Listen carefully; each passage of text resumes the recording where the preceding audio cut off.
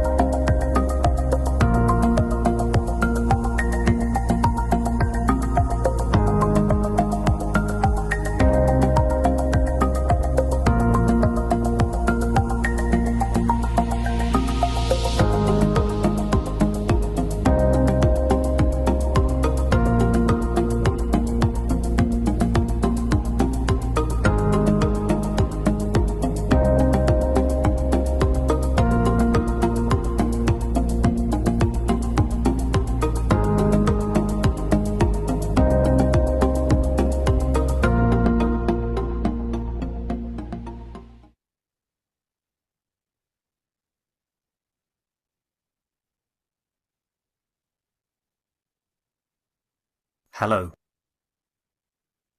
We are the Keshe Foundation. Our mission is to bring peace on earth and join humanity with the universal community. We wish and work to bring man as equal to all beings in the universe. By teaching plasma science and technology equally to everyone, no one is left out and no one is abused due to lack of knowledge. By donating to us, you can help achieve this goal. keshefoundation.org/donate.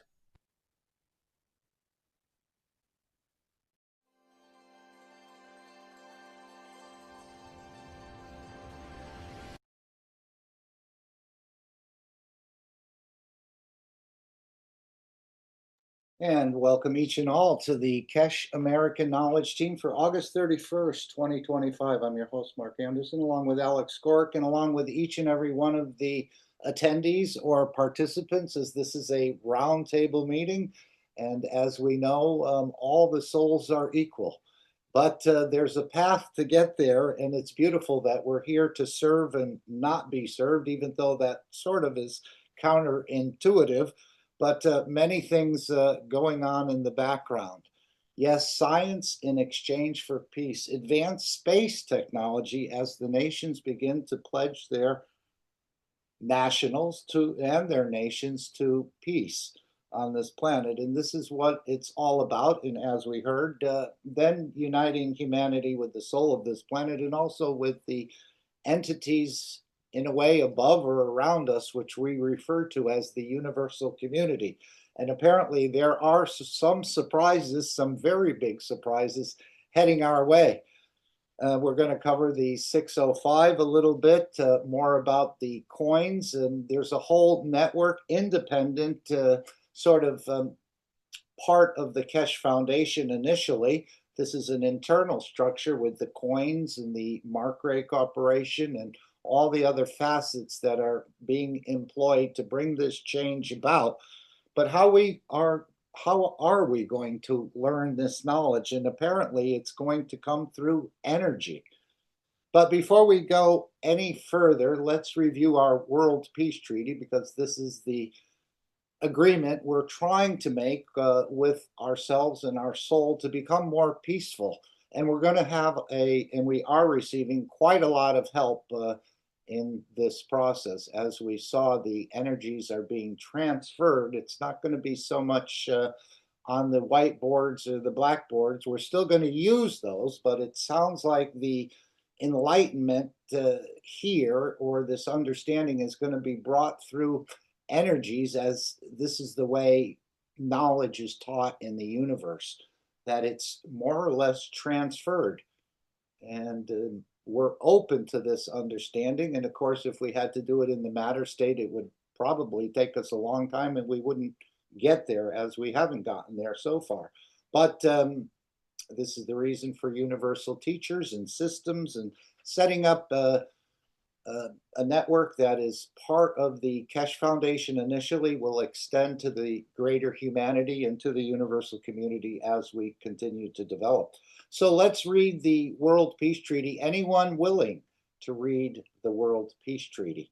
This is part of the ethos of the Keshe Foundation, again, where we all sort of believe the same, we live the same, and we love the same. Not that we're not independent entities, we are.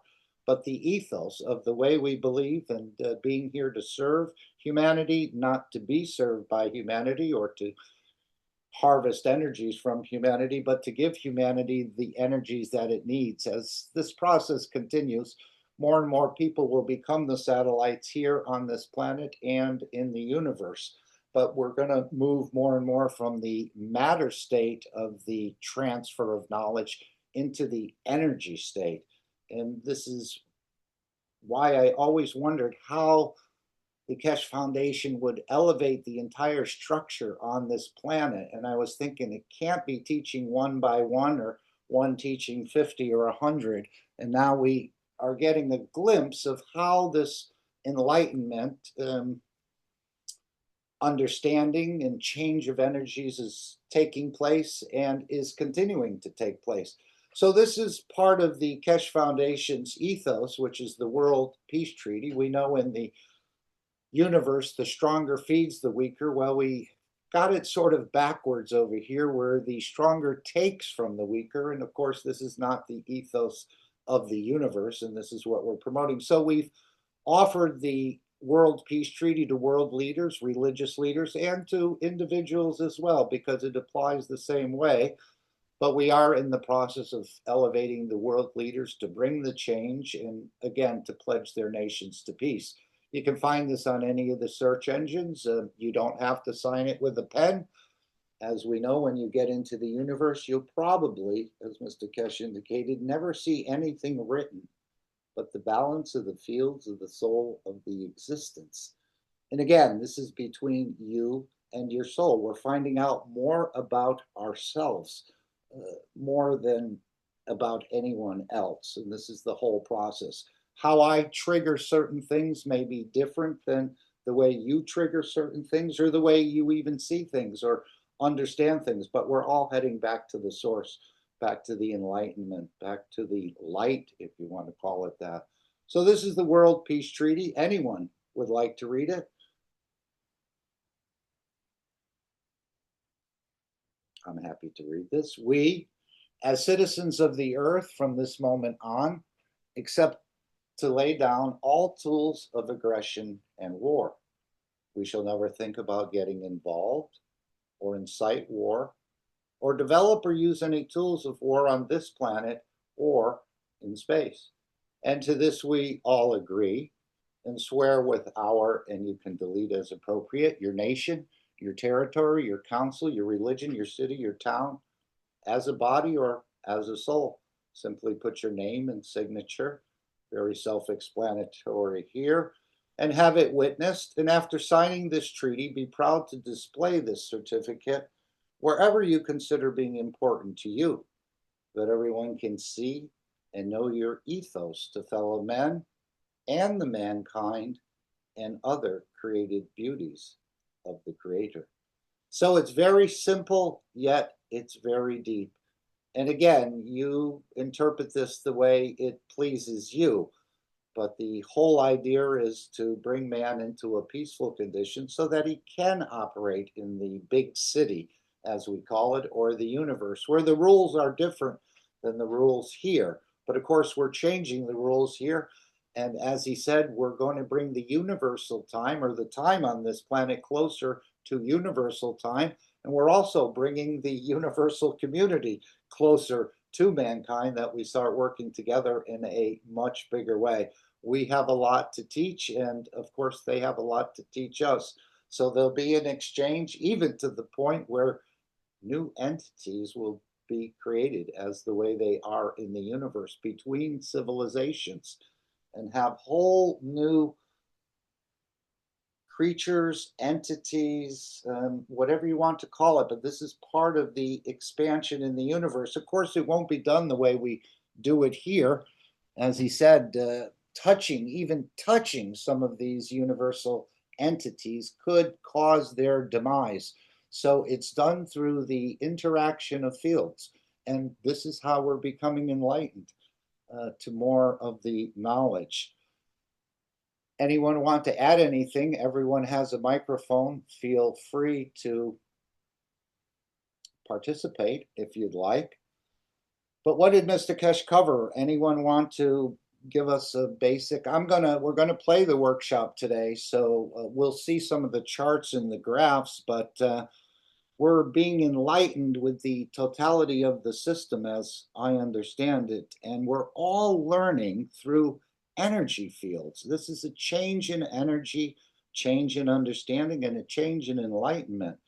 Systems, the systems that we're putting out, and of course there's a whole process there. It actually touches you in the soul level. And as I said, changing the energy, the understanding, and the enlightenment without even saying too many words to this. And we have a system with units that is being set up, and this is going to connect the soul of man and the soul of the planet, as I understand it. And of course, it's also connecting you to universal knowledge. And all of us can reach this by ourselves, apparently. And we don't need any intermediaries. This is what he continues to stress. And one way or another, man will be changed. And we're only now apparently working through the soul of the man and how the soul changes. You can be connected to the knowledge and the light, or what we call enlightenment. And in the 605th Knowledge Seekers Workshop, he showed quite a number of graphs and charts and dots. And this is how the teaching, he said, in the universe is done. And once we mature to this understanding, I think we will also transfer knowledge in the same way, in this dimension of energy, share knowledge in the dimension of emotions. And we know the way to the Creator, according to Mr. Keshe, and we're tapping into this universal knowledge, making it available to the entire humanity and beyond. Even the plants and the fish and the rest are going to become enlightened, or they'll become peaceful in so many ways. And what else can we say about that? Anyone want to mention anything? We're looking into some of these datas and some of these graphs in a much deeper way. And he highlighted the question that was asked by one of the knowledge seekers. I think we all know who it is, and how the graph had changed just by that question. And as he said, when the soul answers the question and it's brought to humanity, the entire humanity gets enlightened through these questions or through the teachings. And this is what I've always thought, that there was something special embedded in the teachings. Of course, Mr. Keshe said that when you do listen to these teachings, or you read a paper by Einstein or Da Vinci or something else, you're sharing the soul of that person while you're involved in that workshop. And we know that things are embedded in the workshops, and in the recording is still there. Again, whether someone else like me delivers it and reads the same words, if it's the same, we'll have to see. But this is why he's asking for feedback from the knowledge seekers and others. So we had a transmutation session on Friday again, and some people experienced some different things. If you were there, or you just like to write to the Keshe Foundation about what you've experienced, you're encouraged to do that, just to share anything you'd like to share of what you experienced, whether it's in the workshop or in the recording or in the transmutation sessions. And apparently the data that was gathered on Friday was quite impressive, actually to the point of extending the session and continuing with it next Friday. So there's something bigger going on in the background. Again, he just said they're pleased with what they've collected. It's confirming things, and they're going to extend that. And where do you find these transmutation sessions? You can go to the Keshe Foundation store, if we have it listed here, yes. And you can take a look at these offers. And of course, this store is going to be increasing more and more, but this is the offer of the transmutation test. These may be the last couple of tests. Next Friday will be for September or October, September, and then October, and then they may change the process into something else. But this, again, is helping to keep the Keshe Foundation free and experience some different things. I would call my session dots, because I started to see some dots in the first hour, and these little white lights were appearing, but I was giving to the light, trying to expand it or trying to enter into enlightenment in a way, but after a couple seconds, the lights disappeared. And then I thought I was not doing something wrong. Why was a light in the corner for a few seconds, then disappearing? Then a light popped, small lights popped up in the other corner. Of course, I had the vision enhancement goggles on, and I was using the communication bundle along with the earphones and the rest of the setup, but I couldn't figure out why the lights were appearing. And then I saw 3 lights, and then they disappeared as well. And I said, gee, I must be doing something wrong. This is not working. And so I had the picture of my mother there, and I was trying to connect there, but that didn't seem to work either. Maybe she was having coffee or busy with something else. But then as we got to the end of the first hour, let me just check and see. I started to see more and more of these dots starting to come together and rising up, just the way Mr. Keshe had showed us in some of these graphs. Now, I wasn't thinking about that. I was just thinking about the light itself. But all of a sudden, they started to come together, and they started to go up from the top to the bottom. I mean, from the bottom up to the top, just the same way we saw in the graphs. And I was wondering, you know, I didn't connect it right away, but then after a while, I said, oh, this is like the graph we were seeing. And then those individual lights coalesced into a solid stream, almost going vertically from bottom to top. And then I saw the lights going from left to right, almost that soul of physicality, or the physicality interacting there. I wasn't sure what it meant at first, but I connected it back into these graphs and charts about this is what I was actually seeing, but I wasn't trying to see that, it just had appeared. So other people have had different interactions in these sessions, but that's one of the things that I saw were these lights. And initially they were fading out, but then they started to come together and build up, and they built up into a solid stream. And that's one of the things. Then of course after the first lights, I couldn't open them up and so on. I started to give back to the system itself. And I said, well, I didn't connect with the mother and I couldn't open the light, so I'll just give to the system. And I did that for a while. And then I gave to everyone else in the meeting. that I was with.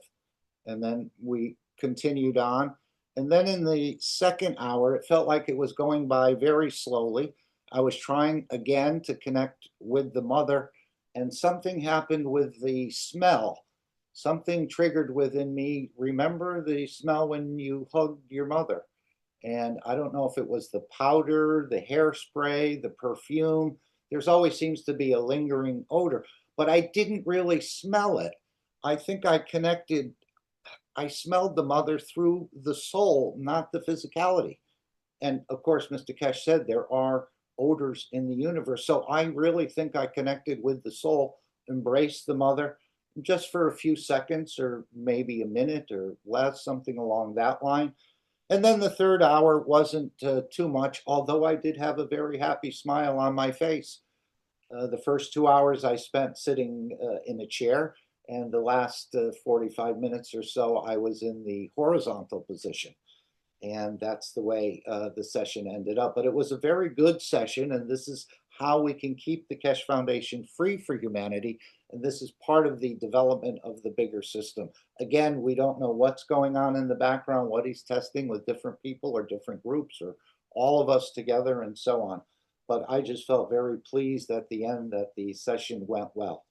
And of course, I still need to write to the foundation and let them know what happened, but hopefully they can hear it in this one. And I also shared the same in the US KFTV earlier today. So that is my sort of testimony. Anyone else experiencing anything in any of the workshops that they'd like to share with us? Maybe a change of emotion, a change of family, anything that because don't forget that there's energies or magic or whatever you want to call it. It's magic when you don't understand it, of course.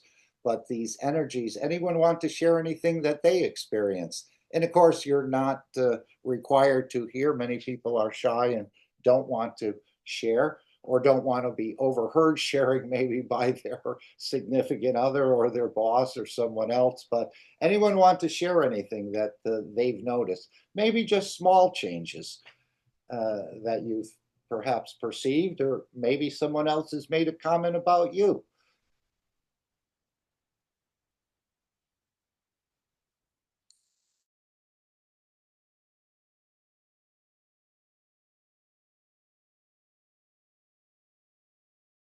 Okay, well, continue to listen, and more of these energies are going to be added in so many different ways as I can see it. I thought we would now go to the announcements as Mr. Keshe is updating us week by week on the progress and what's happening. But this is, again, we're at the store, so just let's go back to the One Nation network that this is part of setting up this independent system.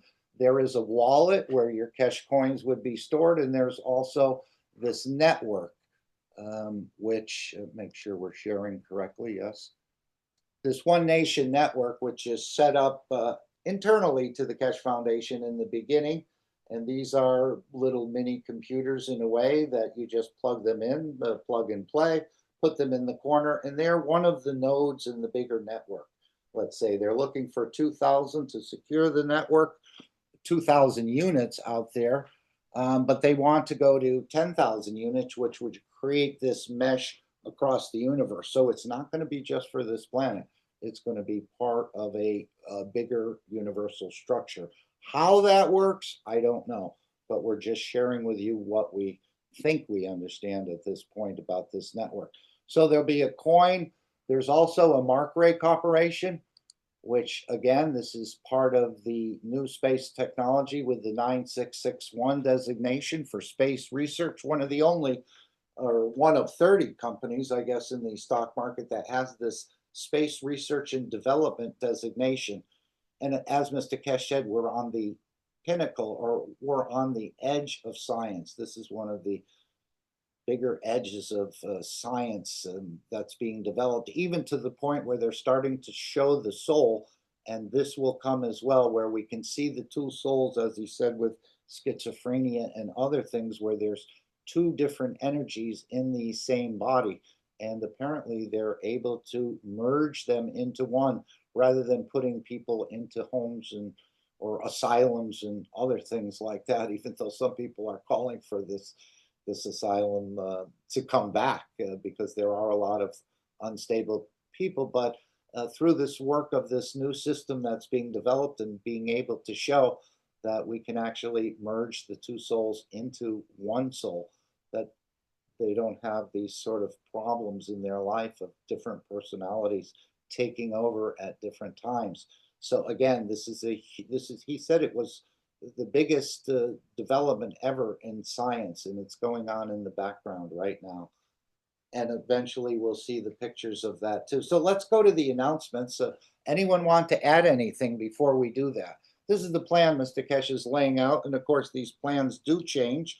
This whole system was supposed to be brought in years ago, but apparently things didn't work out at the time, and now it's back up on the table in a way. Almost what we talk about, the flying car, the hovering car was going to be shown in Belgium and it was blocked, and it still hasn't been shown, but it's certainly, I think, in the works in the background. So shall we, if no one has anything they'd like to add, perhaps we'll go to the announcements and understand a little bit more of how this network, this system, and again, it's up to us to bring this and gift it back to humanity. But this is the way the knowledge is going to be, this is the way the entire planet is going to become enlightened, as I understand it at this point. Does anyone have a better plan? And remember, Mr. Keshe has been doing this, as he's mentioned, for millions of years around the universe. So this isn't a new game for him, even though it's a new game for us. Let's see if we can go to the announcements and hear a little bit more about how the coins, the stocks, the other things, the network is being put together. And of course, there'll be apps for feeding. There'll be apps for energy, I believe. There'll be apps for wellness, or maybe it'll come a different way. I'm not sure. He's been mentioning these apps for quite some time now. And again, food, as he said, food is the energy of life and we control the food. So now, instead of the feeding being in the hands of a few families on this planet, and maybe it still will be there in the matter state, but in the energy state, the food of life will be in the Keshe Foundation's hands as energy, which took me quite a long time to really work through this and understand how your own body works, that none of this food actually goes into your body. It goes in this end of the tube and comes out the other end of the tube, is processed, turns into GANs and other materials, and that energy is transferred across the wall. But of course, as we see, Mr. Keshe doesn't call it killing, he calls it stealing energy. And Alex, of course, has elaborated on the stealing of energy or loose harvesting. Again, Mr. Keshe is trying to get us away from this destroying other entities to maintain the energy of ourselves.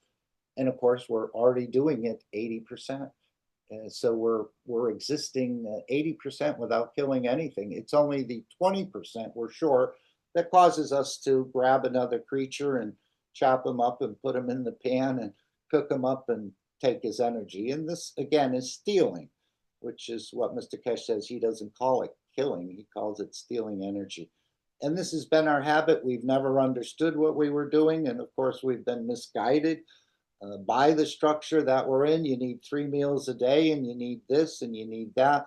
But everything can be provided through the energy fields, and this is what we'll see. And of course, man's life will extend feeding this way. You may change your physical structure over the course of decades, or as well as the energies will change the emotion, which will change the physicality of our structures. So man will look probably in another century quite different than he looks today, maybe more in line with what we see in those crafts or something. Very small midsection, let's say, because the digestive process, they've gotten away from it, so they've actually, those organs or that process is not needed. And of course, if you come back into the matter state, I think this is what Mr. Keshe showed in China. We all thought he was there for the pig flu, but he was there to see if over time of these pigs stopped eating, that he could actually revive the digestive system. And yes, that is true. But would we need it if we came back and could absorb those energies again, or bring energies back from the universe that we didn't need to eat for 1,000 years or something like that? But he was looking, I guess, at more of a matter state craft and feeding in space for a decade or something, maybe traveling the universe, coming back. Could we revive that digestive system and that whole process? Yes, we can. But I think the more preferred method will be through the energy fields as we become enlightened and sort of move away from the matter state. But let's hear what Mr. Keshe has to say in the announcements of the 605 workshop. And of course, maybe we'll just extend that a little bit to show some of the stores. There are a few stores. Of course, there's the main store within the Keshe Foundation, but other knowledge seekers have businesses and other things that they've sort of made a small display or store within their current operation, even though it may have nothing to do with the Keshe Foundation. They may be in a totally different business. And this is part of getting the technology out into the hands of the public, let's say. But our store, the main Keshe Foundation store, will also be put on this network with the coins and the rest of it, all the teachings, the books, the papers, and the rest of it, and probably more, even the game Enlightenment. Unless you have a Keshe ID card, you may not be able to play that game, at least initially. This is all going to be internal to the Keshe Foundation. So they're setting it up, perfecting it, but first we need a number of units to reach this planet, that we create that independent sort of network. So let's hear the announcements, if we could. And feel free to stop it as usual. Anything you'd like to add. We all have microphones, so feel free. And don't feel anything you're saying is, off color, because we're all trying to understand a little bit more about this knowledge. But as I say, the way it's coming now is the way it's taught in the universe. It's the transfer of energy, not so much the whiteboard or the blackboard. Okay, we are back again at the 605th Knowledge Seekers Workshop. And as I mentioned, it's the second half, and we will have an opportunity to ask questions. And before that, Mr. Keshe always has something to say about current events or current knowledge. So please go ahead, Mr. Keshe. Thank you very much. As you can see there, what we call the Keshe coins, there's a lot of interest, there's a lot of questions raised by knowledge seekers and others regarding these coins. These coins are internal Keshe Foundation coins. They are not, at this moment, exchangeable in the market, and only tradable, exchangeable with Keshe production goods. And a lot of people tell us, can we cash this when we get for our system? We don't pay cash. You get coin added to your accounts of the Keshe card. If you know, Bitcoins is addition to the coins. When in the very near future, hopefully. And just to add, as he said, or as he will say, I'm not sure, but the first 2,000 of these units that we just showed, the little mini computers, you will earn 2.4 Keshe coins per year. And so it's a return on investment of 12 months, or plus or minus a couple months perhaps. But after 2,000 units are marketed, there'll be no more offer for the inducement, in a way, of the 2.4 Keshe coins per year.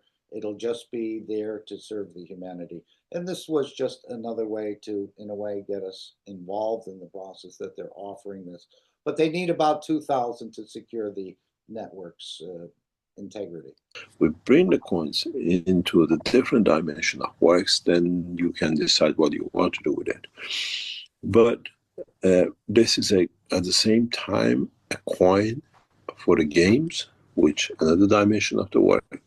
And It's only structured for the work within the Keshe Foundation at this moment in time.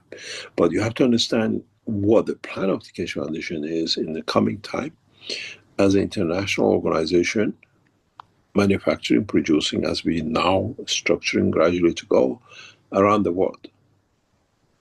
And everything can be done through it.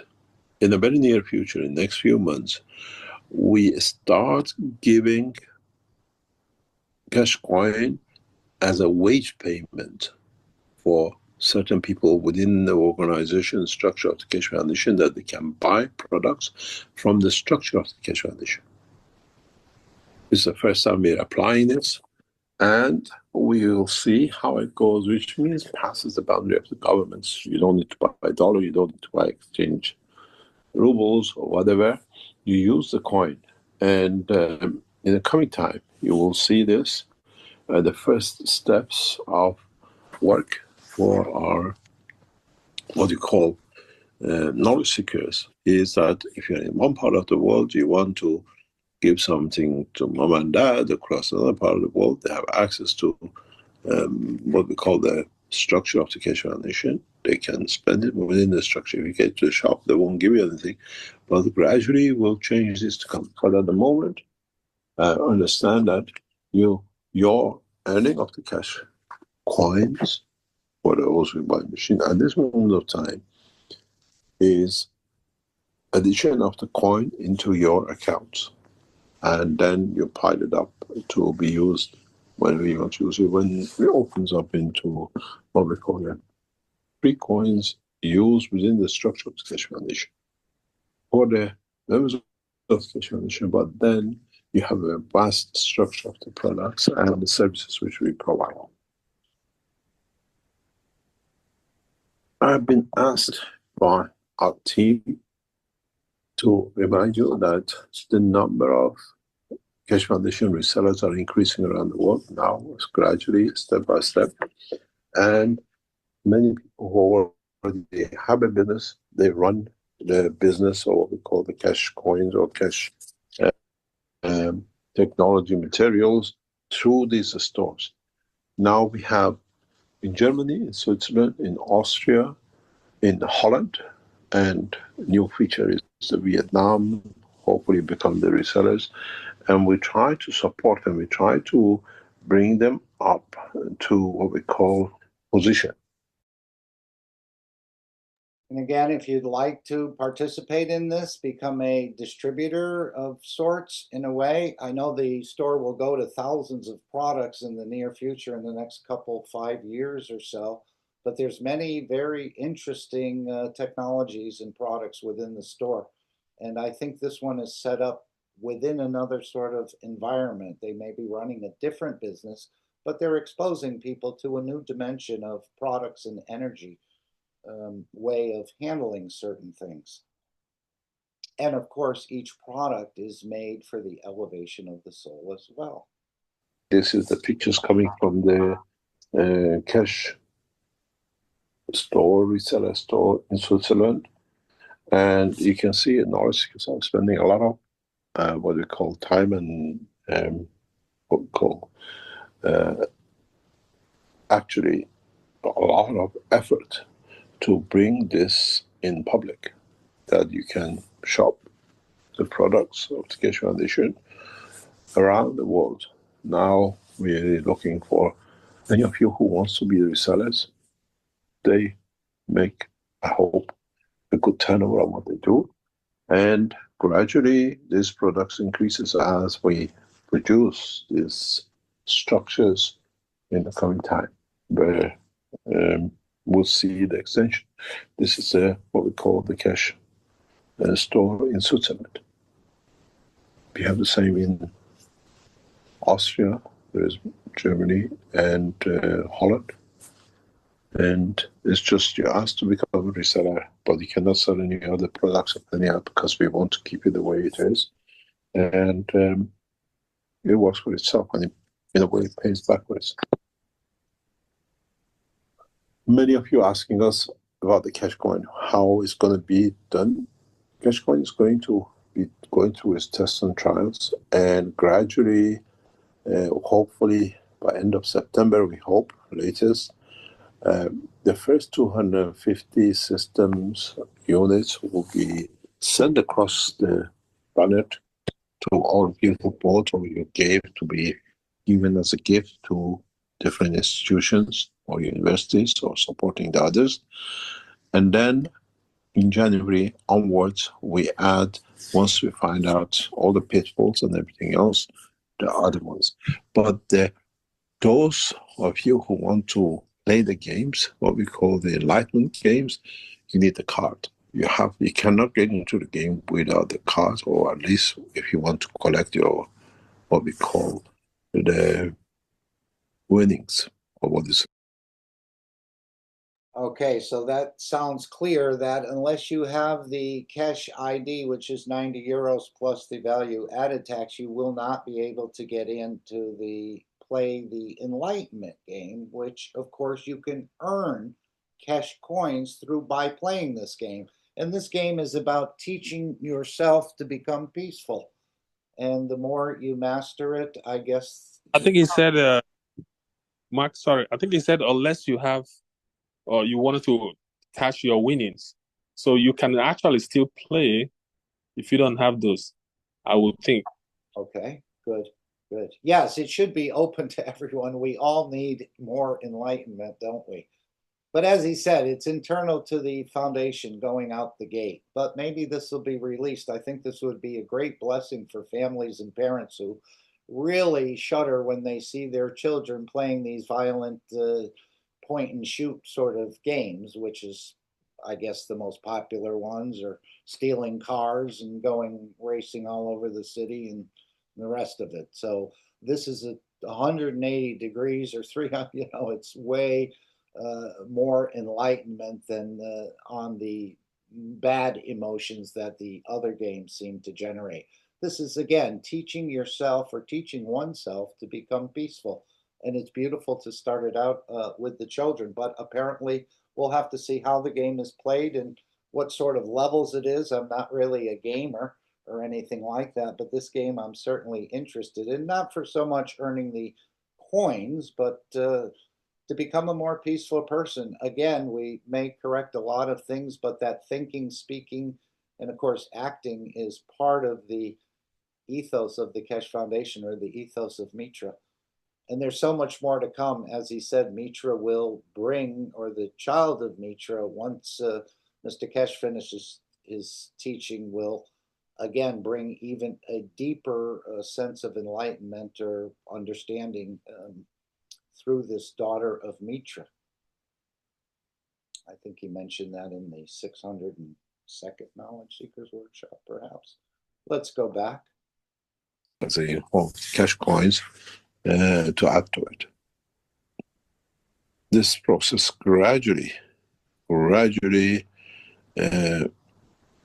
will build up to a very, very advanced levels in the next 12 months, 2 years. Once we literally cover, we have started speaking to, we brought the subject with a couple of 2-3 governments to use the Keshe coins as a trade exchange, as there's a lot of things going on at the moment. And gradually, we hope we build it up to what it's supposed to be. If there are any questions, let me know, and we do our best to answer your questions. Actually, you got the addresses and locations of the Keshe stores around Europe at the moment on the screen. Appears to be 4 different shops from Germany, Switzerland, Austria, and Netherlands. We have, I think there's 1 or 2 coming up in Vietnam. And it's gradually structuring itself. And if somebody would like to open a shop, what would be the procedure for them? Oh, you have to get in touch with the Keshe Foundation, the Keshe Foundation, and set a company up. This is what we're doing. All these people here have set a company inside their businesses that everything is sold, and works under that, what they call it, structure of the cash foundation goods.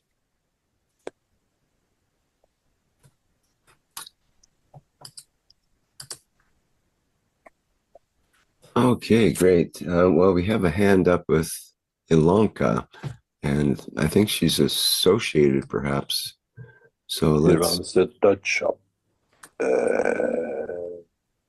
the store in Holland. Yep. Yes, hello. I'm Ilonka. And thank you, Mr. Keshe, for everything. Can you hear me? Yes, we Yeah. hear you clearly. Okay. Go ahead. So I'm on a different computer now. I just want to have another question. Here in the Netherlands, we have already sold about 24 notes and cards, and one in France and one in Hungary. And I was wondering, do you need more notes in the Netherlands? Do we? Yes, as many as across the world. Yes. Okay, because it's not too much in just this little country here. No, it's just spreading the numbers that it cannot be hacked and it can become an independent system. Okay. Well, Yeah. then, because we know when we give it a little push, then we can sell definitely more of them. So then we will continue. Yeah. But if you look at it, we are about 150 nations, or what you call territories, something in that region. And if you divide to 10,000 by that, it's around about 70, 80 per nation minimum. Yeah, okay. But then you have the places like United States, you have Chinese. Chinese are very slow responding. I don't know what they're doing. And then you have like Russia and the others, United States and Brazil and the rest. It needs to come in that we cover.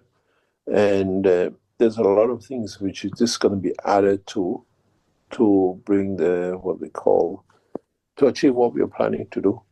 These become very much the center of, if 1 or 2 or 10 or hundreds damage taken out or whatever, there's still another 9,000 something behind to keep the network going. Well, thank you. That's great. We are working on that direction. There are knowledge seekers who have bought, or they have orders, or they plan to give donations or buy 50, 100 units that it goes to universities, it goes to where it can work. And then we spread that thing. We estimate it'll take us about a year to 2 years to fully put the 10,000 out. You have to understand it's not just us. All the systems have to be manufactured. From the unit side, it's not that problem. For creating the universal antennas is what it takes time. It's an elaborate job, and it's not an easy thing. And then testing it and connecting it and the rest. Thank you. You're welcome. This system, a lot of people ask about the cards. Without the cards, you cannot obtain the coins. So you need to buy the card. And it's on that card, it's like your bank card. It's like information about what you have and what you can use or spend through that card. Nobody can spend it. Nobody can use it. You have that card, all your data, what you have is in there. And we try to keep a track record in the system that if anything goes missing and is genuine, it can be replaced. And we're looking, most probably in the coming time, with what is available, to be able to block the stolen cards or stolen coins. In a way, it's not worth doing it. In a way, we have structures that most probably doesn't matter if we decide numbers are not there. You cannot use it, doesn't matter how many of you are stolen. We have a case, but let me explain to you why I look at this way. Originally, we have got different numbers, and then it came to different numbers. At the moment, if If you're a head of a state, which a lot of heads of a state go in this direction, they get a lot of bribes. And usually these bribes nowadays, when it's in a cash form, it doesn't show, and it can be kept. And when it's in the larger scales, government come in, intervene, and they do. One of the world presidents, when he was in power, he's dead now. They actually killed him. He stole in one part $80 billion from his nation in contracts, inflating the contracts.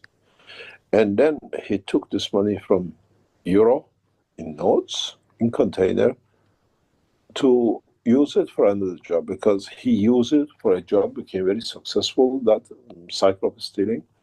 And when this money, 80 billion, arrived in another nation, the European bank which issued it, they found out, and they canceled the numbers on the notes. They're just not even worth carrying the container, because these notes cannot be spent. In a way, it's blocked. In a way, it does not exist. It's just a piece of paper which has no value as spending. And it's sitting there, I know, for about 8-10 years. We have, and we will set up a structure with this, that if anybody steals and we come across it, we replenish, and that money will come back in for spending on the others' need in a lot of ways. Hopefully after January, when all this is set up properly, I'll be traveling across the planet, as many places as we can do, to give these coins to the nations, to the leaders of the nations, as a trustee of the civil citizens. And then we explain how it works, and it just needs another maybe 4 or 5 months. We have to get there. Then it goes back to what we say. We back it with a coin, we back it with the profit, and then we back it with the material. And this is very interesting, because I was talking to some government officials. They said, how is this going to work? I want the coin worth 1,000, I want gold for it. I said, we printed this backed by gold. We are the only coin which is backed by gold when it becomes a commercial entity. But at the moment, it's just within the structure of the Keshe Foundation, and it's a game coin, in a way you call it. But there's a lot to be done, and hopefully I'm there to see it through, and it's the responsibility of knowledge seekers to make sure it goes through, because if the cornerstones of, in a way, peace, you will understand more and more it comes.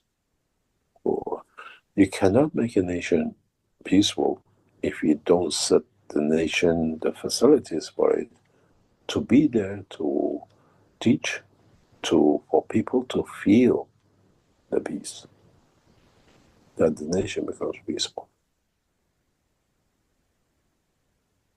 And you don't measure it by the measure of happiness, you measure it by the level of comfort, and how people can spend more time to be enlightened or enlighten themselves, and to be sharing more than actually working.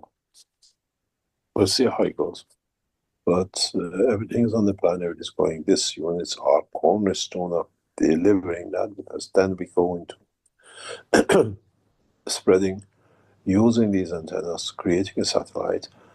As I said to one of the officials in the past few days, if you understand it,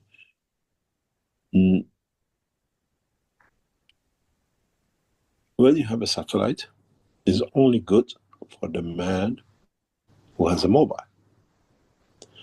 The way we have set up, and the way this system will work, when the system with the 10,000 across this planet, hopefully some of it will go in the deepest oceans of this planet.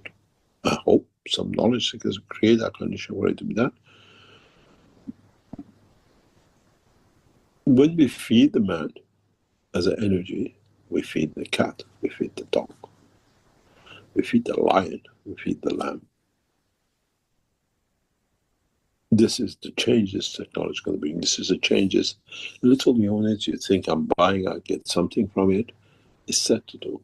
We use the greed of the man, that he gets something for it, to bring that condition of the peace, because collectively we do it. So when it becomes operational, as you've seen in the pictures of today, one question brought the enlightenment, we use the same system to deliver energy to the body of the man. The lip of the man does not carry vitamin A, B, and C. The lip of the man carries a spectrum of the energies. And at a point when the body needs it, it changes to that material, to that cell. And it's the same. We deliver the energy. In the body of the man becomes the heart of the man. In the body of the lion becomes the heart of the lion. In the body of an ant becomes the heart of the ant. At the end, it works the same system to keep life going. And then when you deliver at a certain energy level, you make the man a peaceful man. It's not just a man. The lion will feel the same. So does the cat and the ant. This is how it's going to be.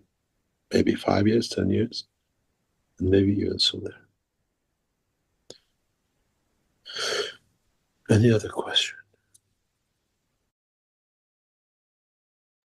Again, info@keshe.foundation. We'll put that into the chat if you want to become a distributor. But as Mr. Keshe said, we need to get these products into the hand of the population.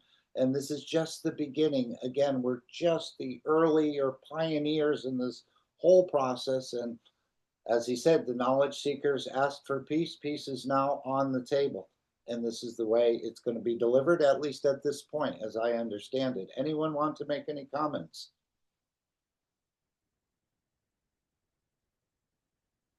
And of course, if you're artisans as well, you can write info@keshe.foundation and express your interest in working with the plasma technology and incorporating it into what you're doing now. All the products we see here are made internally in the Keshe Foundation, but he's asked for artisans to come forward and to sign a non-disclosure agreement and hopefully expand what you're doing, that your products can be offered worldwide on a worldwide recognized platform. And of course, they will be certified by the Keshe Foundation. That's one of the reasons for the non-disclosure agreement. Once you understand what you're doing with your particular sort of work, you really can't divulge it to the others. It'll just be embedded into the products according to the format the Keshe Foundation puts forward. But this is the beginning or the opening of getting this. I remember the gas in the electric unit. Again, they couldn't find people to make it. So it was developed, it was there, but no one would produce it.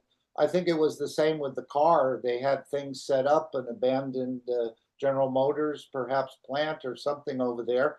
And of course, that also, they were going to make them there, but then that, of course, got stopped in a way. So this is why I think it's going internal initially, and then in a period of time, it will be brought into the larger banking system. But right now, it's just internal to the Keshe Foundation. But we certainly can have a lot of fun with it, as I understand it. Anyone else want to add anything about this whole process that we're going through? The plan has been laid out. It's for us to, in a way, pick it up and deliver it.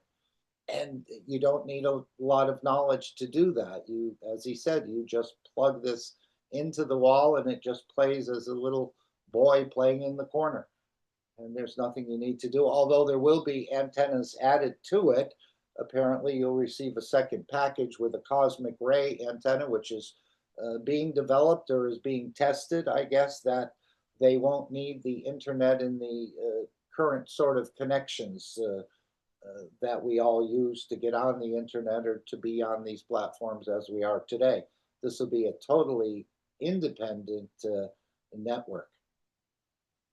And of course, this is part of the development of the Keshe Foundation, is connecting and communicating through this cosmic ray world.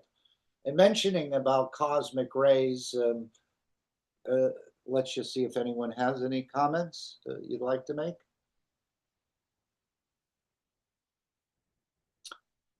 I'd like to play at this point a video that we made about 20 workshops ago Let's see if we can just bring this up. And this was from 585, and he talks about how we've been hit with a massive energy meteorite beyond our imagination. Maybe we'll just play this. It's only about 4 minutes, and then I'd like to show you something about what the sun is putting out at this point. Again, we're in these proton storms. Apparently, a lot of energy is being channeled towards the Earth, and as we know, that energy has to go somewhere and do something. But I think this is part of the whole process. As he said, even the GANS waters we release are connected to the cosmic rays. We see the sun getting involved or continuing to be involved in this process and delivering other energies. But this was something he talked about maybe a year or more ago, where he said while he was in China, he started some sort of system which touched the sun and caused it, in a way, even though it has solar cycles, to trigger something. I'm not totally clear of what it was, but I think it was maybe in 24 or 23. But let's just hear this one, and then we'll go to see what the actual sun is doing.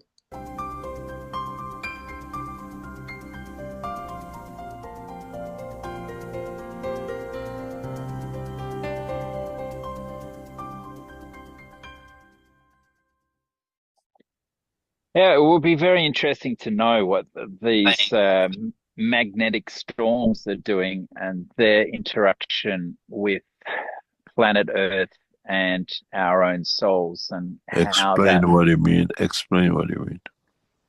Well, there was that May 2023 magnetic storm, big solar storm, that, God almighty, my world just went crazy at that time. My partner and I had a big blow up, and I didn't know that that had happened, of course, at a cosmic sort of level.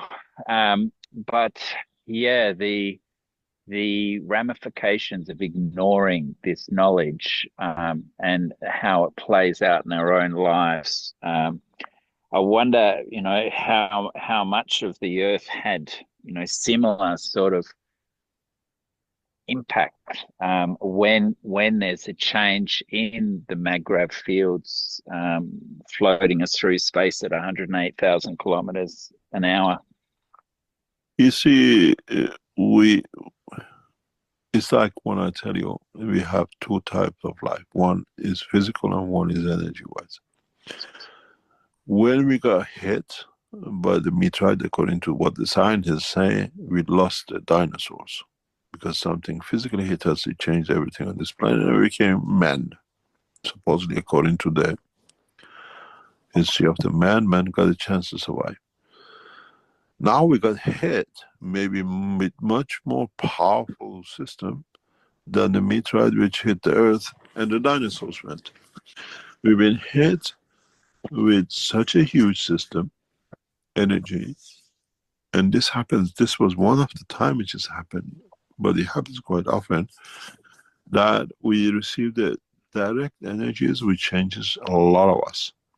Because that aura we watch, that energy we watch, that extra hour we watch, that's all come because of the energy which has entered the Earth environment.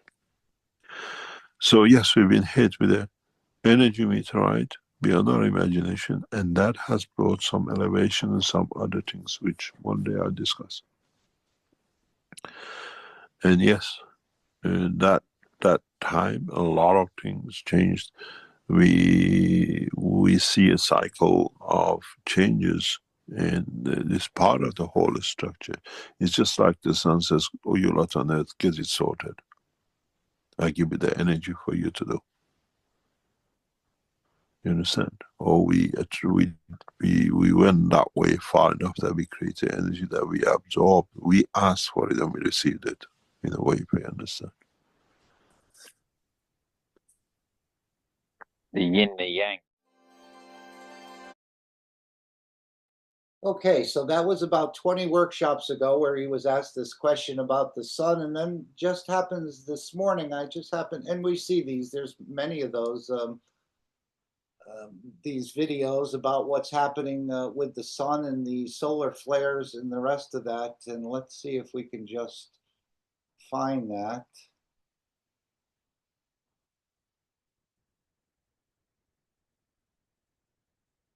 All right, for some reason it's not here. So what we're going to do is just pull up another copy of this if we can. Just a second, please. I thought it was in the tray, but this is again someone who's not associated. Whoops, this is not the one I'm looking for. Let's just see if we can go back and try that one more time. It's about the energies coming from the sun, and what I want to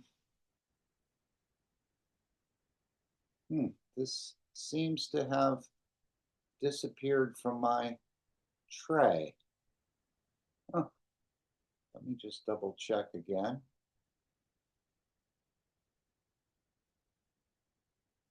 Right, it's apparently not there. And it's going to take me a moment here, but I think I'll, if we can, I'm going to bring this back up again. I just have to transfer it from the iPad, which I did already because we showed it earlier today in another meeting. And we're going to transfer this to the other computer. And there it is. Should be coming in now. And here it is.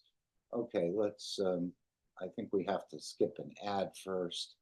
But I just wanted you to notice the similarities of this chart and the dots and things. And this is what I experienced in my transmutation session. I wasn't really asking for it, but this gentleman here is just showing the interaction of what the sun is doing. And of course, it's touching the child or its child, and it's transferring energies in these solar flares and other ways that it perturbs the core of this planet, which releases other energies into the environment. Yeah, we see it as storms and earthquakes and tornadoes, but it's also adding some other energies for enlightenment. I don't understand the whole process, but this is the way the knowledge is going to be transferred as well. And this is, as I see it, as part of the process.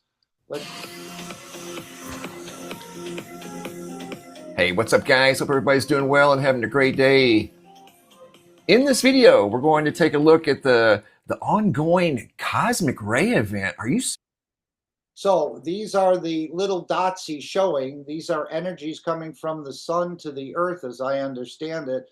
And in my transmutation test, I was seeing these little white dots, just one at a time, but then they built up. And if these were white dots, it would be very similar to what I was seeing, and also to the graphs Mr. Keshe was showing in the workshop, which we'll go to next. Let's just I'll just back this up here. We'll start it again. Guys, hope everybody's doing well and having a great day. In this video, we're going to take a look at the ongoing cosmic ray event. Are you serious right now? This is the most recent chart of the cosmic rays. You can see the blue cosmic rays. These are the most recent readings, I believe off the coast of eastern Canada, literally off the charts. The red circles you see are an increase of 5%. The blue circles you see are an increase of probably 40 to 50%. Absolutely off the charts. Unbelievable. We are currently in the middle, still in the middle, have been now for, I believe, going on 4 days now. What's up, everybody? How you doing? Welcome to the live stream.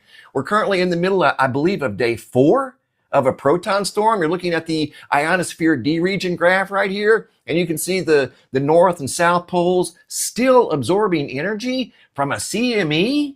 Come on, this has been going on for 4 days. So I know solar activity is picking up. In fact, we're going to talk about that in this video. In fact, we're going to talk about a lot of things in this video. I've got the sun. I've got the dust storm. I want to share some pictures with you guys. I was staring at one of the largest dust storms I think I've ever seen. And I've been in a few out here in Arizona. What's up, Kaylin, Cindy Lou, Rick? Hi, everybody. I've been in a few dust storms out here in Arizona. I don't think I've ever been in one as big as what we saw the other day. It spanned for I don't know how many miles. I think 40 or 50 miles, maybe longer. It was tall. It had some sort of a weird white color into it. So just to show you, and of course those little dots are what we see in a lot of the graphs of Mr. Keshe, very similar to from the sun to the earth, from what they're doing with the systems to mankind, reaching to the creator and then channeling those energies back in. Again, you ask to be fed, I'm here, and you get fed. So this was just something I wanted to show, and not to be worried too much of earthquakes, volcanoes, even though they can be quite devastating, but there's a bigger process in play. Remember, this is part of the release of the emotions of this planet, as I understand it. The same way the sun releases these ejections and the rest of this solar flares, this is part of the emotions of the sun being released in a way, hugging the child. And as Mr. Keshe said in the video, you wanted to sort this out. The sun says, okay, I send you energies, now get your act together. So this is part of the ongoing process, along with all the other processes that are going on. As he said, the entities coming from other parts of the solar system, perhaps to enlighten man. So it's not only through the energies, but this is sort of setting some sort of precondition in a way to bring this forward as everything is working together. The cosmic rays, the GANs he release into the water, the systems, the One Nation network, it's all being churned and working together to bring this enlightenment to humanity, to bring humanity into a peaceful existence. Remember, you're peaceful when you're enlightened. So that's what I wanted to show. So you saw all those little lines. And again, if we were to turn this chart vertically, you would see, again, what we saw in the graph. So I think we should look at that in the workshop. It's about 30 so many minutes. Maybe we can play that, and feel free to ask any questions you may have about what's going on. Again, this is relatively new for me and how the change is coming, but it does seem, as he said, we're well seasoned for this job. So if we go back to the Knowledge Seekers Workshop, that's not the one. I'm looking for a different one here. Let's see. Okay, I think we're going to start here. And this is one of our websites, Keshe.Foundation. So let's hear the teaching. Any thoughts or comments anyone would like to bring? All we're asking is you to participate in supporting the system, the coins, the network, and the rest. Perhaps a small store in your store that you have now, setting up a separate company, as he said. So this is the way. We need to get the technology into the hands of the people. And this is part of the whole process of doing that. Internal to Keshe Foundation to start off with, and then expanding to the greater humanity.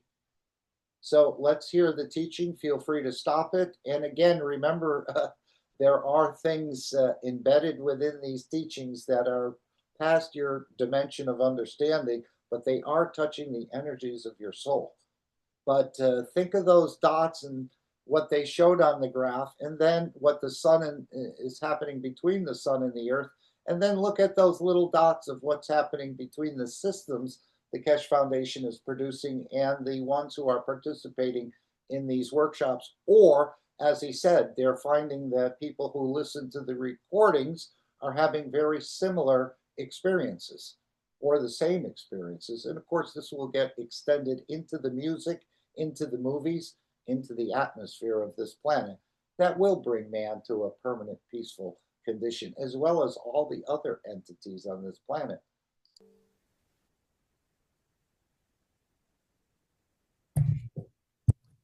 Hello, everyone, and welcome to the 605th Knowledge Seekers Workshop here on Thursday, August 28th, 2025. This is a broadcast of the Keshe Foundation, Spaceship Institute, Education Department, and part of the Public Teachings in English. My name's Rick Crammond, and I'll be host once again in this weekly series of ongoing workshops. And once again, we have Mr. Mayran Keshe as our main presenter and teacher here today.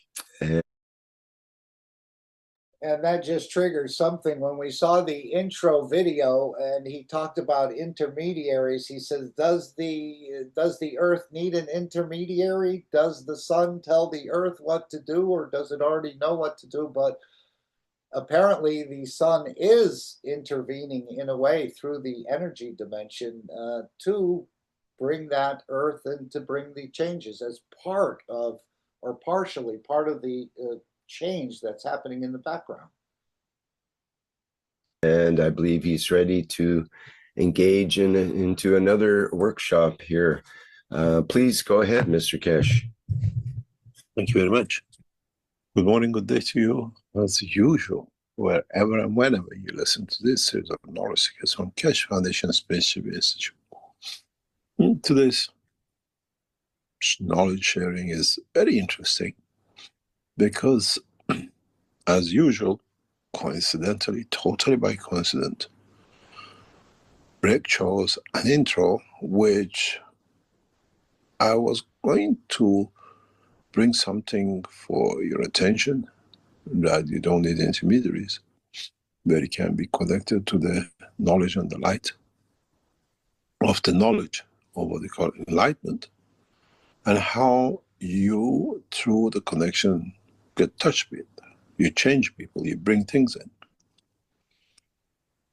I received a very interesting request, very unusual, from one of the knowledge seekers, which was interesting for me when I received it, and was more interesting when I researched it to look into the data which was asked, or a very simple question came from a knowledge seeker.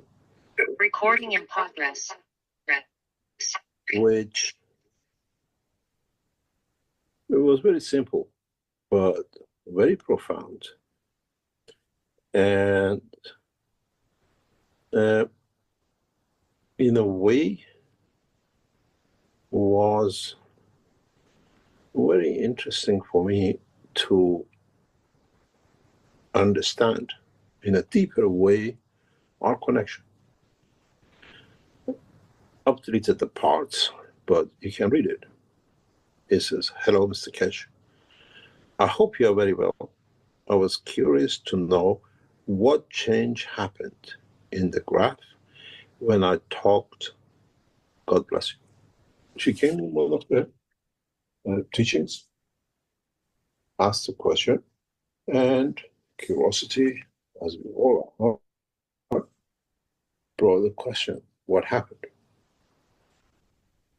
Within minutes, I went back on the data because everything is recorded. Most of the things are recorded. And look how precise we are, and how the technology advanced, and how you don't need intermediaries in a way, but you understand at the end of it what will come. The lady came in and put a question. This is the lady. This is the graph which all you see, because there's no connection when you have individual participants. This is a usual graph all of you are familiar with, and she is just data physicality below the line, and you can see. Interesting. We don't see the rest of the rigmarole we usually see on the top and the bottom and everywhere else. This is when I get involved in listening to her.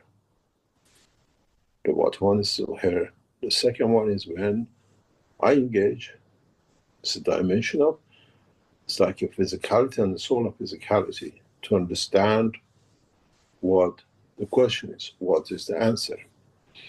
And if you go back, because we have the time, the minutes which this happened, so you have a soul, in the dimension of physicality, a voice, listen to. An interesting part is this: when the answers start coming, you see the dimension of the soul suddenly comes in. There are hundreds of you listening, because this is between 1 to 1 in the dimension of interaction of the soul. This is nobody else. Directly from the physicality to the soul. And the soul answers. You see the dots, you see the connections. The answer is the soul. If you remember what we came last time we explained, it comes directly above nothing. It comes from the source. But interesting part is, when the answer is given and all of you are listening, and it's the cycle of the time of answering the question, now you see what happens. Your souls, the knowledge, the enlightenment comes into operation. Now you see lines on the horizon where there was nothing. This is the soul, and this is in a way, the physicality. Now that the soul of physicality, which is a connection of the combination of the information, enlightenment, the body has received, the individual has received. And the funny thing is, when you analyze this picture, then you see totally different thing, which is, if you look, I'll put it marked in 1 and 2. This is, as you see here, the soul of the person, enlightenment. And then you see the soul of the creator, the knowledge, the enlightenment. So in this process, we see how a number of things in different directions, how the technology is developed, how precise our system can become, that we can even track you to the person, to the interaction, to connection with the soul of the creator, to get the knowledge, and in a way enlighten the others, because once that shared in the dimension of soul of physicality, as you see here, it becomes a common knowledge.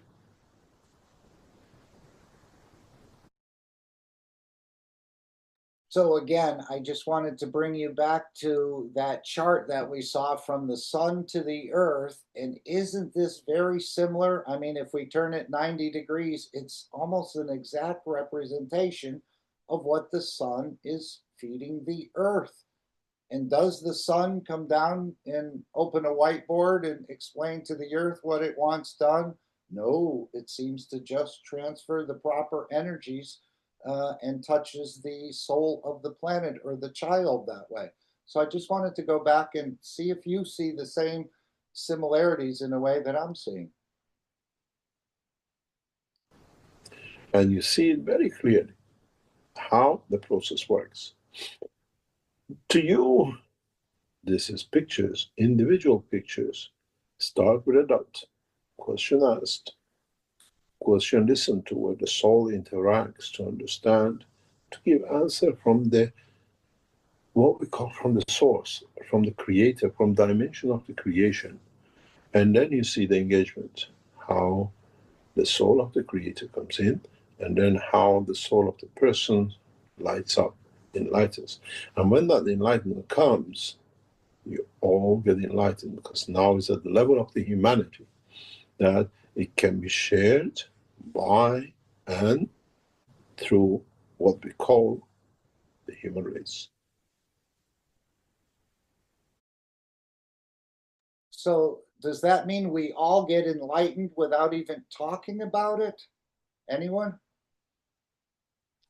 I think it's just like every other thing. It's not being forceful in plasma. It's available when you seek it.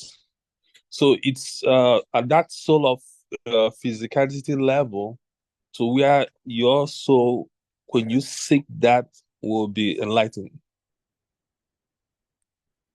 Right. He's saying when the knowledge gets introduced to humanity, now it's in a way it's public. But do we Yeah, the public it comes down through the to energy? physicality to where it's available. Because if you see the video, it goes up to the source and then it comes down to that midsection sort of physicality where it becomes available to the physicality. Yeah.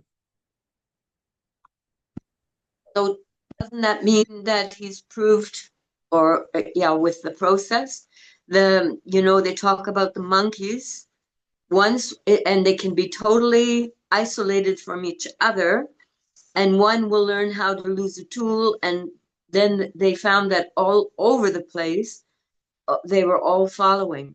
So I guess when one learns, the rest. 100th monkey syndrome. Yeah. Sorry, what's the monkey syndrome? Yeah, I guess so. Or they have different names for it, and yeah, it looks more magical. Yes, 100th monkey. I think that one of them was calling it. Right. So the one monkey is not going across the ocean and teaching the other monkeys, but somehow through the plasma understanding, the other monkeys in another area pick it up. Yes, which is amazing. Yes, yeah. Humans do that too, because how do we all of a sudden know how to do things in one region, and you travel and you see the same replica of the same stuff? So it's not like nobody traveled to do all that. They didn't physically go there to teach it. It just happened through the plasma wind or something. Correct. Yeah, on the energy level.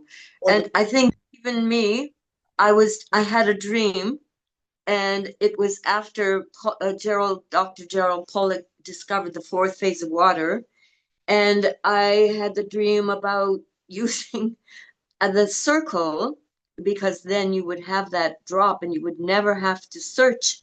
Everything would be available if you stored it with that. And then other people started to have that. You suddenly hear, oh, they're thinking about it too. So it does. Maybe it comes from, like Tesla. You ask a question and it comes from, they called it the Akashic record, or the universal information somehow is available. So what the sun is elevating the earth with the energy, so is the same process happening within the Keshe Foundation. On a smaller level, this is the cosmic level in a way, from the sun to the earth, but now we're fine-tuning that same, in a way, process. To me, I'm just, again, being impartial. This is just my understanding, but I'm seeing a definite similarity between the two processes. Can I jump in? To use Dr. Bots. Hi, Mark. Yes, please. I've wanted to talk about this for a long time, and it's so gratifying to hear this. There's an example that I want to address, and I've kind of forgotten about it, and I've forgotten the details. But it had to do with discovery. And so I'll just make a reference to that, but I'm going to specifically talk about diamond creation right after that. So the first thing I wanted to mention, there was a process, something happened with some kind of food, and that was being shipped across the ocean. And what had happened was that the food had changed, and they couldn't figure out what caused the change. And then another person was working on it, and they also manifested change. It was two different parts of the world. And so what happened was that the ones introduced like a vibration, something like a blender, and the other one on the other side of the planet, like I believe it was in Australia or something. So I've forgotten the details because this is going back a story going back 4 decades. But The point is that they experienced the same thing, but they didn't have a blender. And so they tried to figure out what caused the change. And at that point in time, they were traveling on a ship, which was actually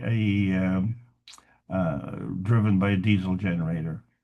And the vibration of the engine actually created an energy field that transformed this material exactly the same way as the blender did.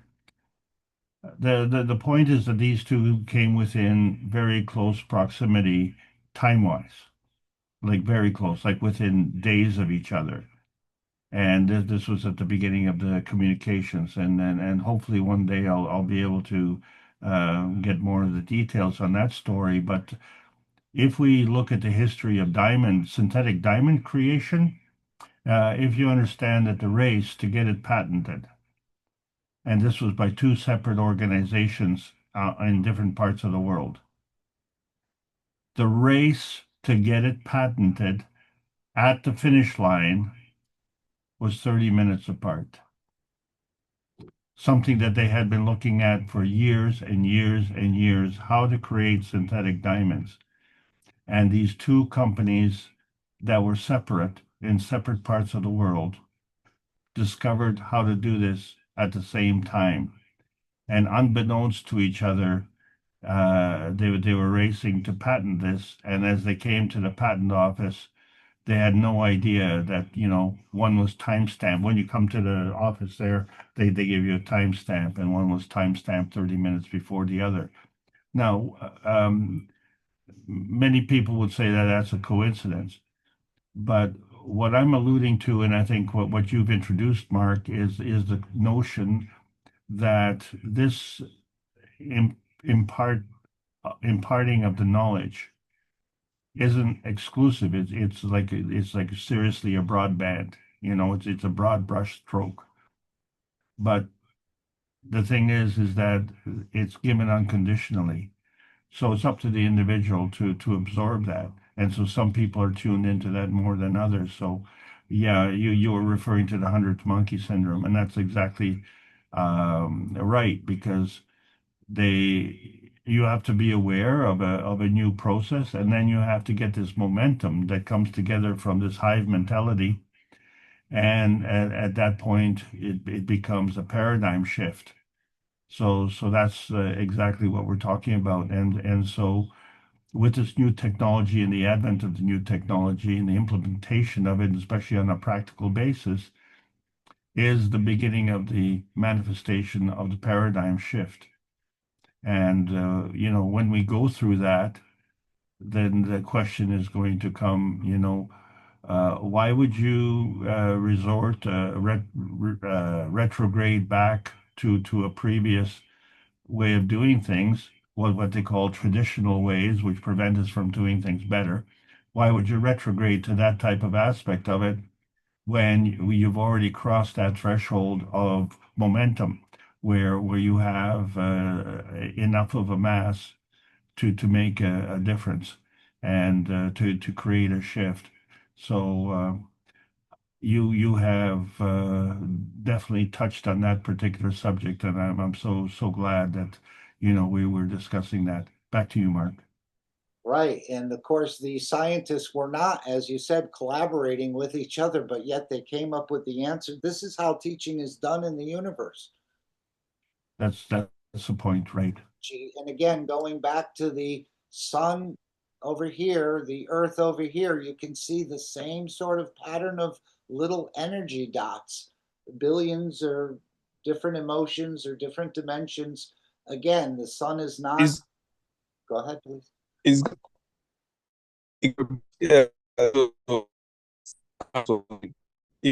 It goes to show the paradigm shift that is supposed to be coming. And, it's all competition, just like the two rushing to do the timestamp on the pattern. So everybody's competing. So what we know is all about competition. But now the new shift is all cooperation, because it's available for everyone. So you just have to cooperate.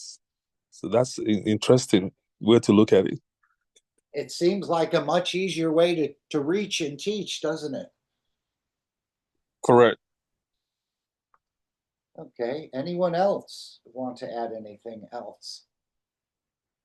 And that's what was in the intro video. The sun, the earth doesn't need an intermediary. It doesn't tell the earth what to do, but apparently it is transferring energies and the soul is picking it up and applying it. He said, we asked for peace, or we asked to be able to sort it out.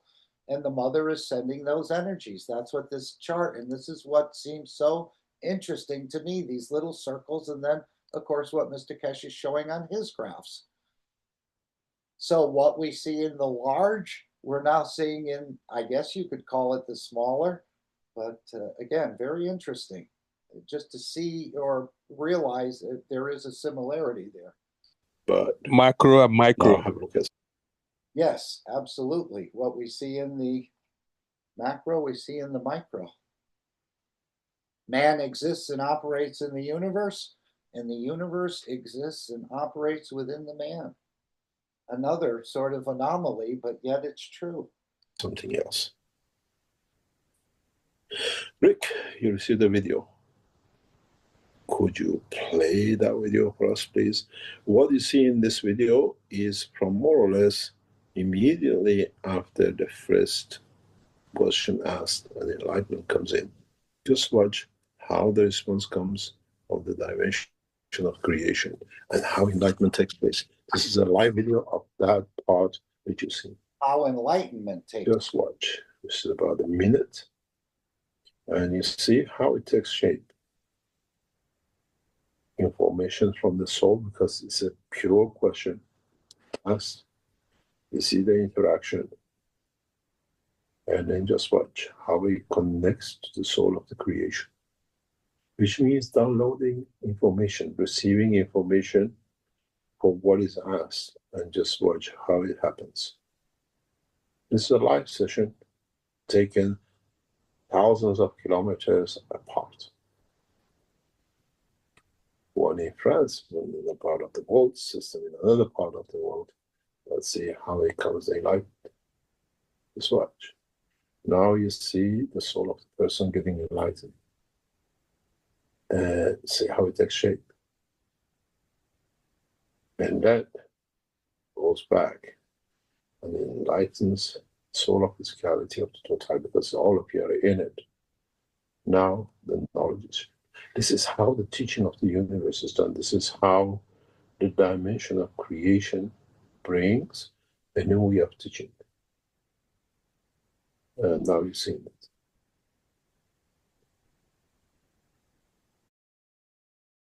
And this is what I was seeing in the transmutation sessions to start out with.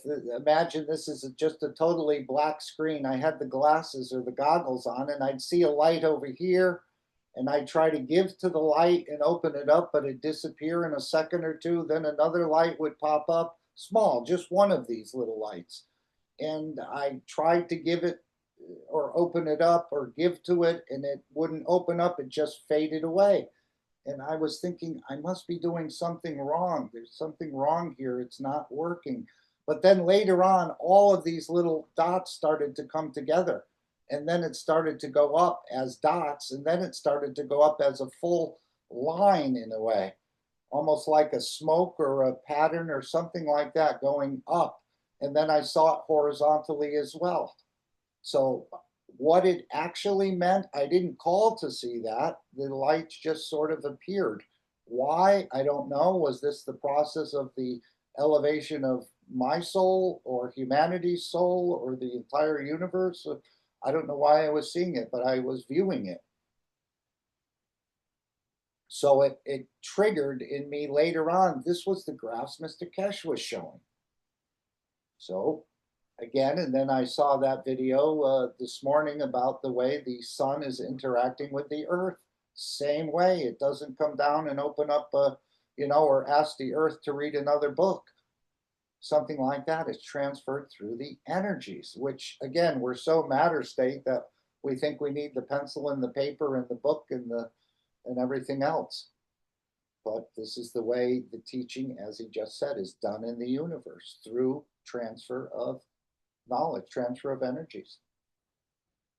All right, let's go back to it.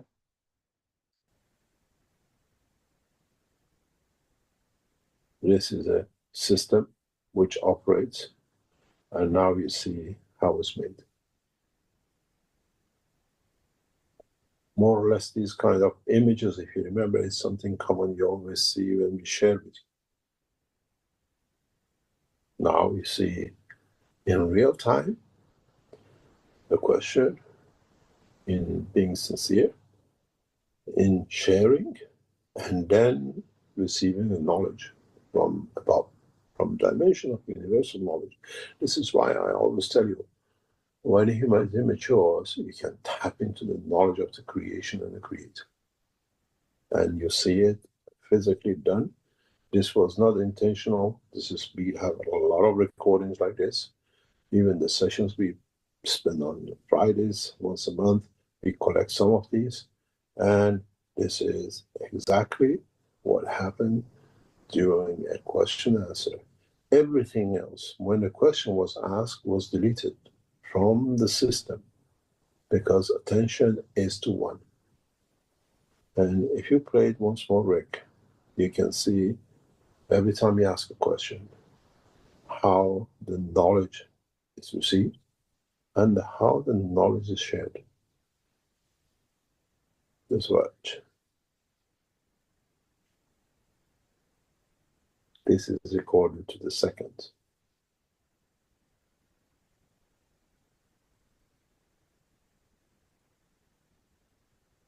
And knowledge understood, enlightenment, and now links up to above,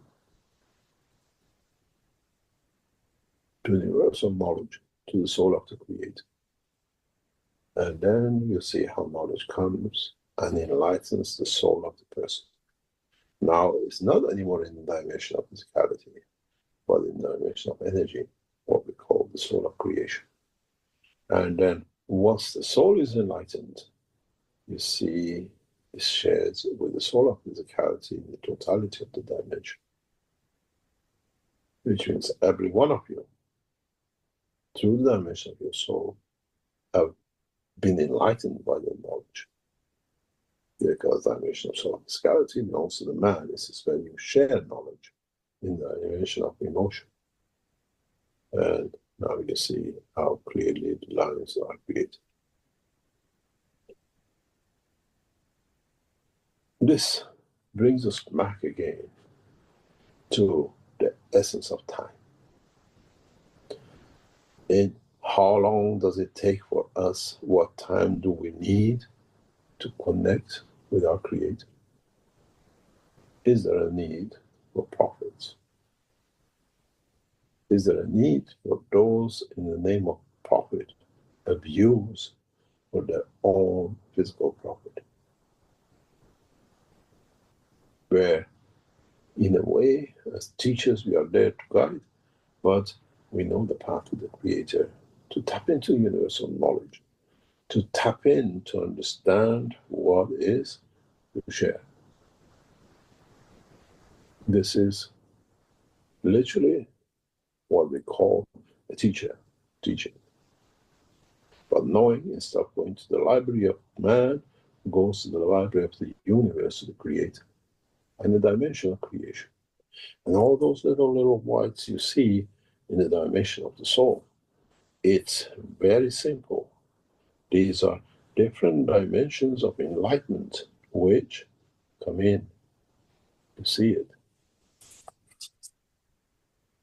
Because questions are understood, translated from the knowledge of the creation to the voice of the man, and then you see the enlightenment of the soul. Same position.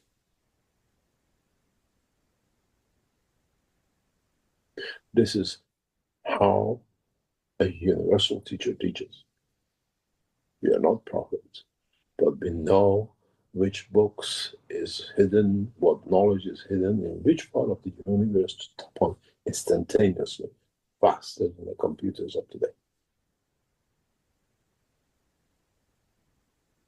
What is interesting is if you listen to the duration of this question and the answers, you'll be amazed what the question was and what the answer was and how the knowledge was shared.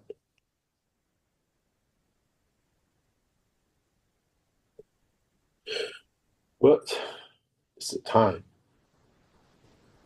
The time is taken to start one dot, to connect to the creators and knowledge of the universe and share amongst them. Do we need problems? When one man can access, so the others.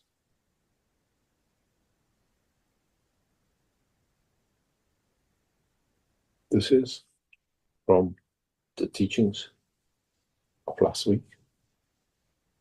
And this is how it sits.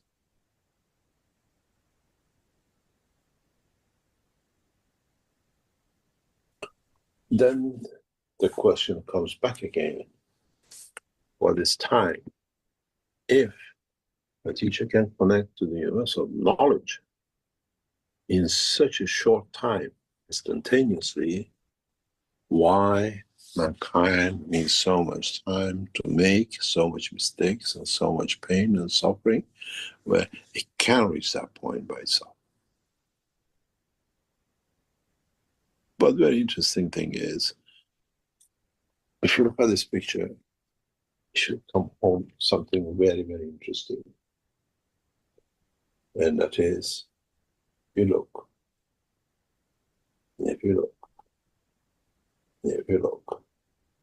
I made man in the image of myself.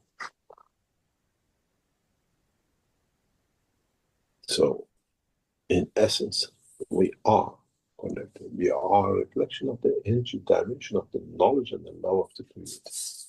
It's not the non-religion and does not mean nothing. It's understanding the process of the creation.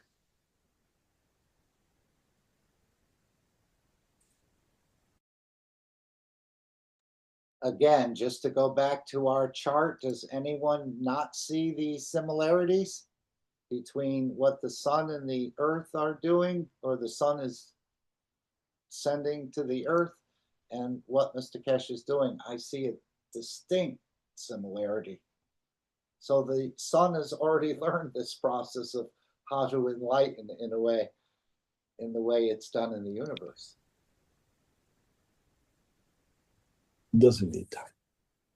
Or man has taken too much time, thousands of years, to come to the point of understanding the process of the creation.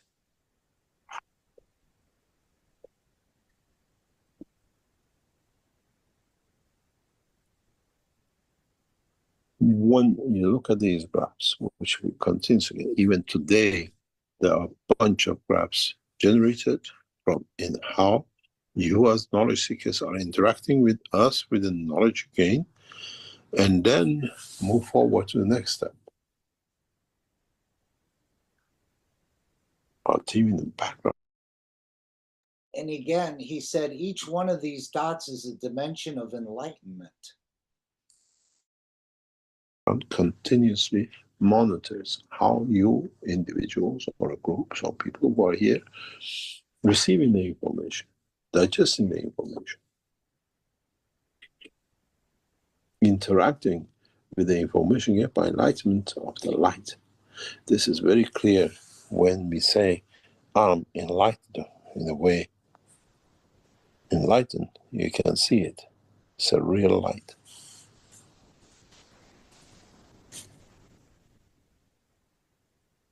For the first time, man can see his connection, personal, in gaining knowledge with his Creator. We are just the tools. We know where the thing is for you to connect with the dimension of the knowledge of the universe. And this needs to be taught. This needs for man to be taught step by step. And we see this kind of changes in most of the systems which is getting developed, and it'll be part of the structure. As I said to a knowledge seeker,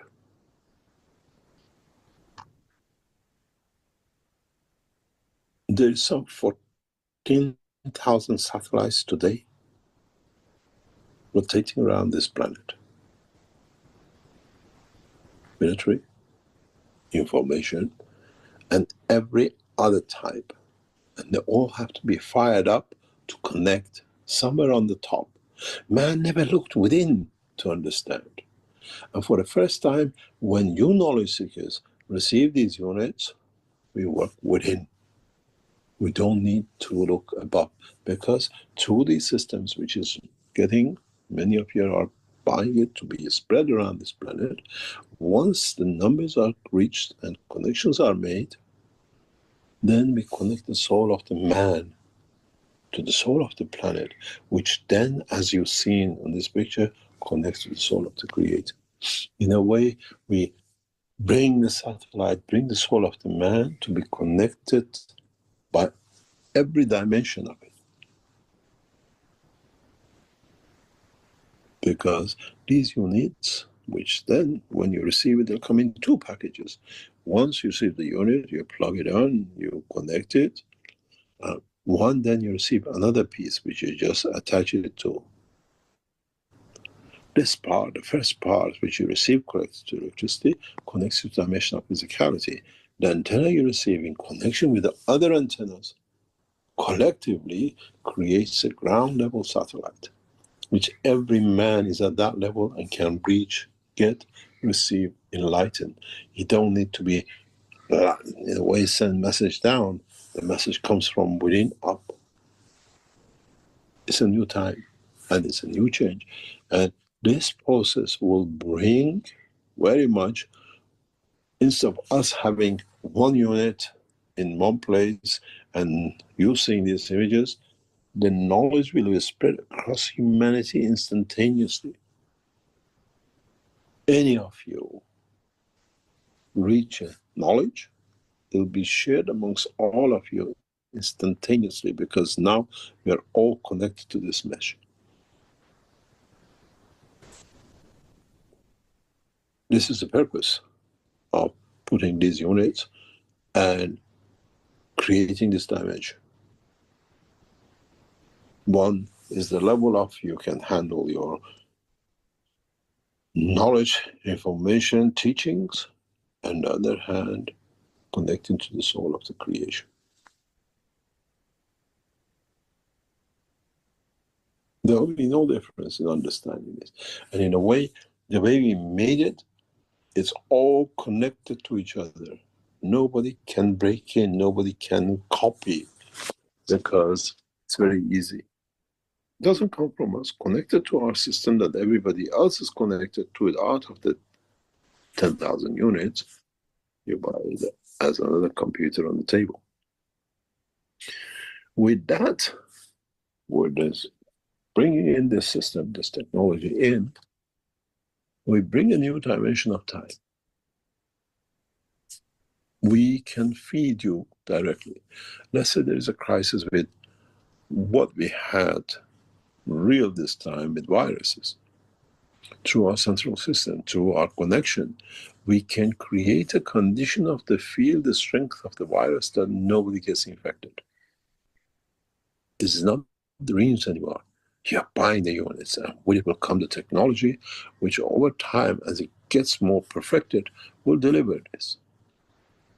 There's a drought in the part of the planet which there is a hunger. Through the same system, because you're all connected, we feed.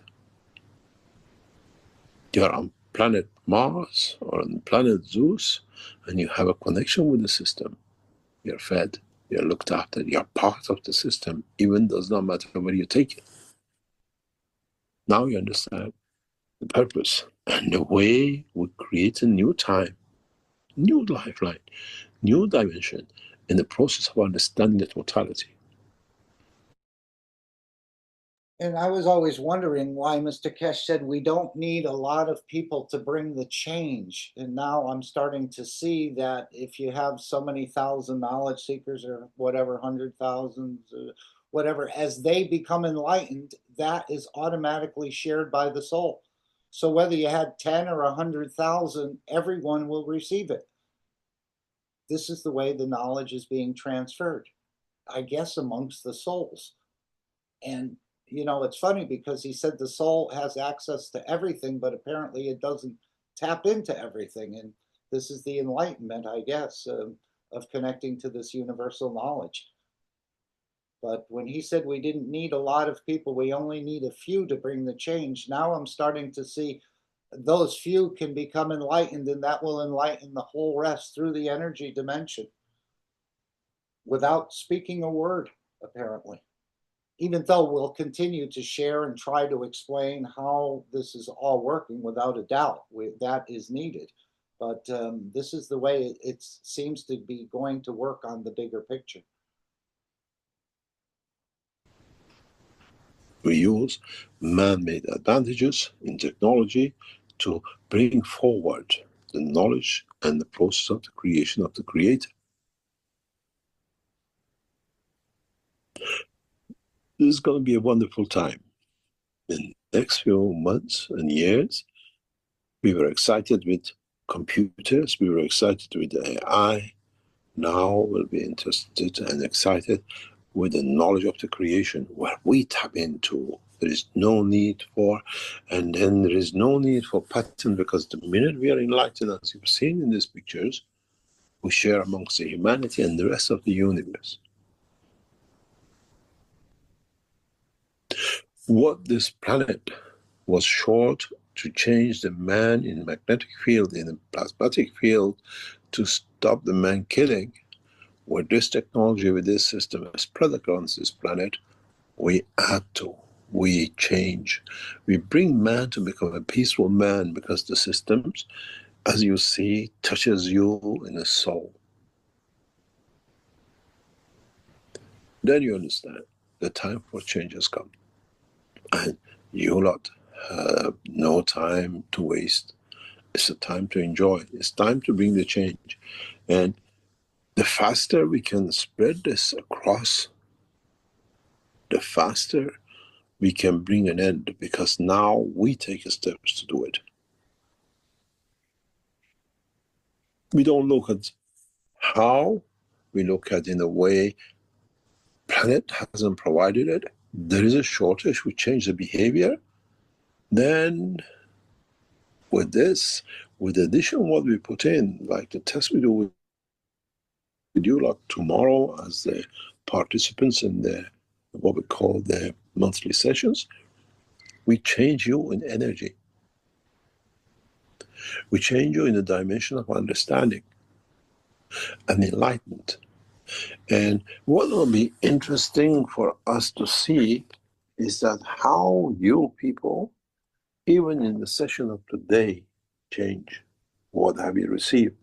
What is the process, and how much we're going to see changes?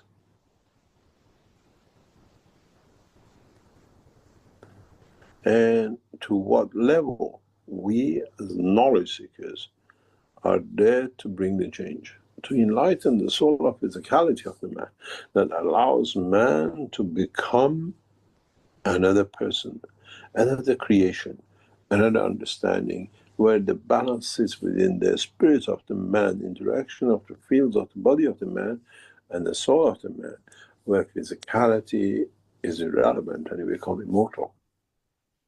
In a way, we look for the fountain of youth, where through this, we only work through the soul of the man. Many of you will come to understand during the teaching how even your souls, in many dimensions, in certain points, changes, detached, because you understand the dimension of what you call a spirituality. Where the name comes from, spiritual, with the spirit. And then you see yourself. In one way or another, mankind will be changed.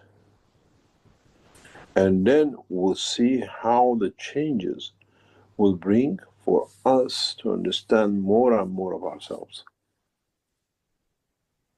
more about what we want, what we have, what we can put in. Will be interesting for you. Have a look.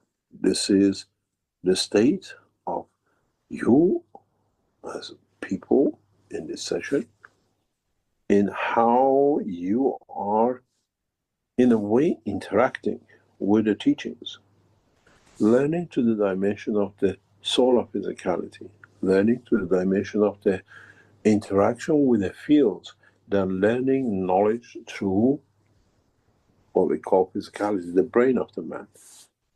It is interesting and how these images are created that it gives us the opportunity to, in a way, teach you about yourself, teach you about how you react. In a way, I want to show you something that you all understand. When we tell you, you are involved at the level of what I call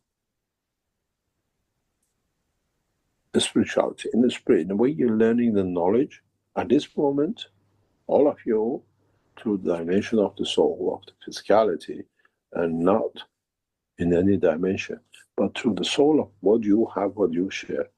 Look at this. The green is the soul, as all of you will know by now. Totally detached above the physicality, above the soul of physicality, which means the soul feeds. It has risen the spirit of the man, the knowledge of creation, and you see it here. No connection, but see how solid we become. Which means if you look, if you understand the system, which I hope you do, you're all learning through energy fields. There is no physicality, but you're tapped into the knowledge of the creation. You're all lightened up. This line is you collectively in receiving the knowledge. Look at it. No deviation. You become perfect. You're learning how to become one. Connection to the what we call fields of energy, the soul of physicality, which what we call the spirit, in absorbing the information, gaining knowledge, detaching from physicality. And how would you be enlightened? How would this change for you in the future? And then you say something was changing in me. Because you received that. When you need it, is for you to change, to bring that change, to be enlightened with the totality of the system. That system is you. Physical dimension of energy of the physical structure, and the dimension of the energy connected to the soul of the universe, to the knowledge, the enlightenment. So next time when you are with us, remember we are monitoring, we are looking what changes has come, what changes is brought to you in the dimension of totality, and how you receive the knowledge. And in a way, when you look at these, it goes back to what I always said. When we teach, we don't teach for one man. We teach that the knowledge is shared by the whole universe, because there's a dimension of the energy, dimension of field of the soul of the creation.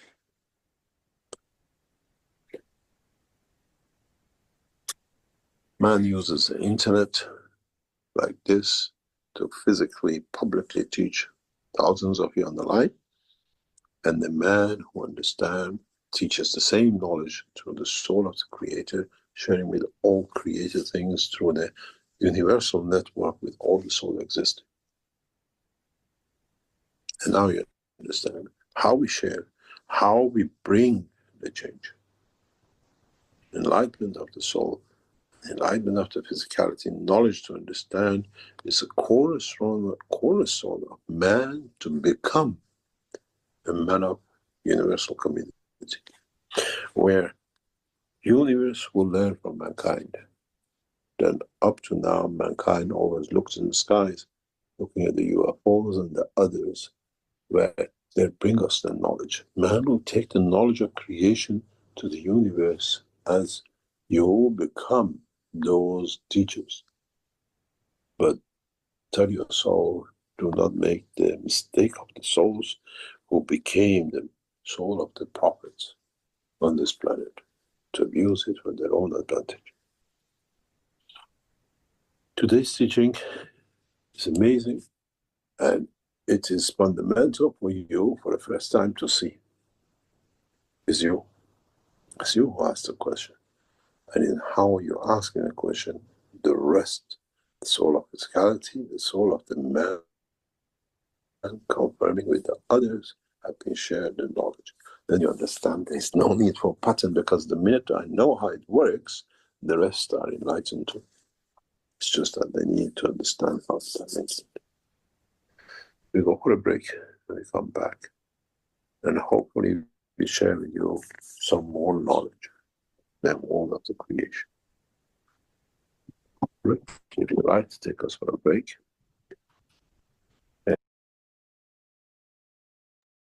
Okay, any thoughts or comments? One of the things that triggered it within me was he said, try, when you go into the universe, don't take on this attitude of the prophets.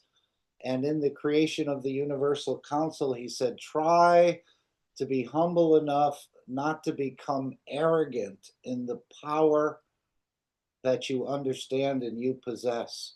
Otherwise, you'll fall in the same path as the church and the mosque. So we should be humble, but now we see how the Enlightenment is taking shape and taking place. Even if it was just one person, I guess it would spread across the entire planet. But we have many, many people or many satellites that are being involved in this process. And apparently the souls are sharing, as they always do. Again, this is a game of the souls rather than what we think this game of the physicality. So anyone else want to add anything else about this teaching and how the Enlightenment will take shape and how the teaching in the universe happens, which is going to be brought here the same way he's bringing the universal time or the time of this planet closer to the universal time, where we'll have some life extension, I think, in the physicality, if that's what you want.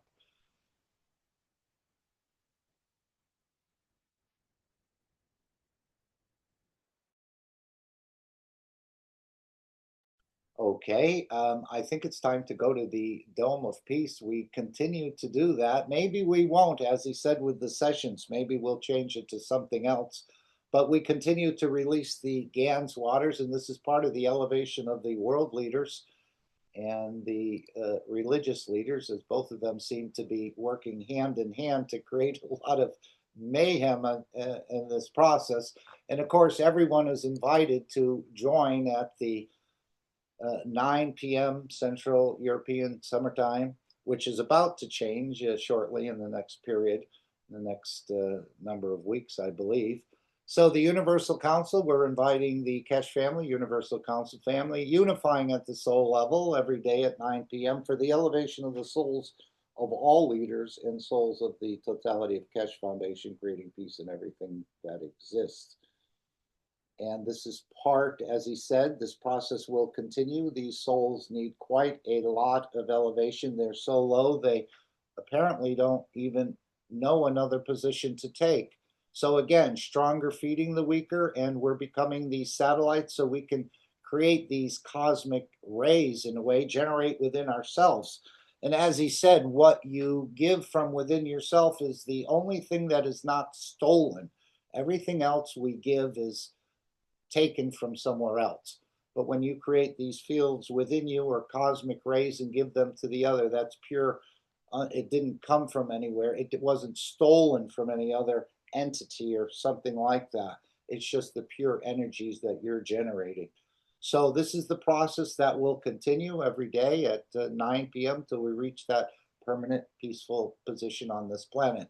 But we're getting a lot of help. Again, this is just helping us to understand our energy side, which we've been heavily weighted on the matter state side. And it took me quite a while, and I'm still working through it. I haven't fully detached from everything in the physicality. And this is the process we're all going through. And this is the way the enlightenment comes, and this is the type of teaching you'll experience in the universe. Same way. So we have two steps to this process. One is releasing Gans waters, which, as he said, is connected to the cosmic rays and all the other sort of systems that are being involved in this process of elevation. So let's just play this. Let me put the volume on. I'm not sure if the volume, yes, it is. Okay, and this is step one, releasing Gans waters. You can go to the Keshe Foundation wiki, learn how to make a Gans using the water of the Gans, above the Gans, we don't touch the Gans, and spreading that water or releasing it in any way, shape, or form. As it has an intellect, it knows where to do, and it knows where to go, and it knows how to bring balance. And it's also connected to other systems that, again, may be hidden from us in a way, or as he said, with the One Nation network, the whole system they're delivering is hidden behind this network and these coins and the rest of it. But this is just the way man is working at this time in our current understanding. But there's a bigger order of work, I think, hidden behind the system. I don't know if anyone want to read this Dome of Peace. Anyone want to offer? I With will a nice read it voice. for you. Okay. This is what came in and what is now become a pattern. This is from a guy, I don't know him, but he says, please remember this Sunday and every Sunday from now on, till we raise the soul of this planet to a peaceful planet. Keshe Foundation knowledge seekers worldwide will spread the gas waters around the world at 12 p.m. Central European Time and or 18 p.m. Central European Time every Sunday at the same time as they choose which time to suit them. Thank you for participating in this greatest movement by the soul of the man to bring about the peace on this planet as the permanent feature of the life of this planet. So you can see this is just part of the process of bringing the permanent pieces, releasing the Gans waters, because it's sort of connecting everything. In years past, I had imagined when certain energies are delivered to this planet that we'll start to see these little plasmas sort of light up in a way, even at night, you know, without the sun. They would be glowing or pulsating as you maybe used it on where you live or around there, and it would be a beautiful glow. I don't know if that will ever happen or not, but it's almost like seeing a phosphorescence. You go into a swamp or something else, or perhaps some of the fish in the ocean where they have these lights within them. I was thinking over time or in the future, maybe these lights, maybe these Gans, as they are little suns, would in a way sort of have a soft glow to them. But that was just my thinking and what I was wondering if that would ever happen. So now we go to the second step of the Dome of Peace, which is using the collective powers of our souls, or we're going to generate some cosmic rays. And again, we're not going to take any moment of silence or anything. You're just going to keep this intention or this elevation for the others in your mind. You are your mind. The brain is the thinking part, but the mind, I think, is you in a way. Let me turn up the volume. And we all know about this because we've all been participating in this, but this is the way, the collective power of the souls. And why collection? Because we're creating a wider spectrum of cosmic rays for the soul. We're not actually elevating the world leaders, we're elevating the soul of the world leaders through our emotion and through our, he said it's like praying in a way, where you're just giving for their elevation. So we can create these cosmic rays within our own structure and then release them to the others. The same way you're releasing the Gans waters. Do we see a similarity in there? So keep that in your mind if you want to take a few minutes of time to do it. You can do it anytime and all the time, as he said.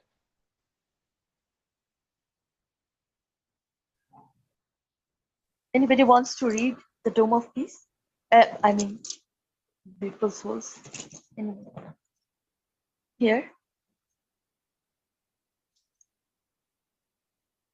Okay, I'll read this beautiful presentation of Dome of Peace.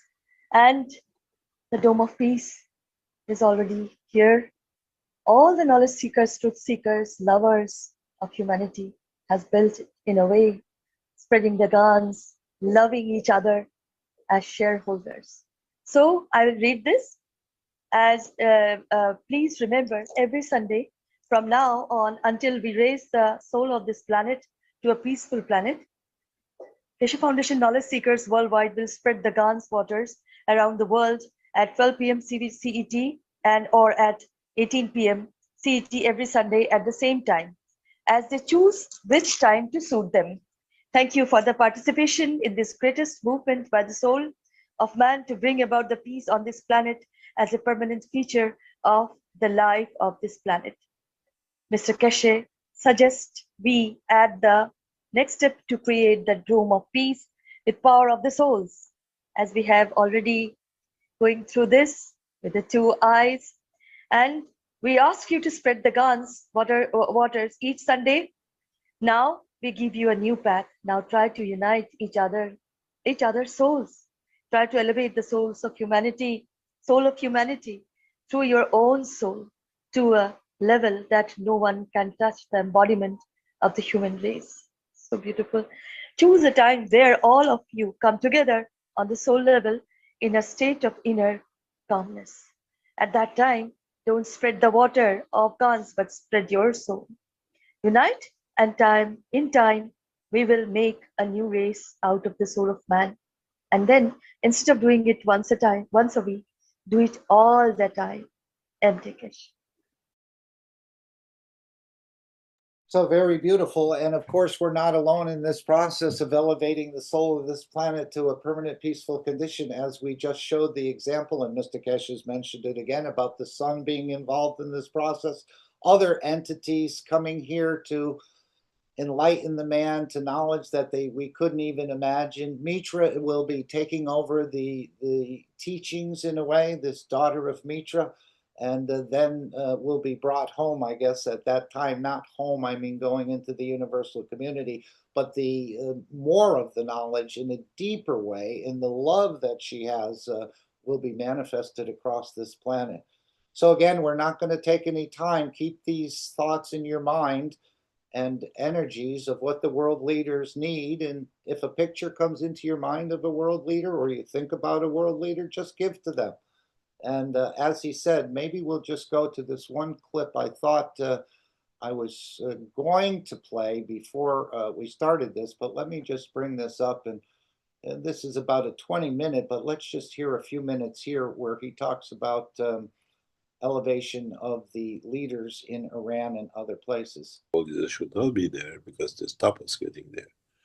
And what we need to concentrate and in a way pray or give to the soul of these world leaders that we jump that fence and bring that change. We saw, it reminds me of the teachers when slaps a child with a ruler on the fingers that you've done something wrong. I don't know if you heard it or not, this is in public. In the past few hours, 24 hours, 48 hours, Putin has called Netanyahu direct and saying, you touch, we chop your fingers off. You play dirty, you'll be played dirty with, there'll be no more. And one man, one crazy man is bringing humanity to the verge of annihilation. And he enjoys it. He's actually a sadist more than anything else. So again, even these world leaders are bickering and fighting and trying to take advantage of one another, but they all need elevation as we need elevation and enlightenment as well. And we are those, as Lisbeth would say, we are the souls of peace, so we can deliver those energies the same way we saw from the sun to the earth. And now we're seeing how the enlightenment process happens. And as we're being enlightened, we share that with the others to elevate them rather than to put them in prison or whatever else punishment people think they need. As Mr. Keshe said, some of these world leaders will become big assets to the Keshe Foundation as they become enlightened and as they have, in a way, the respect or the acknowledgement from their nations that they are leaders. And once they're touched, the nation will listen to them. But again, I think a lot of this will come through this energy that's being delivered. And as we know, the working in the matter state is very difficult. So if we were going to teach everyone in the matter state, it would take a lot of work and a lot of efforts. But working in this energy dimension, it does not take a lot of work, and it does not take a lot of energy to do this. And this is the easiest, simplest way. And this is what we're seeing between the sun and the earth. This is what we're seeing between the universe now and the earth through the systems of the Keshe Foundation, how this enlightenment will take place, not by reading books and the rest. I know Mr. Keshe says he doesn't read books.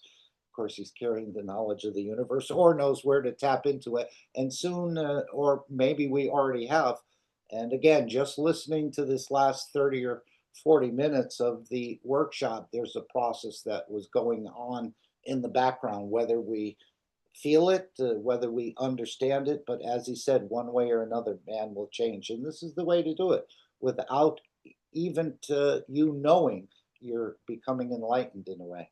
And I think the rest of humanity will experience this in the coming period. How long that period will be, I have no idea. It depends what the governments do. It depends what the knowledge seekers do in the way, how fast we want to bring the change. I know he had mentioned when he had that Universal Teachers meeting with the other Universal Teachers, they asked him, can't you bring it any faster? And as Gail mentioned to us earlier, man is quite slow and quite stubborn. And apparently it's a necessity to bring it gradually and slowly. That this beautiful crystal doesn't, in a way, crack up, I guess, and just becomes more beautiful and more enlightened. Any thoughts, any questions, any comments anyone would like to make? If not, I think we're past time to go with Alex's teaching and listen to some more different ways this knowledge is being presented according to Alex and his understanding and his sharing, which I'm sure he wants all of us to be enlightened to this knowledge as well. That's why he's hung in there so long with us. And thank you, Alex, for, again, being here without fail. Thank you very much, Mark, for leading the pack here. And, to your point, we are at the right place at the right time. Please stand by for this important message. Disclaimer: the information and education material contained herein is meant to promote the general understanding and dialogue of GAN's processing. Such information is not meant or intended to serve as a substitute for a healthcare professional's clinical training, experience, or judgment. For patients and individuals, such information is not to be a substitute for professional medical, therapeutic, or healthcare advice or counseling. For medical issues or concerns, including decisions about medications and other treatments, readers, viewers, listeners should always consult their physician or, in serious cases, seek immediate assistance from emergency personnel. Prescription information, procedures, and use of medical devices information should be undertaken only by properly trained and certified medical personnel. We specifically disclaim any warranties, express or implied, including implied warranties of merchantability or fitness for a particular purpose. Such information is provided, as is, and is believed to be accurate at the time of its publishing, but it is the viewer's job to evaluate the accuracy of any information found in this presentation. Every case presented is of their own experience, applied by themselves for themselves, and it applies to their case only. Every person experiencing health problems should seek professional medical advice and consult their course of treatment with a doctor. The processes of plasma balancing described herein are a natural process which supports the body but does not replace medical advice or therapies one is already subject to. And thank you, everybody, for joining us on this beautiful Sunday afternoon. This is part of the Keshe American Knowledge Team meeting of 2025. As I said, it's it's very appropriate to be at the right place at the right time, but that's not good enough. You have to know when you're there, and even that's not good enough, because at that point you have to decide what you're going to do about that. So if the things are changing, you have to make a decision if you're going to change. It's kind of like being at the train station and saying, well, I made it on time. There's the train, and I'm on the platform, and I am here before the train left. And then the final step to get on that train, and you fail to do that for whatever reason. And then you say, well, the train has left the station, and I was there. I was there at the right place at the right time, and I failed to get on that train, or I failed to get on that ship. And as they say, that ship has sailed. But we have other ways and means of travel, and so we are not excluding anybody. So as has been the difficult part with this teaching, is that we have been trying to condense this teaching so that everybody can kind of zero in on the most important points. This is the Keshe Foundation Spaceship Institute teaching some plasma science. We are discussing the advanced and nanotech. The subject today is creation. My name is Alexander. It is August 31st, 2025. I am from Canada, and this is part of the Keshe Foundation North American Plasma Education Series. So welcome one and all as we try to unravel the secrets of the universe, and we give too much credit to this secret part. We have been broadcasting for over 11 years. And as I say, these particular classes are trying to condense things, but at the same time, we dare not leave anyone behind. And so what we've tried to do is formulate these classes so that even newcomers can get an introduction to this. But as you can see by the schedule here, we've been doing this for quite a while, and people can patch in as they wish and as they see fit. But what's most important is that each and every one of us who is a mature knowledge seeker, and that's one of the things that makes this particular panel so strong, is that we are constantly seeking ways and means of describing it in our own ways so that we can teach others. And we all have different skill sets. These skill sets come through the conversion of energy fields. They are taught to us in many different ways. And the thing that we're going to talk about today is the teachings of the creation. And although that may sound pretty bold, it is kind of fundamental because wouldn't it be nice to know, at some point in your life, why you are here and, how do things really work? And what is your position in this? And are you just watching a movie as they like to promote this virtual reality?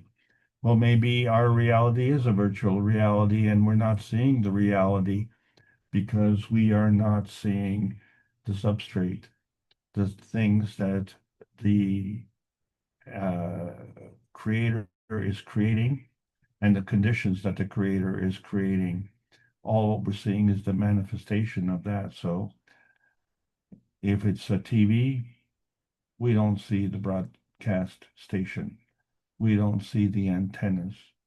We don't see the producers and directors and the filmmakers. We don't see the reporters and the journalists. We just see the screen on the TV, and we relax. And on this long weekend, many people are getting ready to go back to school.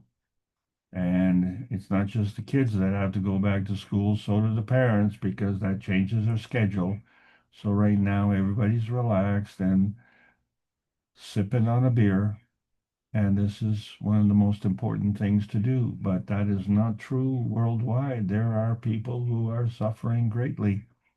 And so, why is this dichotomy from maximum rest and relaxation to maximum real life horror? So we've been trying to unravel this with the books of Marin Tapakoli Keshe. As we remember, book number 1, it was the universal order of creation of matter. So fundamentally, this matter came together and combined 3 energy fields, 3 different energy fields at 3 different energy states, and each state at least an order of magnitude higher than the next. And they were matter, dark matter, and antimatter. And then they were created in the image of the structure of the light, which is referenced in book number 2, which means that the universal order of creation of matter was created by the structure of light, was founded on the structure of light, but the structure of light came from another foundation of a universal order of matter. And so we have 2 universal orders of matter, at least. And so fundamentally, in the simple terms, this is how we say, so from a source to a destination.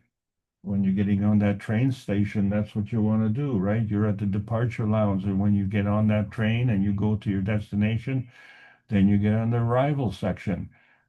So what part don't we understand? It just, that's the way we travel. And so when you look at book number 3, here we see the origin of the universe, which we never take into account because we're still stuck in our little tiny perfect universe, which we reference here as man's universe. But clearly there's something amiss here because it is contrary to our teaching, because all of a sudden we're now aware of a sister universe, and we see that there's a commonality, a common denominator between the 2. And that common denominator is a source, and that source divides into 2. And isn't that how cells are created? Isn't that how plants grow? Isn't that how creation works? And this is the thing that we have to come to grips with, because life is for learning, and we want to learn this because we have been dividing ourselves similarly, but not for peaceful purposes, but to create dissension, to create conflict. So for 393 weeks in a row, the Universal Council, headed by Rick Crammond, has been trying to bring the one planet, one nation, one race for justice and world peace together, with the understanding that we are all residents of this Earth space, and as such, we all have that responsibility. And, if you're asking the question, where did that responsibility come from? Well, let's go back to book number 2 in the structure of light.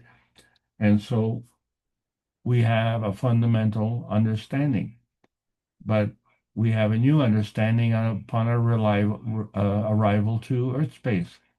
It's just like going to another country and then they, give you the rules and say, well, in your country you could do this and this and this, but in this country you cannot do that. And so here we are in Earth space, and we're given 10 commandments on what we can and cannot do.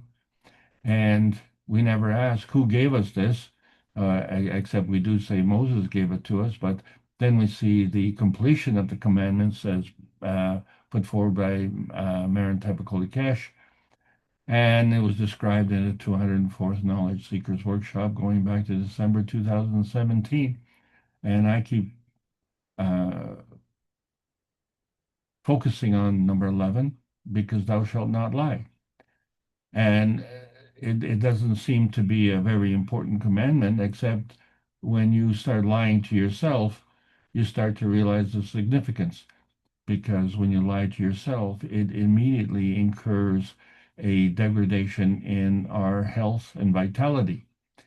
And when we live that way, then we start to impart that to the society, and the society starts to live that way, and then we start to see that it seems to be almost a rule that you don't tell people what the truth is. You don't tell people what they need to know. You tell them what you think they want to hear. And so everybody wants something that's warm and fuzzy. They don't want to be face to face with the harshness of the reality. We just want the creature comforts. And there's nothing wrong with that. It's totally normal to want the creature comforts. So why are we not getting the creature comforts in its full ensemble, its full regalia, its full power? What is the problem? And it seems to be that we are satisfied. We are satisfied where the higher strength eats the weaker strength. But the plasma rule has turned that around, where the higher strength feeds the weaker strength. And so to understand that, it changes the point of view, because what we see as a conflict point actually becomes a binding zone. So it is true that when you have two armies coming together, then that field of conflict, that theater of operations, as they like to euphemistically like to call it, becomes a binding zone. This is where the two armies come together. And unfortunately, as they annihilate each other in that process, you can clearly see that there's a reduction. There's a reduction in the number of soldiers. There's a reduction in the amount of energy. There is a new industry that emerges out of that, the burial industry. So these bodies need to be removed, and they create a new industry in that regard. So what we're seeing is that whether you're in conflict or whether you're in a binding zone, that is always creation. So even destruction is a form of creation. And so by bringing these two fields together, we call it inertia. And then when you look at the result, we call that manifestation. And when we call it physicality, that means falling to density. So we have the inertia, density, manifestation. And we get used to it, don't we? We need our energy binding. It needs to be self-serving. Nobody loves you as much as you do. Nobody. So you need to love yourself. You need to take care of yourself. You need to get that energy. And you need that at that dimension point, that physical manifestation. But do you need to do it at the expense of others? Because that methodology was not implemented at the time of your birth. There was another kind of energy that was given to you, and that energy was given to you by the Creator. And so you ended up being the product of that creation. So where did we fall off the tracks? What happened? How come we came here at the expense of the unconditional energy supplementation of the universe, and we adopted a conditional theft of our energy by others who needed this energy binding? But then we were robbed of that energy binding. So what do? Do we enter into a conflict with those who are robbing us? Or do we just pass it on and say, well, you got to go along to get along? And then what happens? Well, then you have a daisy chain, a domino effect, and you find that everybody is in this angular density, this falling. We call them fallen angels. Are we the fallen angels? Where we fall into increased density, increased pressure, increased gravity. increased dependence on Earth-space feeding. So mathematically, we say, well, the angular momentum equals the moment of inertia times the angular velocity. So that's fine. But also we say that the angular momentum is conserved, which means that there has to be a balance. Well, if we're falling, and if that's what we see, and if we're categorized as fallen angels, and that's what we see, how do we balance that off? How do we actually conserve this angular momentum? So there's obviously something else going on, and we never ask that question because, first of all, a lot of people don't want to tell us what the answer is, assuming that they know. But then a lot of people actually don't know what it is. But what they do know is how to steal your energy. And there are many ways to do that, but this is called loosh harvesting. Loosh harvesting is the energy binding action at the expense of others. So each of us have this single mind intention, and that's good because you need to be self-serving. But that translates into a hive mind intention. And so this hive mind, and it creates a honey. But is the hive mind intention to steal your honey? So this is what loosh harvesting is all about. Well, if you can make the honey, why do you have to steal it from someone else? And, you know, we make our choices. So we've hit a turning point where we look at the source of the service, and then we have to decide, are we going to turn back or are we going to turn forward from that position where we are? And so we align ourselves with a common purpose, this binding energy, this hive mind. So we have a problem. We have ancestral teaching, and we're at that threshold, that turning point threshold, where we are either going to turn back or turn forward. And so we come to a real serious question. If we are the fallen angels, where did fallen angels fall from? How do you know that you're a fallen angel? You know, it's like saying, well, are you a native? Oh, yeah, I was born in this country. Or are you a tourist? Oh, yes, I came from another country. So there's a field of reference, right? And that's how you determine if you are a native or a foreigner. So are you a fallen angel or are you an angel? Or when did you become a fallen angel? And when did you fall? And do you remember that? So one of the things in life that we like to do is to read books. And books have an author. But we also like to do business. And those kind of books are run by a bookkeeper. That's the author of the financial statements. And then we have the business of life.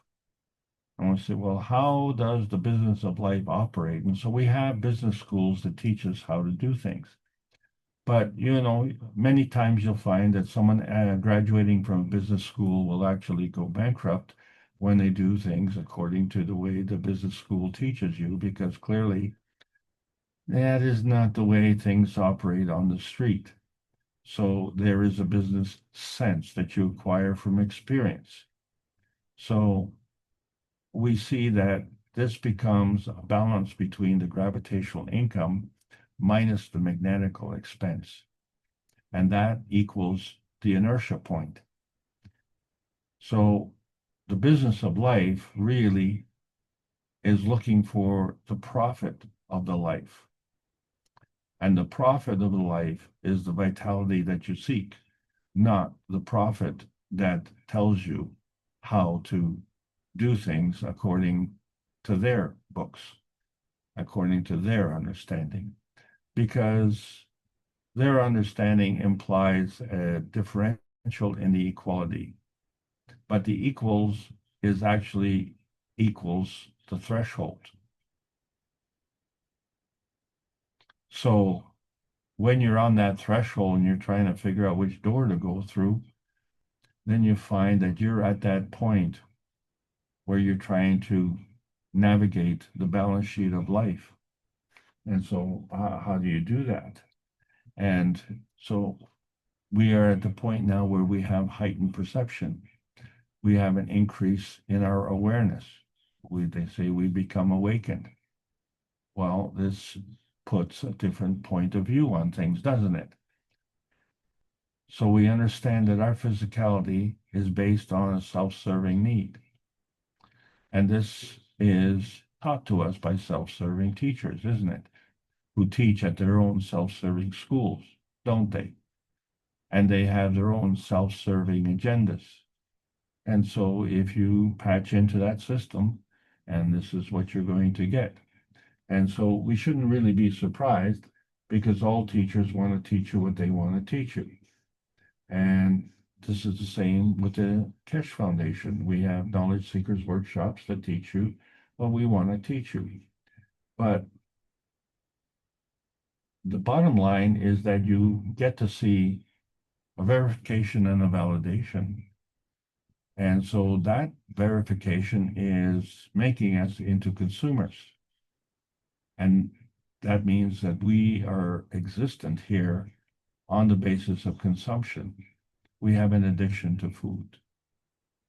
And so we wonder, as fundamentalists, what is the difference between that and those who are seeking loose consumption? And as I say in the movie business, be the grip, not the star, because the star is fleeting and the grip is the one who makes things happen. The star is consumed by adulation, and he receives that by praise and idolatry from others. So that consumption is the consumption of energy that others give. And when they give, they're literally draining their own vitality. And so they seem to be willfully as part of that process, and they don't see the harm that is created. But what is transpiring, of course, is that money is involved. So those who are very famous will make more money. And that's the face of it. But when you look at the sacrifice that they make, you find that they themselves are in over their heads in loose consumption, because they are the product of their own existence. So maybe this is where the falling comes into. And so as we stand here at our memory threshold, we're at a tipping point, because we have a long-term memory, and we see that the concept of freedom is actually connecting you to memory. And so there are different types of memory, and we need to discuss that in the future more. There's a lifelong memory, there's a historical memory, there's an ancestral memory, and a universal memory. These are all different memories.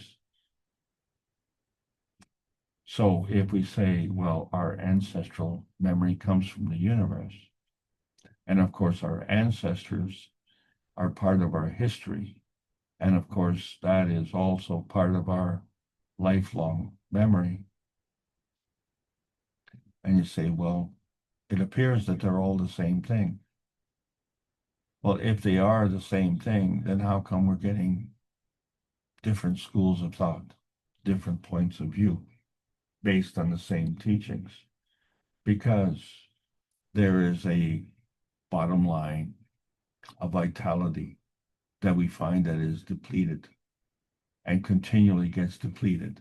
So most of us were growing up in the era when old and decrepit were two words that were used in the same sentence. If you were decrepit, well, you must be old. And if you were old, you're bound to be decrepit. But now we have people who are young and decrepit. So this is kind of upsetting the apple cart. And you say, well, I remember when I was young, I was full of, shall we say, vinegar, and I had a lot of vitality. Don't have that today. Why is that?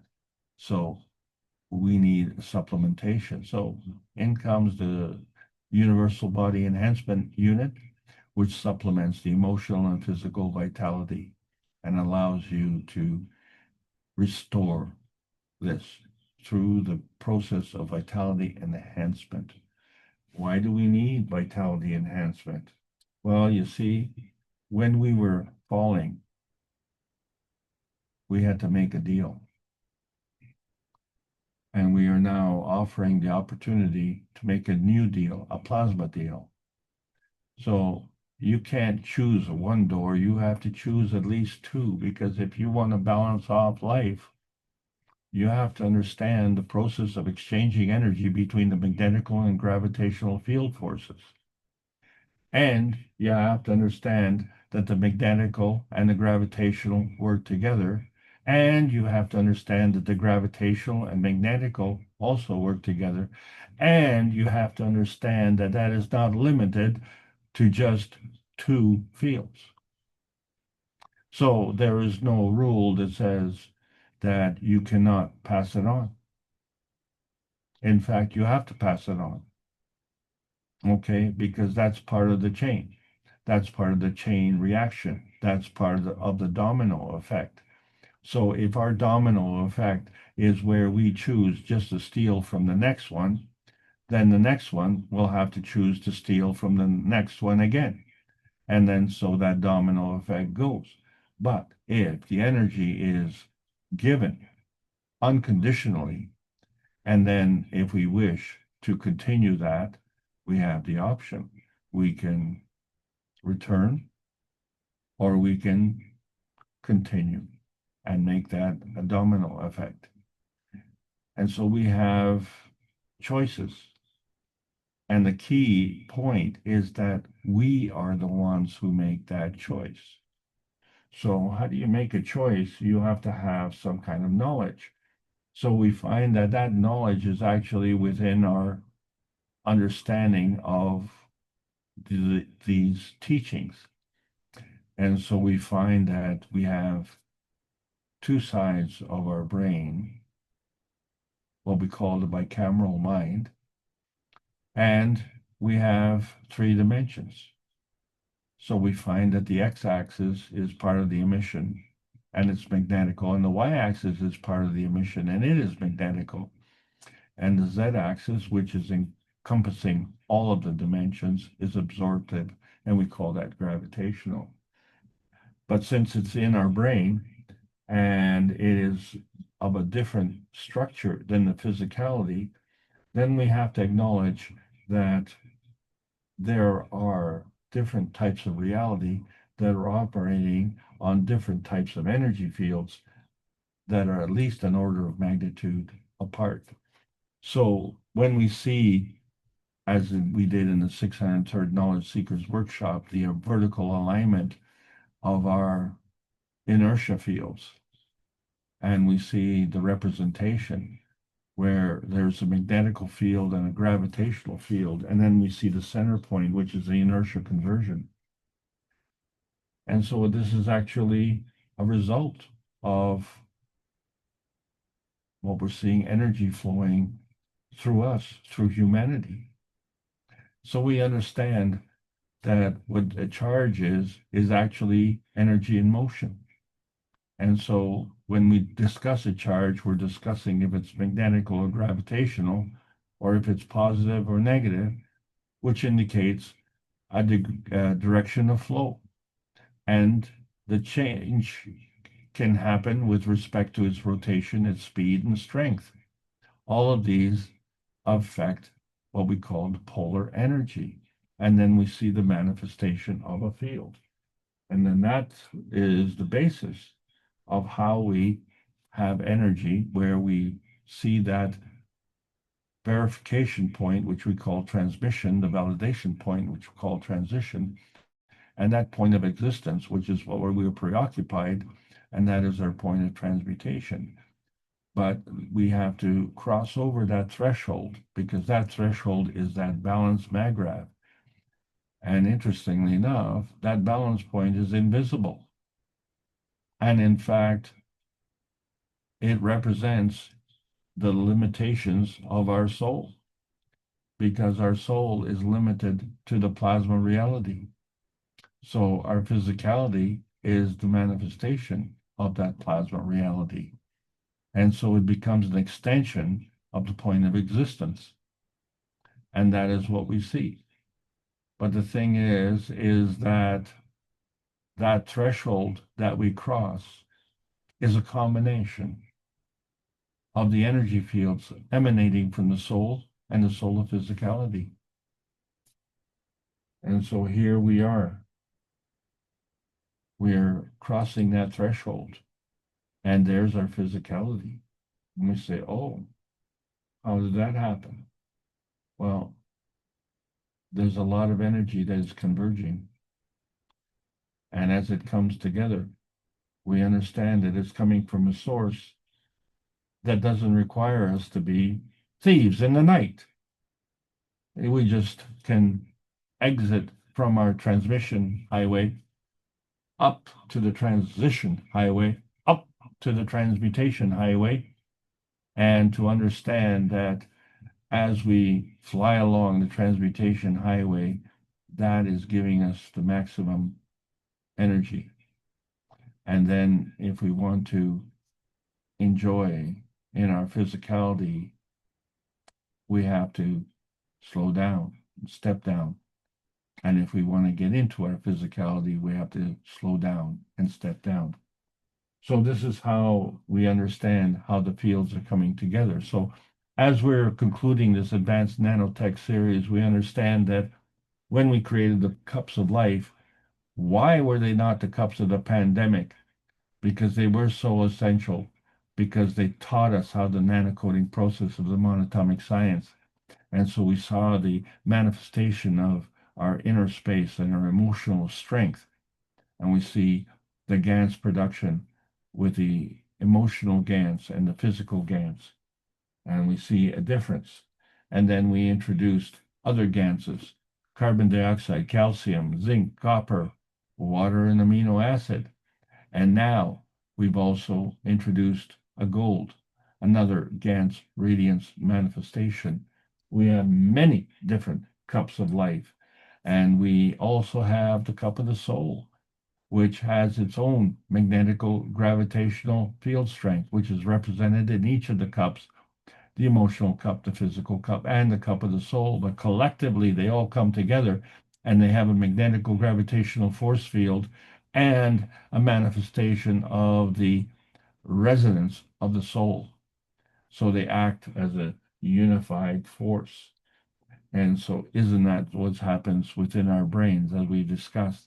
So we see the cup of the universe, how we have an emotional GANS and a physical GANS connected to the carbogen GANS, which is connected to the universe.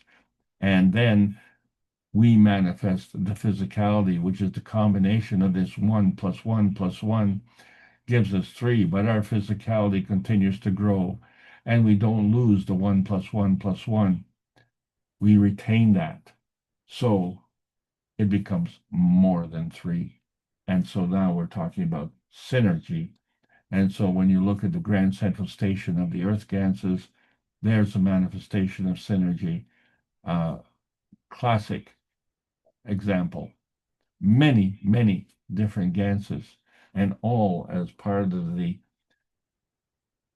periodic table of elements. And now we are beyond May the 10th, where we did the Beijing conference, and we showed how men are not the only gold diggers. We could actually create gold, and we are able to produce that now, clearly, in tons. And we do that from thin air in an unconditional manner. Isn't that interesting? So as we look at the nanotech, we see that there's a field alignment, the coming together of the magnetical fields and that gravitational inertia point in the center. And from there, we created a carbon nanocrystal, which is kind of like a diamond structure. And then we created the concept of the twinity, where we have 2 points of the nanotech. But now we can see that there's even a picotech, which is 3 orders of magnitude smaller, 3 orders of magnitude of a higher field strength, and 2 points of the star tech. So now you have this twinity of the nanotech.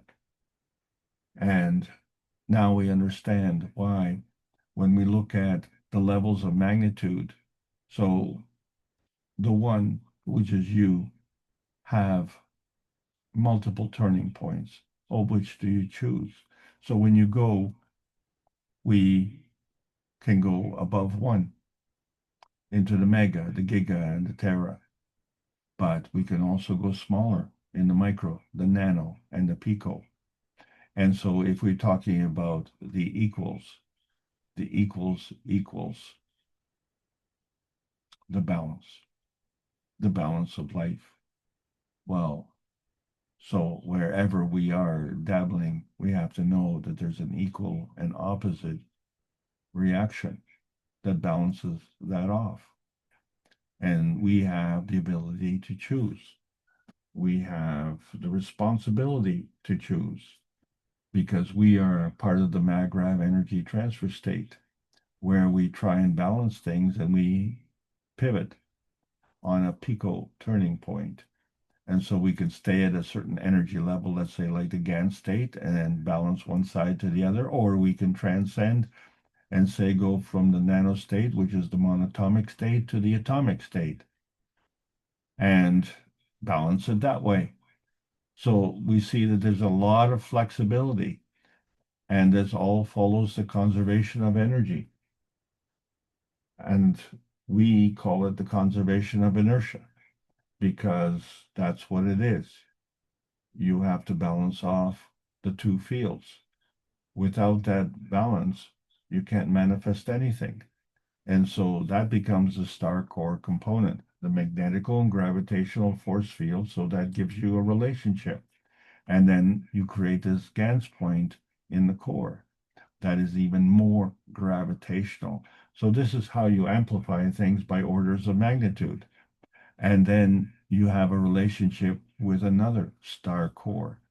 And so you have 2 points of view, and they may seem opposite. And this is what we've discussed. Is that a binding point, or is that a conflict point? And so once you discuss that arbitrary point of view, you find that there are terminal ends that are loose, but they're not terminal. They're binding to something else. So where is that continuity? You cannot just extricate this arbitrary point of view from the universe and say, okay, well, this is, my point of view, how the universe works. But you have to take that in context. And where is that context? And when do you stop? When do you continue to look for it? So we see that there's a dynamic plasma relationship. So all the manifestations of the physicality, like our Earth space point, is manifest from within the Earth space field, the coming together, the horizontal transmission and the vertical transition. And then it creates this radiance. And since we are now discussing motion, then we have to discuss polar flipping, because as you move along, the domino effect is you give and then you take, and then you give and then you take. But in that process, you move. So there's a feeding radiation, or a feeding radiance, and a feedback radiance. And that is all revolving around a gravitational plasma. So this revolving is all part of this vertical emission and becomes a magnetical plasma. But that magnetical plasma can flip its pole, because that's how it moves. So it's still a magnetical plasma, but in its manifestation of motion, it has its own inherent pole flipping. And since it's part of the radiation, we call that the radiance pole flipping. So that's how we emit, and this is how we absorb. So we move along, and we create this gravitational inertia point. So that is the manifestation of the points of view. And as we said, there are many turning points that we can rotate around, because we always have to take 2 points of view, and we have to understand that those are in balance.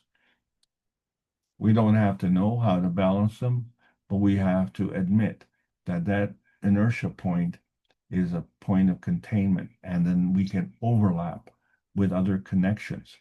And then once we have a basis, a gravitational containment, then we can differentiate that. Until that such time, it just becomes one-dimensional or two-dimensional or three-dimensional. But if we put it in a star dimension, and then we can see exactly what it is, and we call that an inertia point hive. But there's also an observer dimension, which is not part of that star dimension. And why? Because we have freedom of choice. So we are not necessarily part of that star dimension, but we are necessarily part of the universal dimension, because you cannot extricate yourself from the universe. So you are an observer as you would be an audience member in a theater. So the people who are in the audience will either laugh or applaud to the actors on the stage, because the people in the audience are the observers. But that theater is within the community, and everyone else who is walking outside of the theater are not laughing or applauding the actors on the stage, because they're not within that theater. They are not part of that observer dimension. They are in a non-observer dimension with respect to that. So they are not participating in that inertia point hive. This becomes an important point. So there's a concept of duality where things work in harmony. There's a tandem, there's a partnership, and there's a twinity. So there's a give and there's a take. So here we go. This motion that we talk about is part of the creation. It's a natural creation.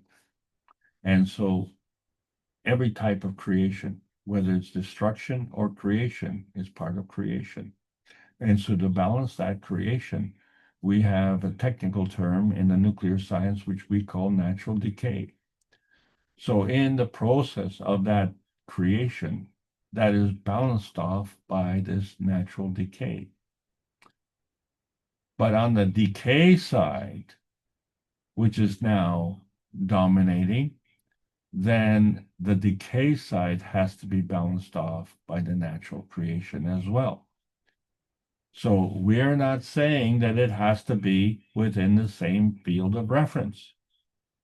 We're just saying that the overall concept of the energy of the universe, there is a balance in the energy. So the natural creation overall balances off the natural decay overall. And there's a bond. And when we don't understand that, then we fudge that. But that boundary is that threshold of equality. And that is the vanishing point for our existence. And we don't like to cross that.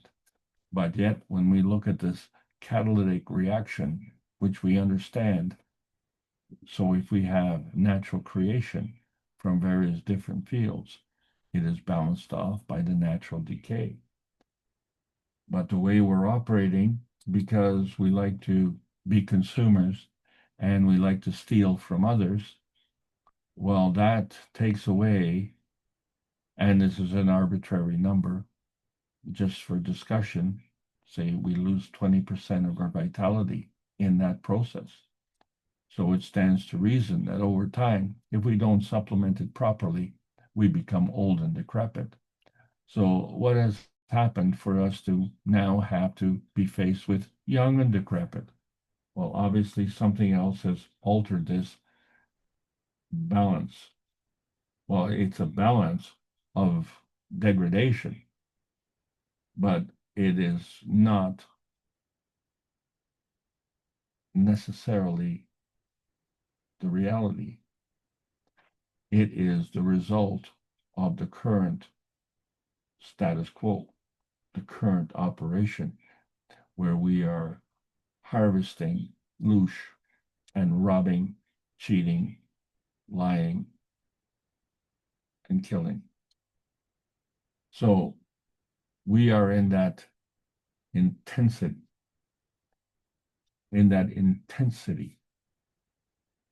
we have a range within it, and it creates a tension. And so within that is intention, and outside of ourselves, well, that's extension. And so there's always a balance between this intention and extension, and we call it the hive tension or the hive bonding. So there are many tents created in a hive, and yet they all work to one goal. And so that's humanity's problem. Humanity doesn't seem to have a unified goal. So we have to understand that we have to intensify and extensify what we are, because we are all individuals, but we're all operating as one, because we are all residents and responsible and natives of Earth, and because we were all born here. So something is not working quite right. We have multiple turning points, and as we bring these points together, we can see how the herding works together, because it involves all of these turning points, all of these flipping points, all of these opposing charges, and they bring together the manifestation of the gravitational and magnetical force fields. And then you have this extension of this relationship. And so whether it's in a plasmatic reality or in a physical reality, the methodology is the same. So when we look at the carbon inertia highways and we say, well, this is how we operate, and we take into account certain things. But in the background, the things we don't take into account is the creation. And if we take the other things that we don't take into account, that balances off us in our carbon inertia highways, we still don't see that background. So this becomes the dilemma for us. And here we are in the middle. And we could say, well, we're in the eye of the hurricane, because that hurricane is our point of view. And words don't matter. The hierarchy that we have created doesn't matter. We see that as a false detachment, what we call a holographic universe, because it's a virtual reality. So our awareness is of our point of view. But now we have access to an ancestral point of view. And so if we are in the middle of this hurricane and trying to figure out how things go, if you go to the right, the winds will blow one way. And if you go to the left, the winds will blow another way. So we are in that zone where we are just achieving the awareness. And that is what's important to understand. So we have been taught that the Creator made man in his image, and that this is a direct manifestation. So which means that intermediaries are bypassed. Well, isn't it interesting? From the humanity point of view, humanity was made of the image of the Creator. And that is still a direct manifestation. And the intermediaries, again, are bypassed. So it doesn't matter which way you look at it, the result is the same. So what we're contending with is the rate of transmission, where the feeding of the soul intention is specific to the emotion of the presence, and the feedback of the environment is specific to the presence of the physicality. So that creates that balance. And that balance is like a shield, like a dome. It's like a comfort zone. And we are not fully in tune, because when we look at the cup of the soul, we now have to extend that relationship to the earth space and to understand that our relationship as the cup of the soul and the earth space creates another inertia field. Because without that environment, we are nowhere. So you are always somewhere, wherever you are. And that's, we have to realize that. So it's at that point where we manifest this soul radiance. And that soul radiance is our soul of physicality. And at that point, we have a choice. Can we stay in that plasma state, or can we manifest in that physical state? Well, interestingly enough, we have this duality where within our cranium, we have this relationship with our bicameral mind. And in the rest of the body, we have this relationship in the physical body.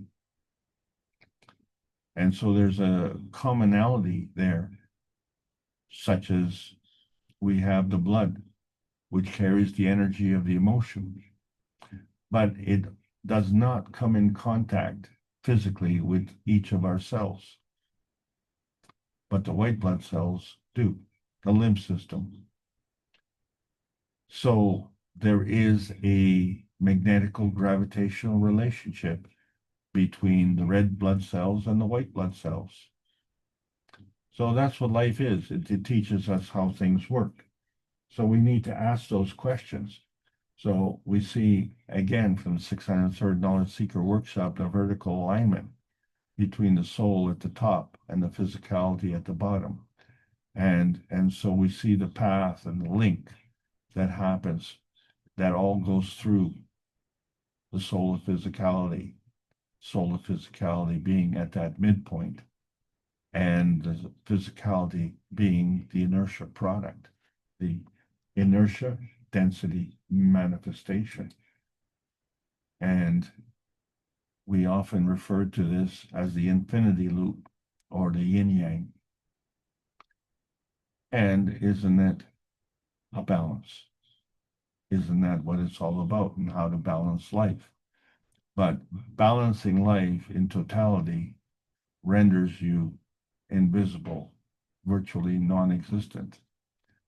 You have to be on one side or the other.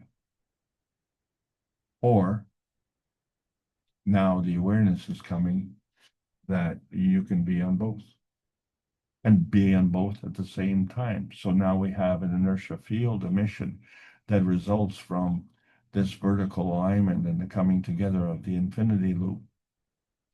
And that understanding now leads us to the inertia of the threshold crossing, to understand that there's more to life than what meets the eye.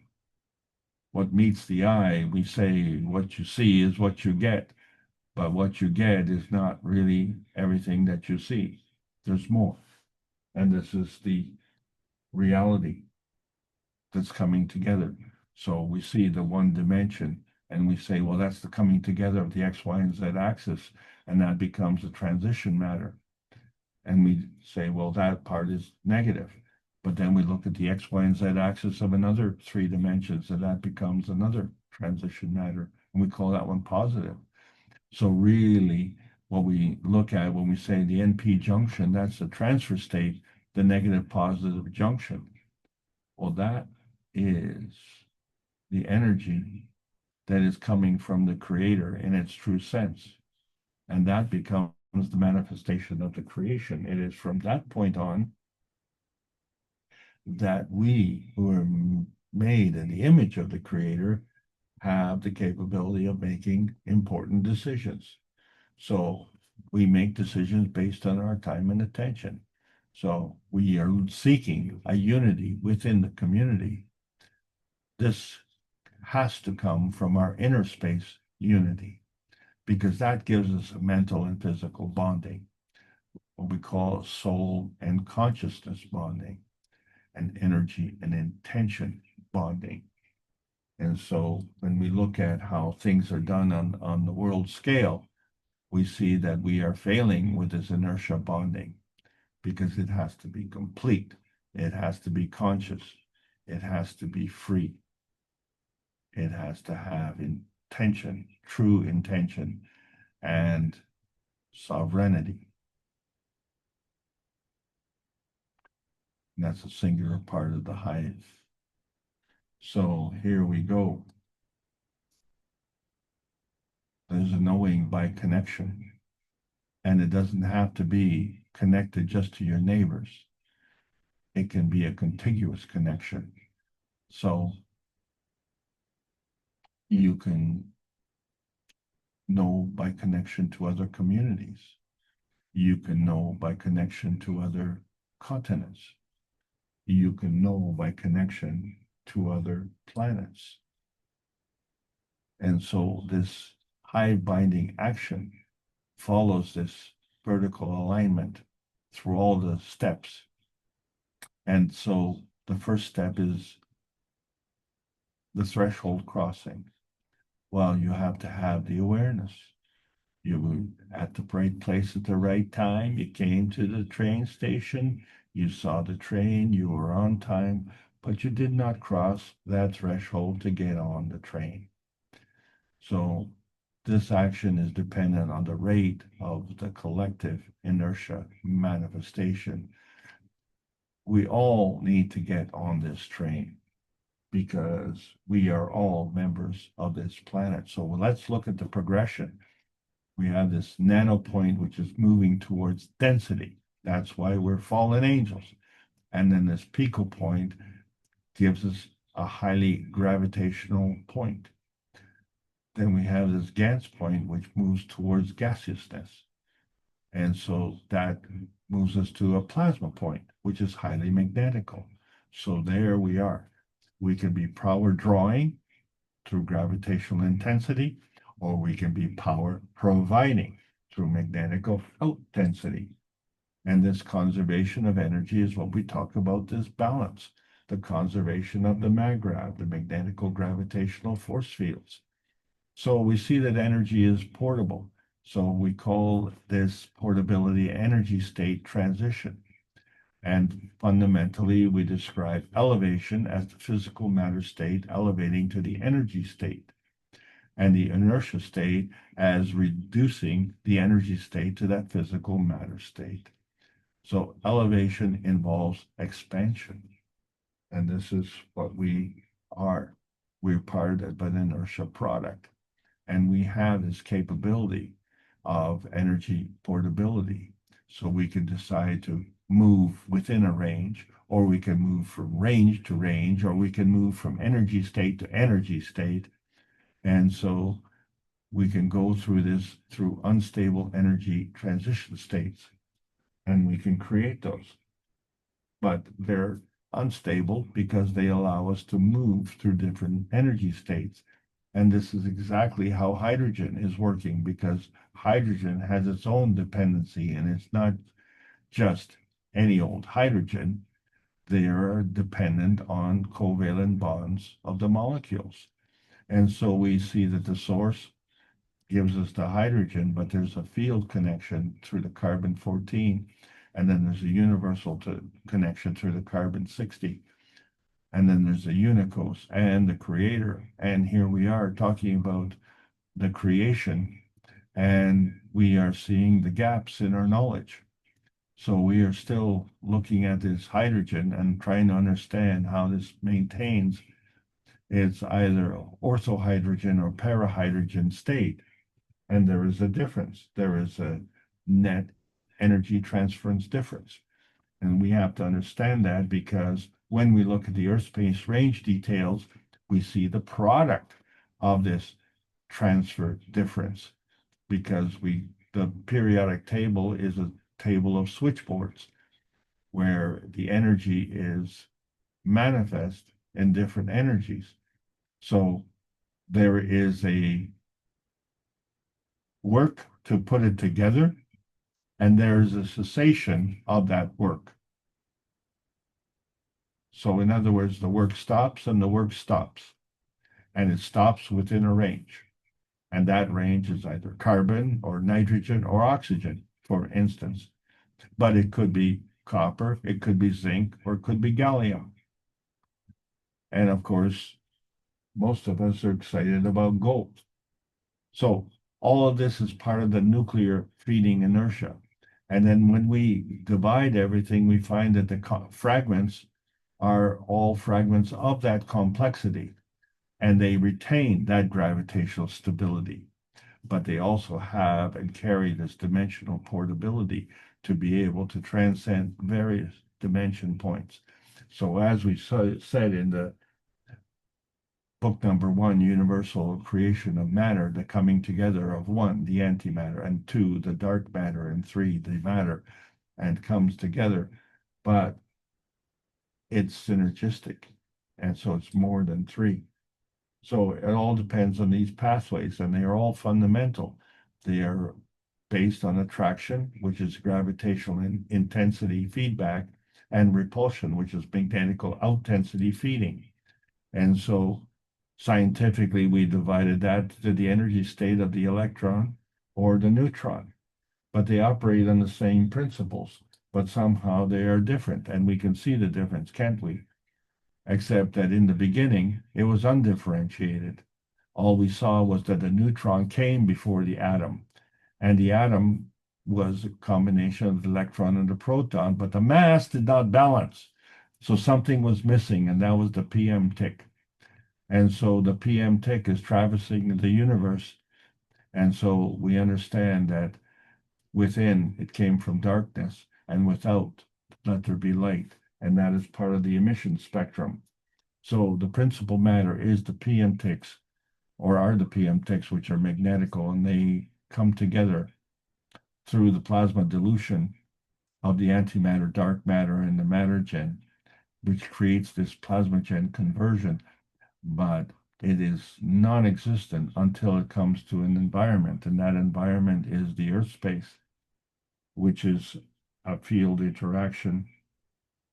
And that field interaction interacting with the plasmagen creates this maggrav interaction that becomes the gravitational inertia density manifestation.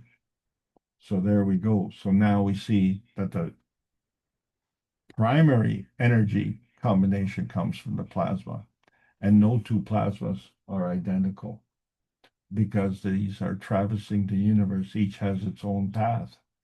But when they come together, they come into this magnetical gravitational balance. And then we have this Gans point within that, which creates a higher energy state. And it starts to bring together this matter plasma dimension. So we can be in that physical state, which is gravitational, which means we can touch it and see it. Or we can be in this plasma state, which is magnetical, we can't touch it or see it. But either way, because of its nearness and proximity, it becomes part of the matter plasma dimensions. And that is what we are dominating. Our feedback dominance is coming from this matter plasma. And every time we elevate, we drop one state and pick up another energy state. We drop the lowest and we pick up the highest. That's near to us. And at some point in time, we will be beyond matter plasma dimensions. We are on that point because now we understand this gravitational confirmation that we see with the hydrogen. We say that it came from light, and we know that because we have an emission spectrum which reflects its light signature, and oxygen has the same thing. It has an emission spectrum light signature, but it's not hydrogen, it's oxygen, it's unique. So it's representative of its cumulative forces. Well, here we are. We are now establishing an awareness manifestation and understanding that that is actually an emotional reaction, which that emotion is indicated through the soul of physicality we call the aura. And our posture can change. Our facial features can change. Of course, our body temperature can change, you know, and especially when you get excited. So that becomes a point of view manifestation. And so that point of view is a selection, and it's manifest through the soul of physicality. And remember, that angular momentum is still conserved. Nothing has changed in that regard. So when we pick our color, we have to understand that there's every color or there's no color. So our point of awareness is every color, but our aura represents a specific color. But our physical interpretation represents no color. So the only color that we see when there is no light is the emission spectrum. And that emission spectrum carries every light, every color. And so that's how we bring the light forward. And so we see the continuation. This planet is based on oxygen, and the transfer of energy with the oxygen affects us, whether or not we're in a healthy state, which we call aerobic, or a non-healthy state, which we call anaerobic. And so that is a gravitational confirmation of the emission of light. That light has crossed the threshold, and yet the oxygen is a non-visible gas. So in the process of creation, we create seeds. So when we look at the star formation and we see the overlapping fields and how they converge together, we understand that there's a gravitational base and a magnetical point, and then there's a core that is highly gravitational, and that becomes the seed for the next plasma field. So that seed is extremely tiny. And so what we've seen is that we call that part of the nanotechnology. So it's the initial part of the dimension star formation. But the dimension points of view is the Magrav's singularity. So we can have a soul point of view or a soul of physicality point of view. And then we have this threshold of awareness. And then we adopt a physical interpretation, which is our collective point of awareness, isn't it? We just don't say that, well, that's our point of view and that's it. Well, we have to understand that we are part of the community. And so we have to respect that the community has a point of view.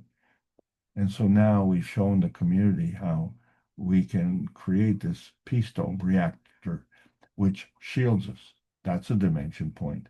And then we have this positioning, the star positioning, that's a dimension point. And then we have this possession of what we've created in our physical manifestation, and that's a dimension point. So there are many, many multiple turning points, and what we demonstrated was how we were converting these dimensional gold seed points, which were all a show of singularity. But this was the shock that was heard around the world, because it understood how we were at this turning point. So as we review this advanced nanotech, we understand how we were at this turning point, where we understand that our point of view has different points of view depending on our position. And that point of view is not singular, but it represents the energy that is coming together from the hive mind. So that hive mind also can achieve a turning point. And how does that happen? Well, that turning point begins with awareness. Well, the train is leaving at 3 o'clock. Oh, now you're aware. Well, you need to be at the right place at the right time. And so there you are at the train station at 5 minutes to 3, and the train is there, ready and waiting for you. So you're at the right place at the right time, but you're not crossing that threshold because you don't have the trust. Well, you have to know what kind of train this is. You have to have decision-making capability. You have to have relationships. You have to have an understanding. And so that understanding has come from the ages. And we understand consumption. So that is our method of survival. Well, now we have a new kind of consumption, that from the Creator. So we understand that we are actually part of the creation. And in the process of being created, we weren't consumed. But at some point in time, which leads us to old age, we become progressively more and more decrepit. And so we have come from the vital energy of the Creator, which is the coming together of the emotional and physical vitality, and become old and decrepit. And now we have deteriorated even further, where we are young and decrepit, which seems to contradict greatly that of the creation. So, if we connect the dots, we see that we need to establish different practical points, introduce this practical reasoning so that the road to self-determination, or the road from self-determination, involves a practical philosophy with practical solutions. So we understand that the mitochondria produce adenosine triphosphate, which is the practical currency of life. But the practical currency of life is really the currency of the Creator. And the Creator is not a consumer. So here we are with this shimmering awareness of what we see in our tiny perfect universe and what is beyond. And so there's a Maggrav relationship between the earth space, which is our environment, and our inner space. That Maggrav relationship is also between man's universe and their sister universe. And that Maggrav relationship also exists between the universe and the unicos. So now we have a broader awareness of what's going on. And we have an understanding that this humanity inertia has the capability of introducing Gantt shielding points to shield us from hostiles and aggression and environmental harm, and most of all from fear-mongering and from emotional abuse. So that is now our artificial awareness. So imposed on us is a generational point of view, and the artificial learning is a rapid generational learning. But in reality, it's actually a rapid historic generational learning, isn't it? Because the history is written by the victor. So here we are at the threshold of the transgenerational awareness, because that represents the teachings of the Creator, has nothing to do with victorious armies or killing or lying or cheating or stealing or conditions. It's unconditioned.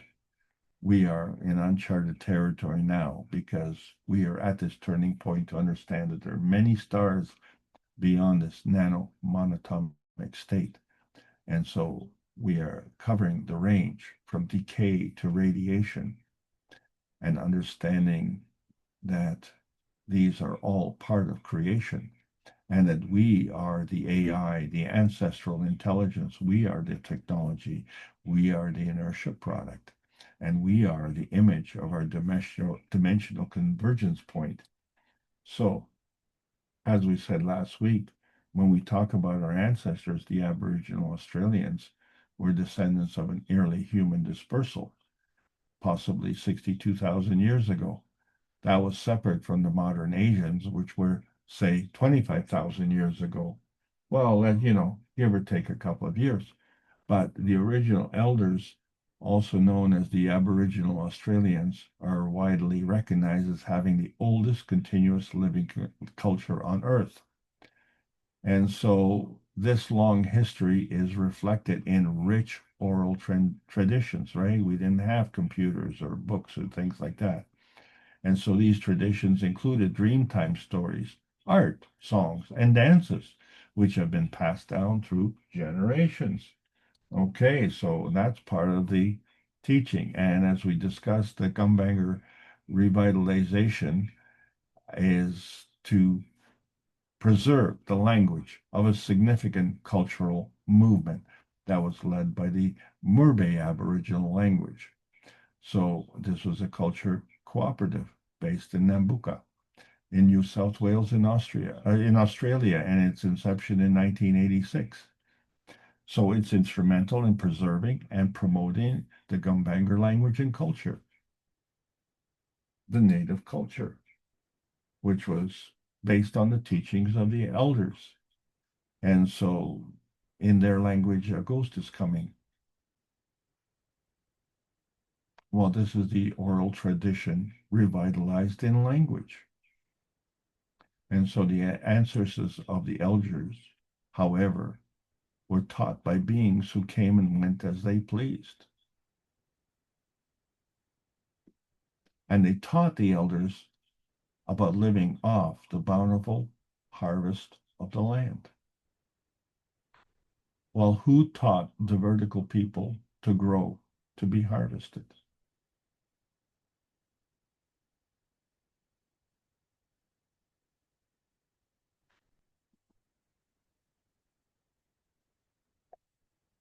So the awareness manifestation is our awareness, where we're beginning to have this awareness separation between the earth space consistency and the outer space consistency. And somewhere in between, we are either Klingons like burrs or baggage, and we carry baggage. Do we need to carry this baggage? Well, this baggage is this 20% deficiency. We see that we get this continual feeding from the carbon-14, representing about 80% of our feeding. So our preoccupation with consumption is only generating a 20% feedback. Well, for some people, that might be good news. You're getting 20% interest on your investment. But that 20% interest is maybe meeting your 20% depreciation. So if you're achieving your balanced state, then you're healthy. But if you're not, then you're becoming old and decrepit. But now we are faced with young and decrepit.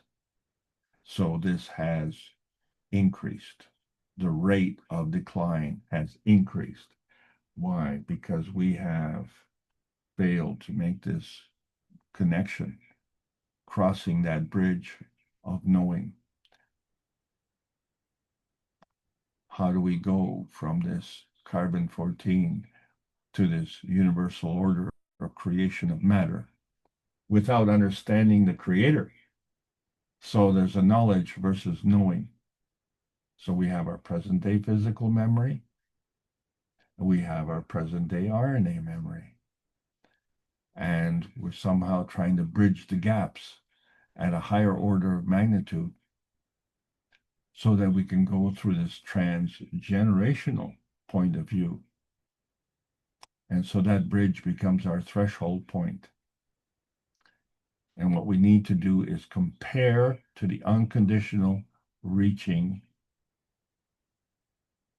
of the Creator.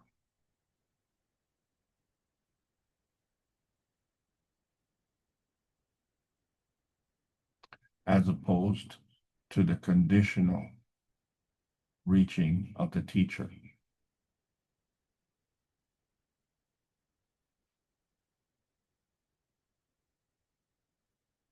Who is teaching us about supplementation, because that's due to consumption.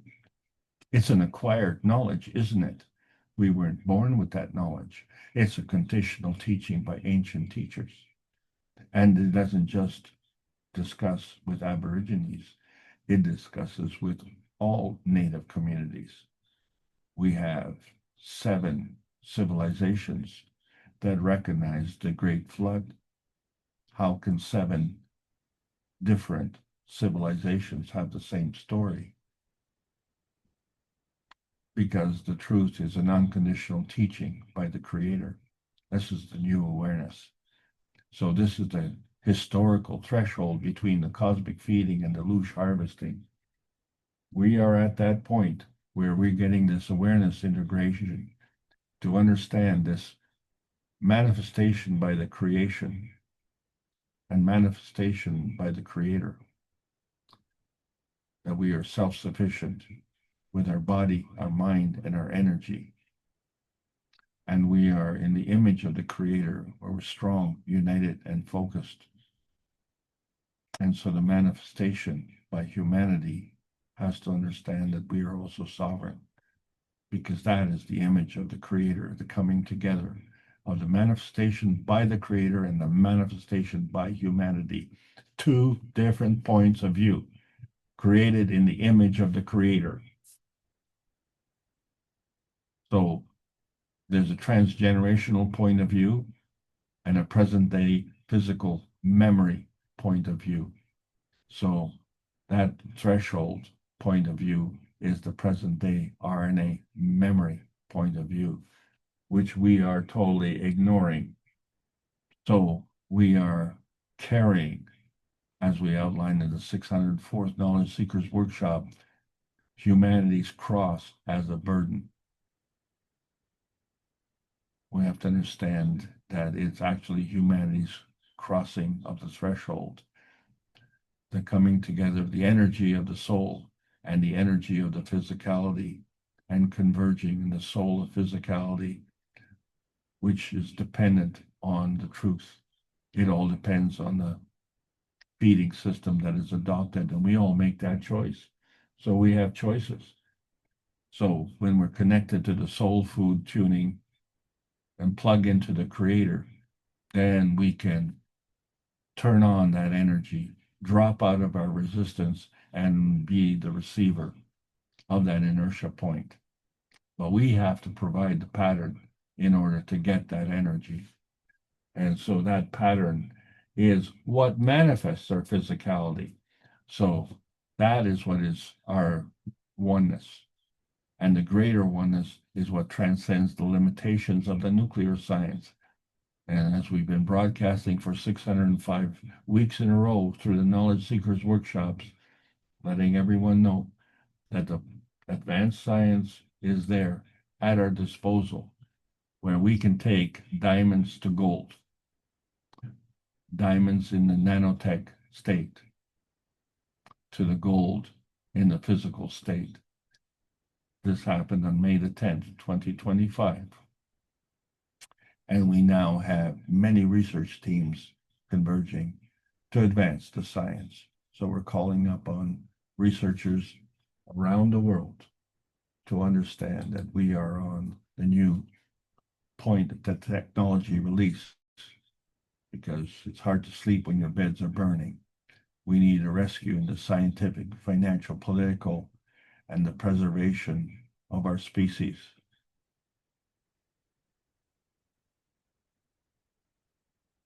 We are dependent on consumption.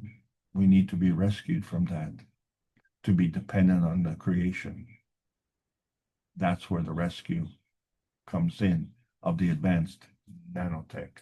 And here we are, training with the transmutation tests. We started this Friday, past Friday, with the August teaching, and we'll continue in September and in October. We all need practice. And with practice, we get better at it. So are we part of that fourth dimension, the observer dimension?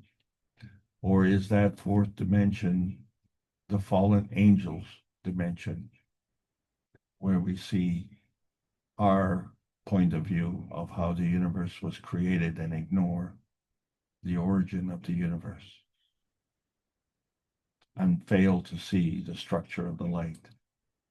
Our mission is to bring peace on earth and join humanity with the universal community. We want to bring man as equal to all the beings in the universe by teaching the plasma science and technology equally to everyone, that no one is left out and no one is abused due to lack of knowledge.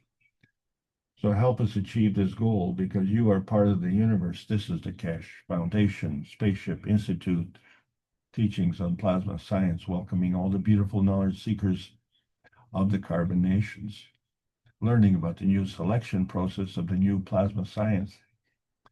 You speak of the World Peace Treaty. Choose that. Sign it. Mean it. Mean it sincerely. The point of the true nanotech is to cross the atomic boundaries. The peace dome of outer space can be your guiding beacon. Is the inertia of the present solely governed by the dimensions of history? Well, it's time to learn the history of self in a universal context. A peaceful self can explore many inertia levels as a superconductor. Are we fallen angels? Or are we angels who've crossed the threshold of awareness gaps between our belief and our experience? We were born as angels. Plasma science is delivered daily via the Peace Dome and needs to continue to do so in a practical exchange for peace on Earth. So welcome to the new golden outer space age. That's the end of this lesson, and believe it or not, it's the end of the advanced nanotech series. Thank you all for allowing me to continue to present. I hope you enjoyed the trip.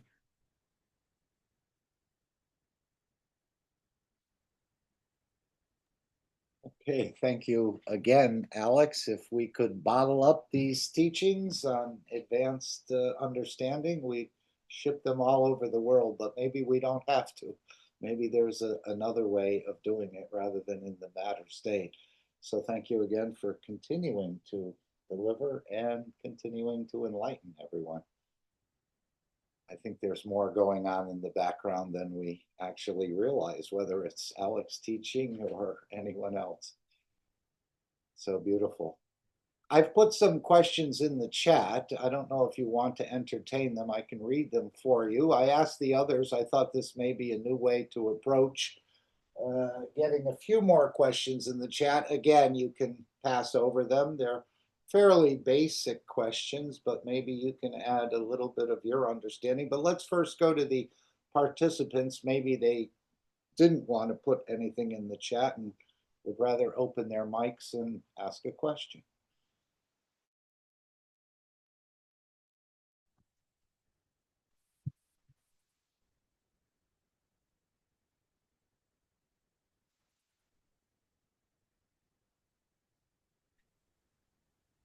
I thought you were mentioning about these original elders in Australia, the Aboriginals. Is that what you were referring to, Alex?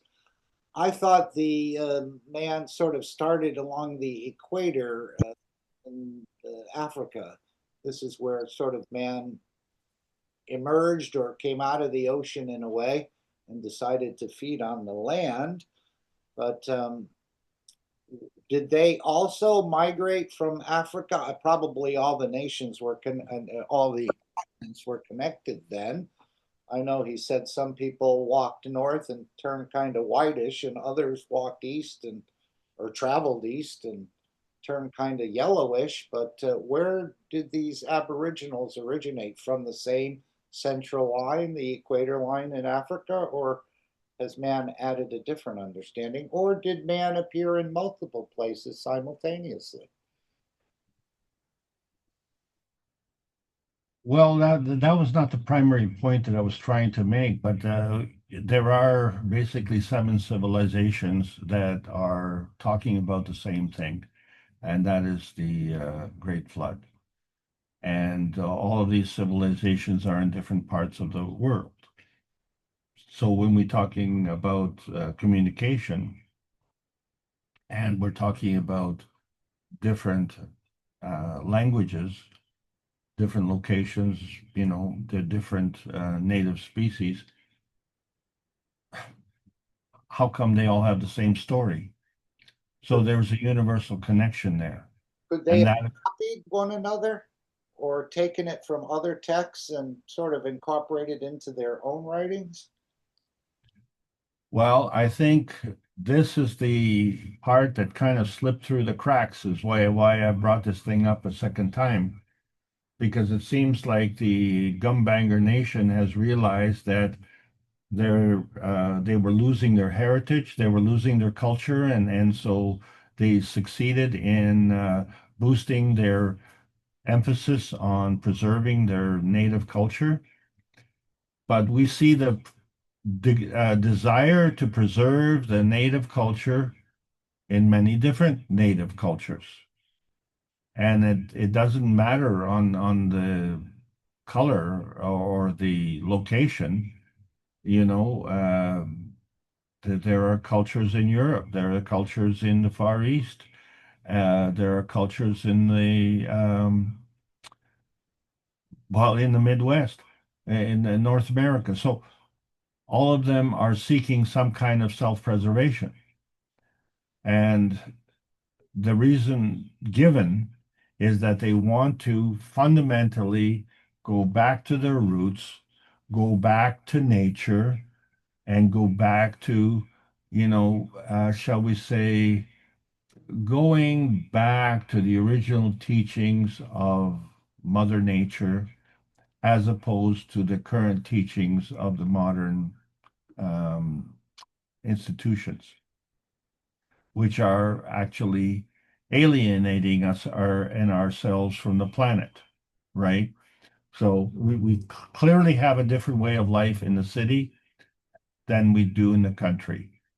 And it wasn't until I left the big city, because I thought we were in the big city and I thought we knew everything, then I went into the country and I got a rude awakening. Oh my God. It just seemed like everything that I learned in the city was really um, a bag of offal. There was really, my knowledge was minuscule. And then I realized that there's so many things that I didn't know. So even, city folks may get to know some animals by going to a zoo, or they may know some animals by going to a nearby farm. But when you go into the wilderness and then you measure your knowledge and you say, oh my God, I don't know anything. And so what the native communities are trying to do is go back to their roots and teach, the basic understanding. But the Gumbanger Nation has discovered that the original elders didn't have that knowledge to teach. They had to learn that knowledge from someone else. And it was that someone else that taught them to live off the land, this theory, this foundational concept of restoring the cultural heritage of each native community. Whether it is a ancestral community or whether it is an ethnic community or a nationality, they're all basically seeking the same thing, the restoration of their heritage. But that heritage is different from the initial teaching. And so it only stands to reason that if one native community, in this case the Gumbangers, learned about the truth of their elders, then that truth would extend to the other native communities, because no one has talked about that part of the teaching. And that's what I found so profound. And it's ironic that it dovetails with teachings of the Keshe Foundation, because what we are talking about is the teachings of the truth as it emanates from the Creator. Well, the Creator did not teach us to be consumers. So somewhere along the line, we have fallen off, and maybe that somewhere along the line is when we became the fallen angels. When originally we were not fallen angels, we were just plain, ordinary angels arriving here, not falling here. That's the difference. So that's the difference between our belief and our experience. And our experience is showing that we don't need to be consumers in that traditional way, as is foretold by our elders. There is a new way to do things. So we know that we are on that threshold because the resistance to prevent us from doing things the new way has grown. And when you have that kind of resistance, you know that you're on the right track. Back to you, Mark. Well, thank you for that, Alex. Anyone else have a question they'd like to raise or join the conversation?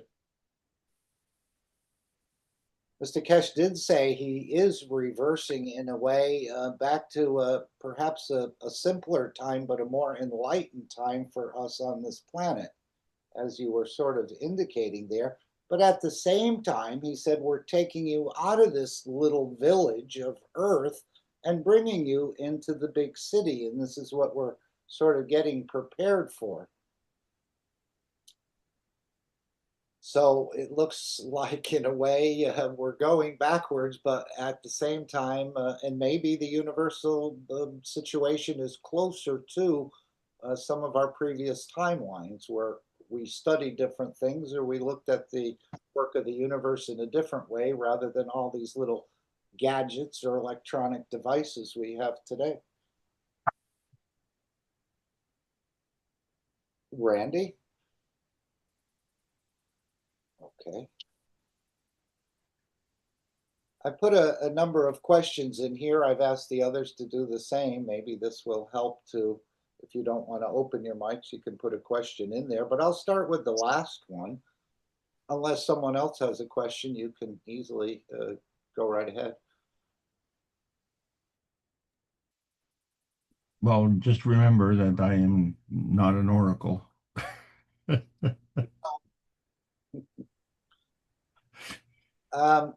Why Mr. Keshe mentioned in 605 about other scientists becoming frightened when they saw him. I'll just read the question. Why did other physicists become frightened when they witnessed another nuclear physicist, MTK, create radiation without any nuclear materials? I would have thought this would be embraced as a revolution in this field of nuclear science. What happened here? Well, that is a question that I can definitely answer. I had a patented product And I went to the university to try and create a method of testing that would really demonstrate the capabilities in a lab setting and use it as a teaching tool. But I was confronted with a researcher who actually wanted me to pay him to do research on the viability of this or the possibility of this technology. And I said to him at that point, well, we're not discussing the viability. We are already patented. We are already gainfully, commercially utilizing the practical applications of this technology. And we were wondering if he would entertain us, in establishing more of a scientific, a reinforcement. But they were literally afraid because they did not want to pursue that. They did not want to recognize that this technology existed. They did not want to recognize that this technology had this capability, which they didn't understand. They wanted to go back to see if there was a viability in pursuing this knowledge. So they weren't talking about pursuing the knowledge. They were talking about the possibility of pursuing it, the viability. In other words, if through their research they feel that this is a worthwhile effort, then they would report to us and say, maybe there's something to this. And I'm just looking at them and saying, we have already demonstrated that maybe there is something to this. So, the pursuit of the possibility is redundant.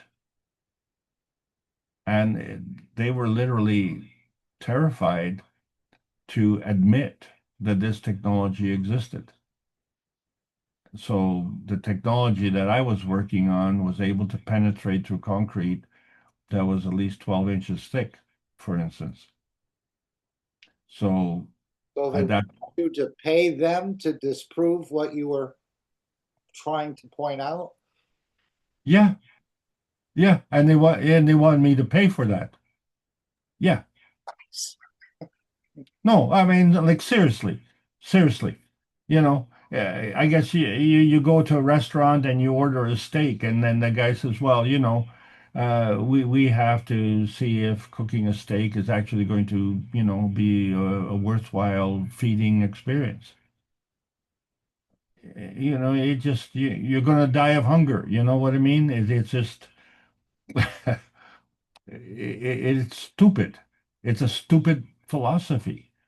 And the amount of resistance, I mean, I was a guest speaker at an engineering conference. And when I was trying to demonstrate this, people were, rescheduling their flights to hear me talk because they had scheduled their flights based on the speaker that they wanted to tune into. And this was kind of interesting because at the last conference in Austria, Mr. Keshe got canceled out of that thing. So anyone who was, scheduling their flight based on that presentation was going to be disappointed. But people were anxious to hear what I had to say. And by the time I said it, the anger, holy cow, people were totally angry. They said, hey, you can't do that. It's like, been there, done that. It's already been done. What are you talking about? You can't decontaminate concrete. I said, yeah, we did it. Here's the oil, here's the salt, here's the proof, here's the test. What do you want? Don't tell me it can't be done. We've already done it.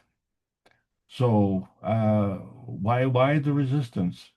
That they were grossly upset. And then I learned something which was distressing to me was that the construction industry had these regulations. I think in the US it's called ASTM. Well, the body that actually does the regulating is comprised of people who are in the industry and have a vested interest in their particular technologies. Ah, Well, where does that parallel? How about a IAEA? Okay, how about that? Right?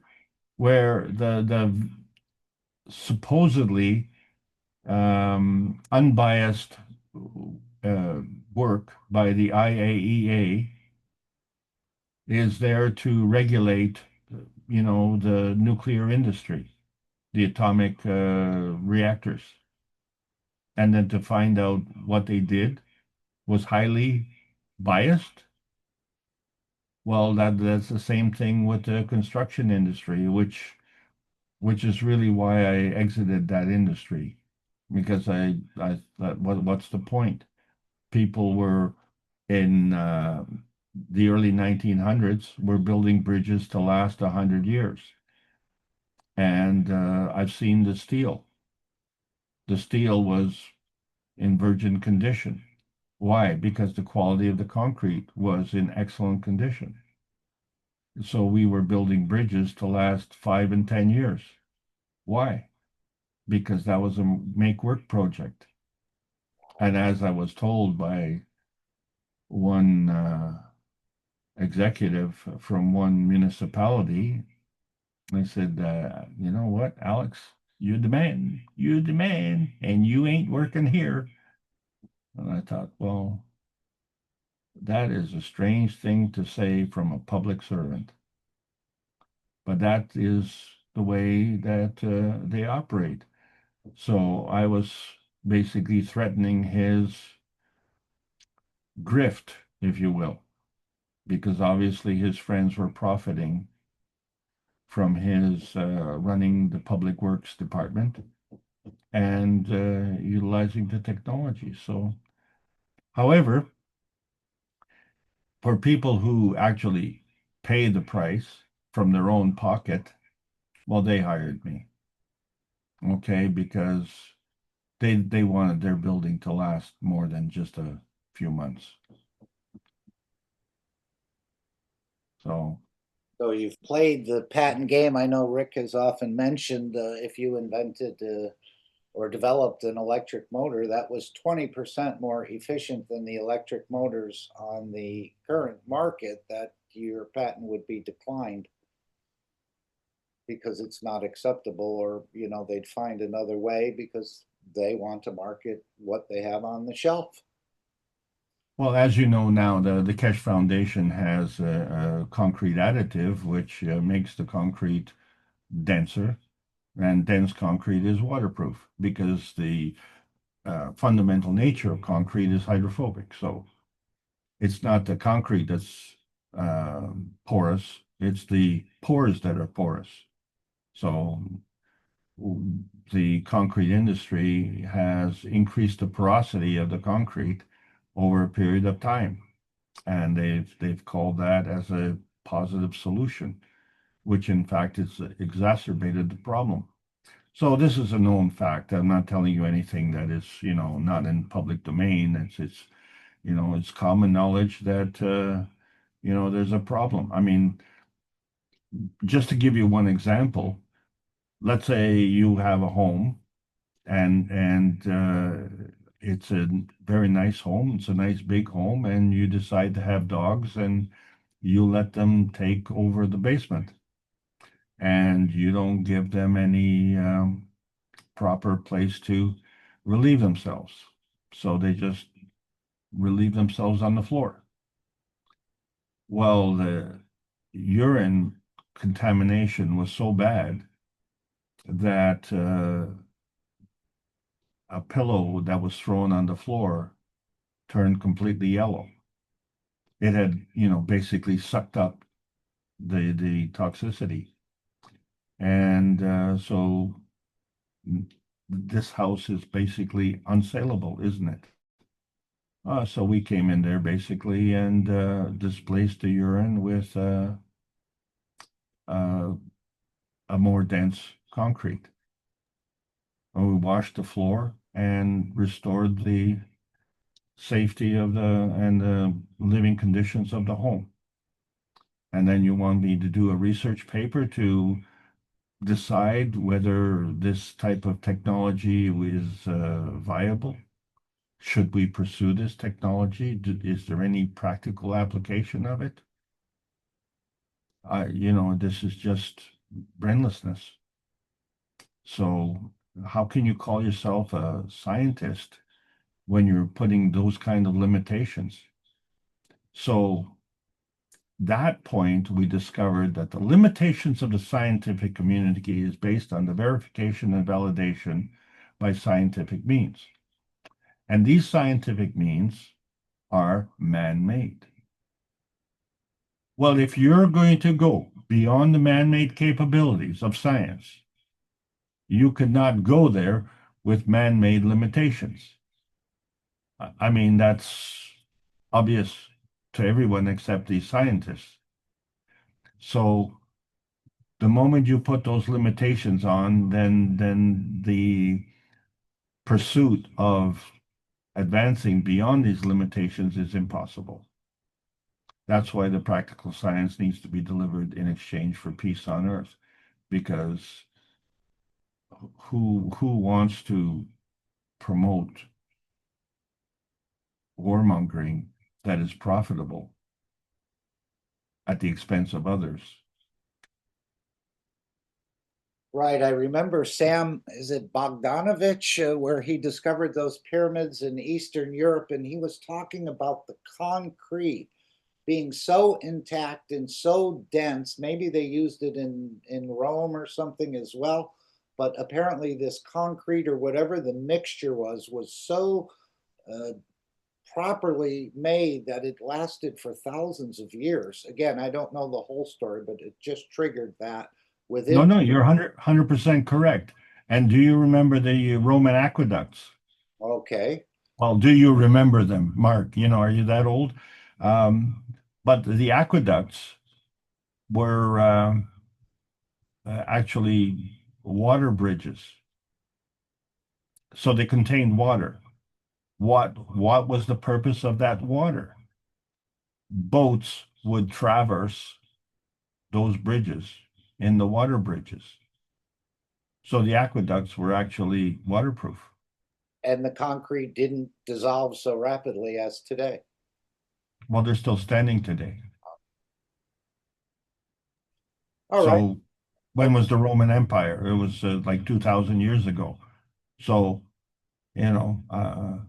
they had some good technology back then, but they got too much involved in the wars or something.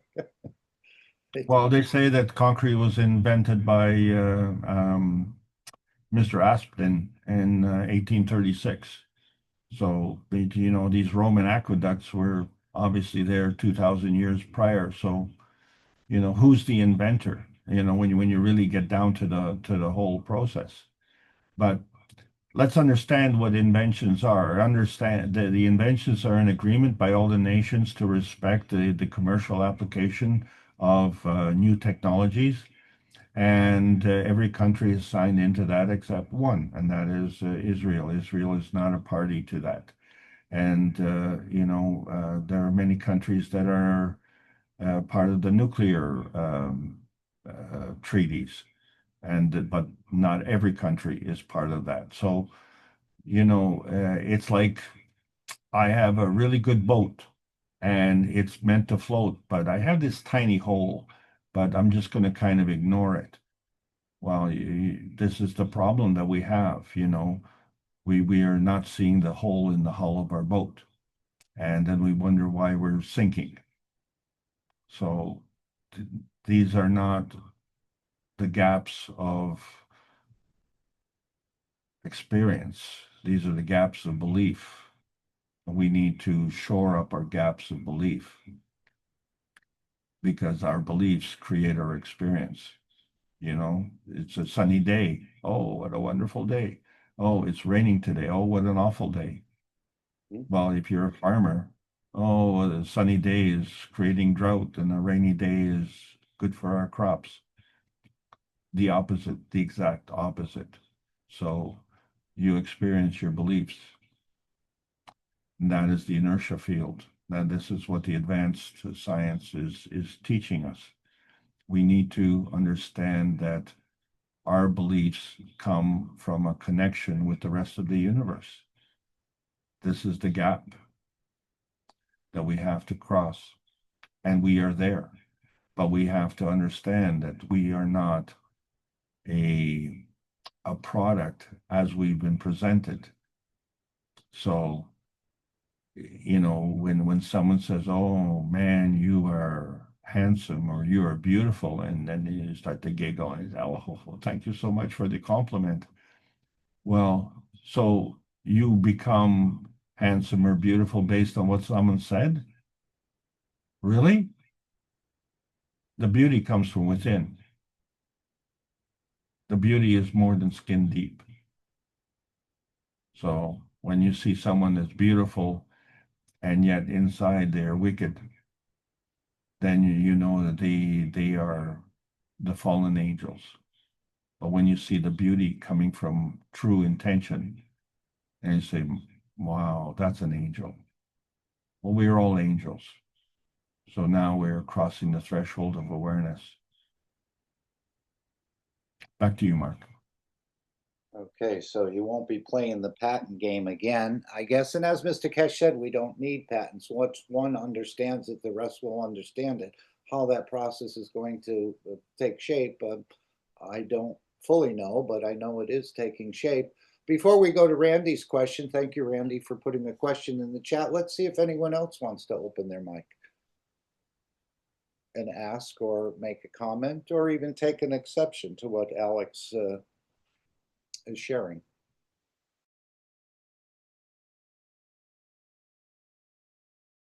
Okay, Randy says, my mic is still acting up, so I'll type the question here. If I drink CO2 plasma water and sweat while working outside, is my body adding CO2 to the atmosphere by sweating? Water is hydrogen and oxygen.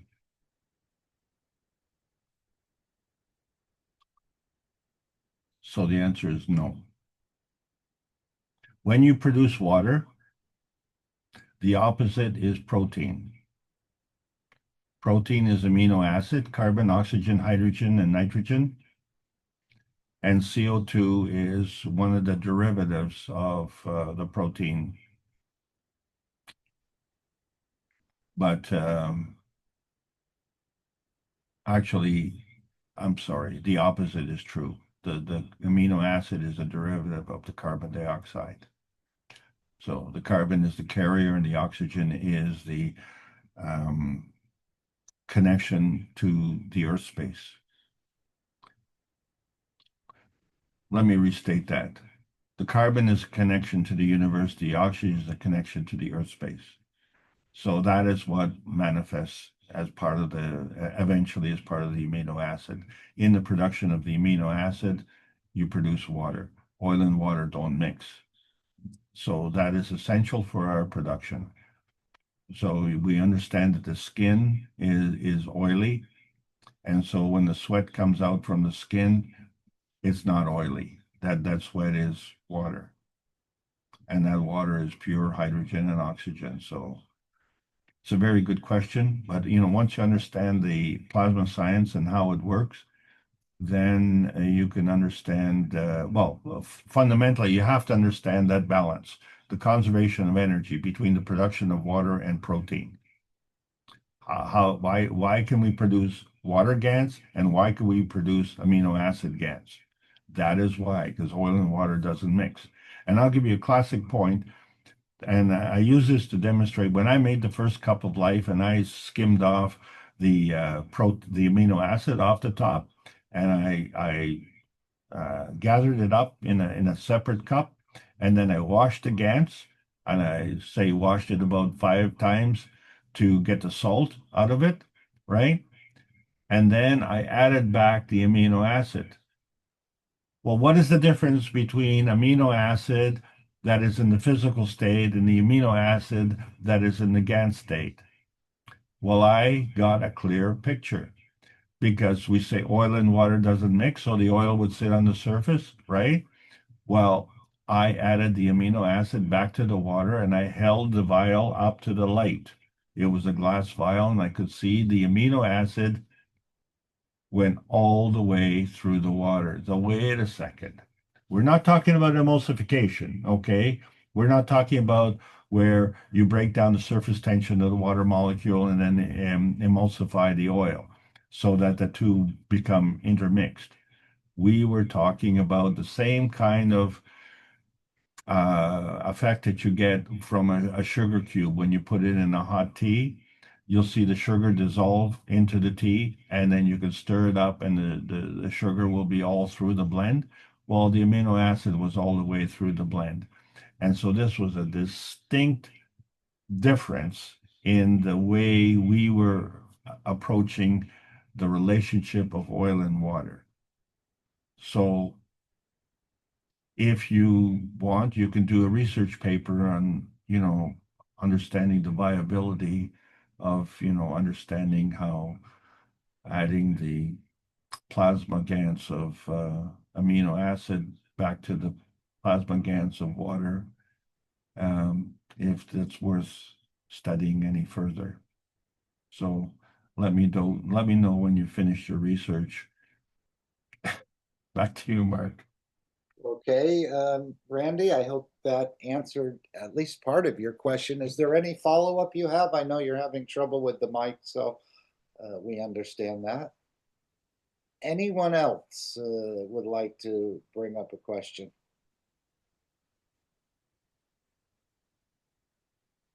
I'll read another one. Oh, there's a new. Yes, it did. Thanks, Randy said. Thank you, Alex. Well, may I add another point, please, before you go on to the next question? The vertical people draw energy from the sun. The sun gives the energy universally to the earth.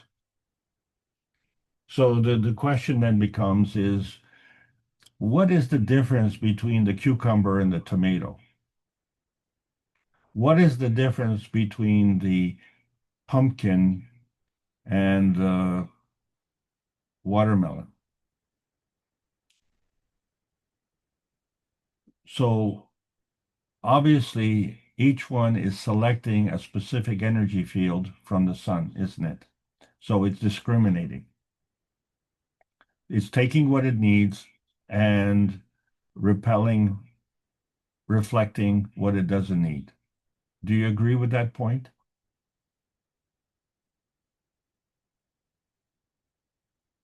It makes sense, but I don't fully understand it, no.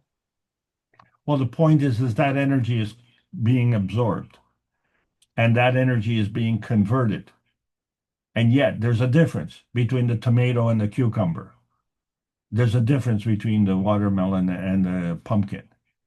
So the method is the same, but the result is different. So in other words, the manifestation of the pumpkin is an inertia field, it's an inertia product field.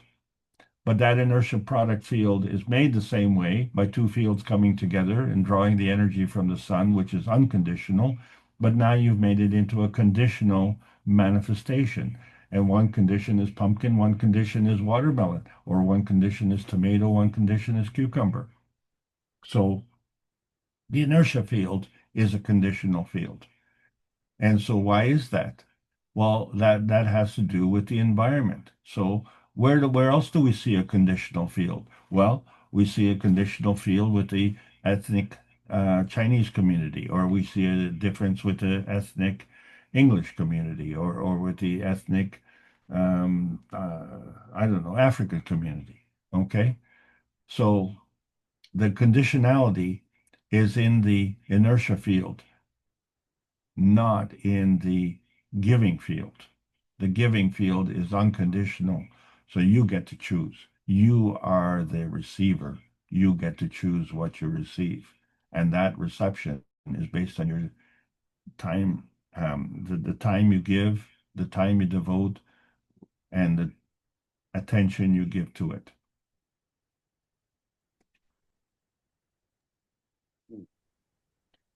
I'll try your next question, Mark. Anyone else? Let's intermingle these if we can. If you'd like to open your mic or put a question in the chat. All right. It was mentioned about in the 605, it was mentioned about new energy packs appearing perhaps in the future on this planet. Will the system modify the energy pack itself, or will our structure, physicality, be modified to handle the new energy pack, which could harm our structure? In the Cup of Life 1, as you were just mentioning, we actually modified the energy pack, as I understand it. We didn't kill the energy pack. We drained some of its energy that it wasn't harmful anymore. And that drained energy became food for our own structure. In the new system, or what he's talking with this, I believe it's with the One Nation Network or with the system that's being set up, do you think they'll modify the energy pack, or will they modify our physical structure to be able to handle that energy pack? Well, let's go through the process here. The structure of the physicality is a byproduct. So what the One Nation Network is doing is actually working with the feeding structure. So let's discount the structure of the physicality in this particular question. So I think the key point of the question is, if we are to receive these new energy packs, will they be detrimental to the future of humanity on this planet? So what we find is that this planet had a welcoming environment for us, and that's why we were all born here, and we were all born here and successful and alive when we arrived. It's just that our presence here has actually deteriorated the environment to a certain extent. Since we are in a deficient state, it is a very good question to ask is, will these energy packs actually provide the supplementation that we need to overcome the degradation that we have, been preoccupied with? You mean the system could actually detune them in a way? The way we drain the energy from... Well, the system itself will detune automatically, because we with the One Nation Network, we will be actually supplementing. So that'll be automatic. However, these energy packs are coming, and they are of a higher energy state. So the thing that we have to rely on is the fact that we are in a welcome domain. The Earth space has welcomed us.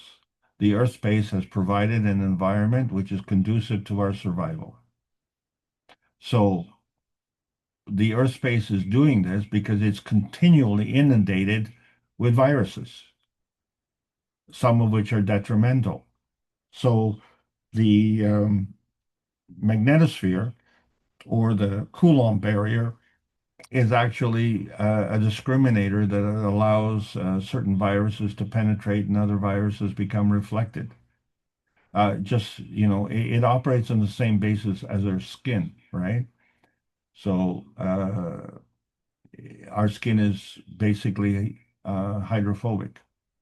So if we have things that can, break our oily barrier, or emulsify the oil of our skin, then we can penetrate through the skin. This is one of the reasons we are so susceptible to volatile organics. We're talking about the fumes from your gas when you do your self-serving gas pumping into your car.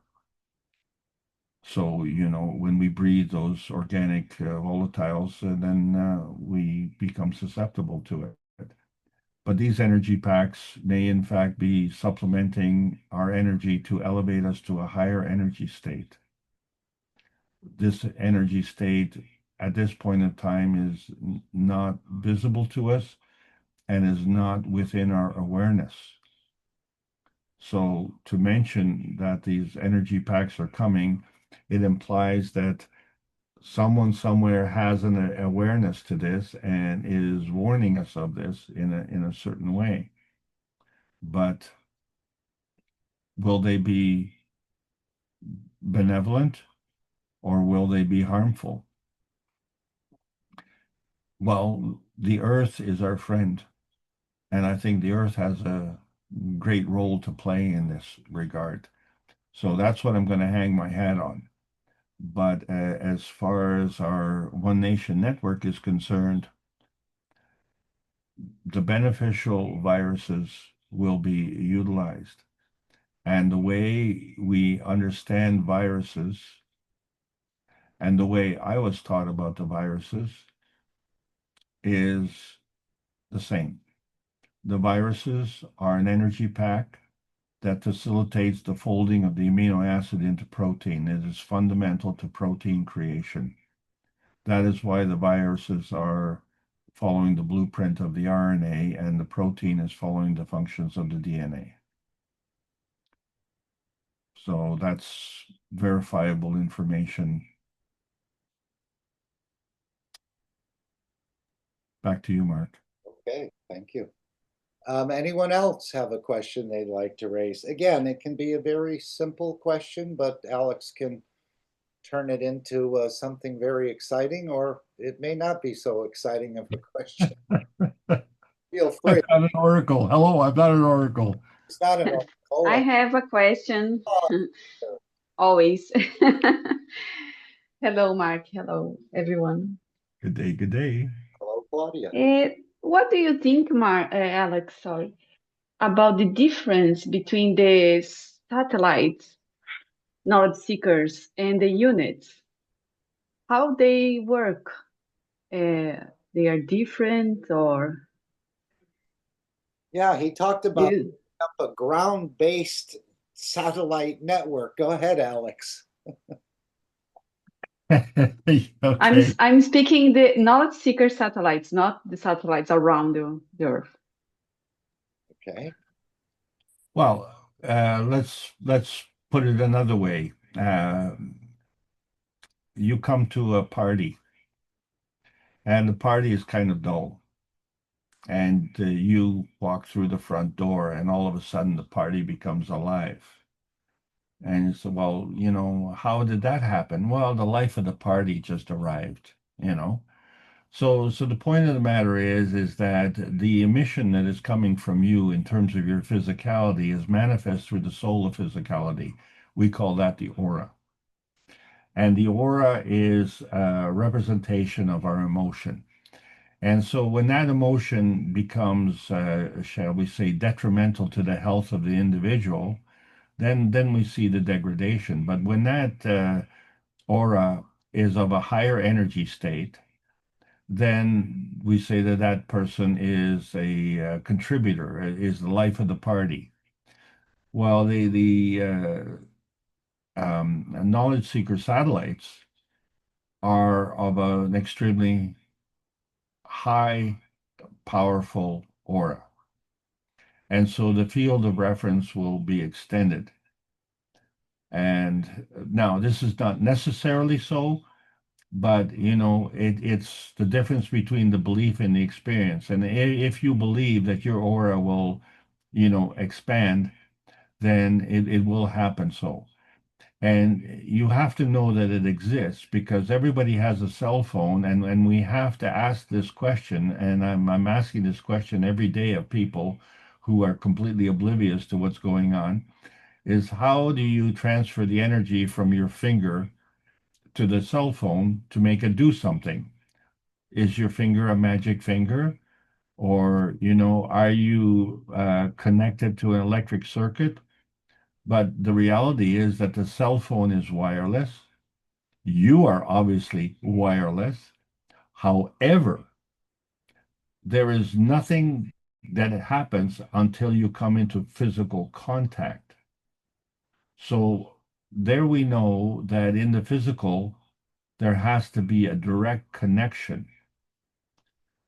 But we've noticed that with, let's say, a debit or a credit card, that we can tap on those point of sale devices. And when we say tap, actually, we don't even have to tap. And I've experimented with this. There can actually be a physical gap. And even I've had it as much as, say, 1/8 of an inch from the tap machine and still got it to have a result. So that means the energy had to be somehow transferred from the chip on the debit card to the circuit board on the cash machine. So there is a transfer of energy, and that is a very, very narrow gap. So that is a physical transfer of energy. It is required for you to touch the screen in order to transfer that energy. So you are a wireless device, and the cell phone is a wireless device. So these satellite knowledge seekers are also a wireless device. However, we are talking about orders of magnitude of a higher energy state. So we are not talking about a physical connection. And you already understand that non-physical wireless connection because surely to God, you know you have someone that you love in life, and not the least of which would be your parents. And you know that you are loved by someone in your life, and again, not the least of which would be your parents. So the question then becomes is, well, that love is transmitted to you wirelessly. And you could be in Brazil or you could be in Europe, and your parents would still love you. So the distance becomes irrelevant. On that point, the knowledge seeker satellites could also have a broader influence through the belief of their ability to transmit energy at a higher energy state. At that point in time, automatically it becomes an orders of magnitude higher. The question is, how many orders of magnitude? And it's not something that we have to measure and say, okay, we'll go 5 orders of magnitude, you're in the nano state, go 9 orders of magnitude, or pico state, go 12 orders. That's not what we're talking about. What we're talking about is the connection of satellites around the world that build up a mass, a critical mass. So if one satellite is in operation, it goes around the world. But, you may not even notice it. But if 100 satellites overlap and go around the world, you'll start to feel something. And that first feeling is the awareness. And then from the awareness comes the knowledge. Then the next action is to utilize that knowledge in a practical way. And the practical way of the universe is to use the knowledge as part of the communication at an emotional level. So the emotional level is operating at many orders of magnitude higher. So the thing is, we have to understand that the words don't matter because the words are physical. So the higher orders of magnitude in the emotional state cannot see the words. It only understands the emotion. But then we understand that there's an emotion at the soul of physicality, and then there's an emotion of the soul. So the interaction of those two are actually different levels, orders of magnitude. Where do we learn this? We're in book number 1.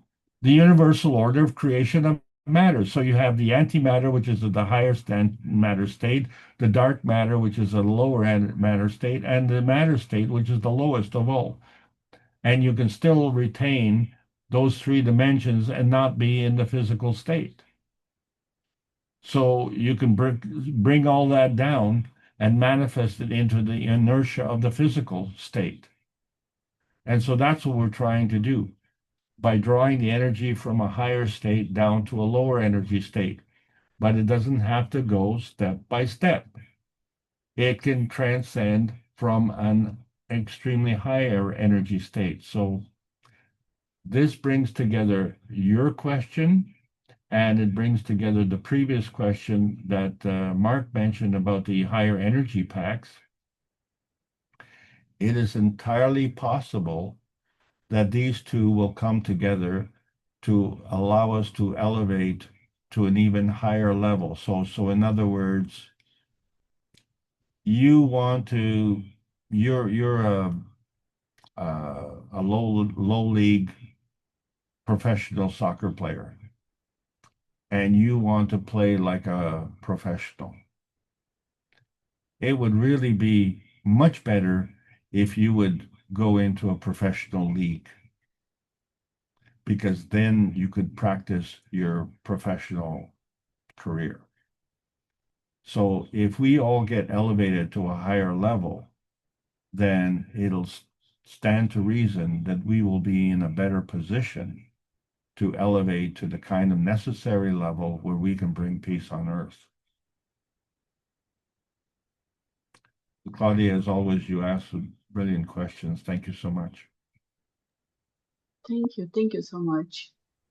I asked you because sometimes I realize in these years on Keshe Foundation, in my life too, that we like do many things and you don't think so much. You only act.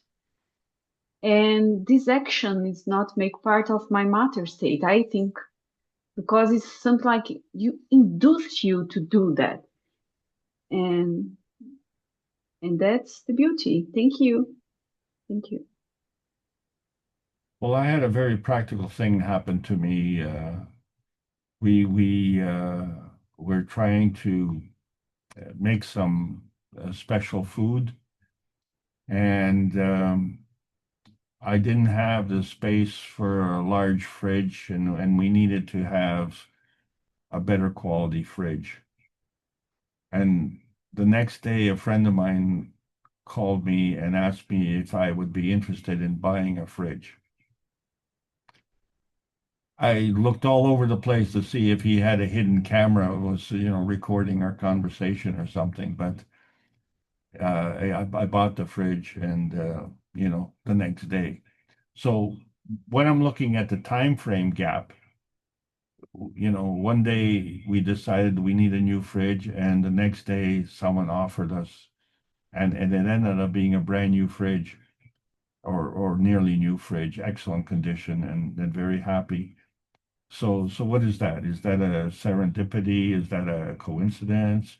Purely Or coincidence. hey? As Mr. Keshe said about Rick picking the right video, purely a coincidence. Yeah, that's strange. So I have encountered many examples of this, and I think now that the knowledge seekers are aware of this, that they too are experiencing it, and they shouldn't be so stunned anymore and say, "Oh, that was a freak." That is not a freak. That is a given. That is normal, perfectly natural experience.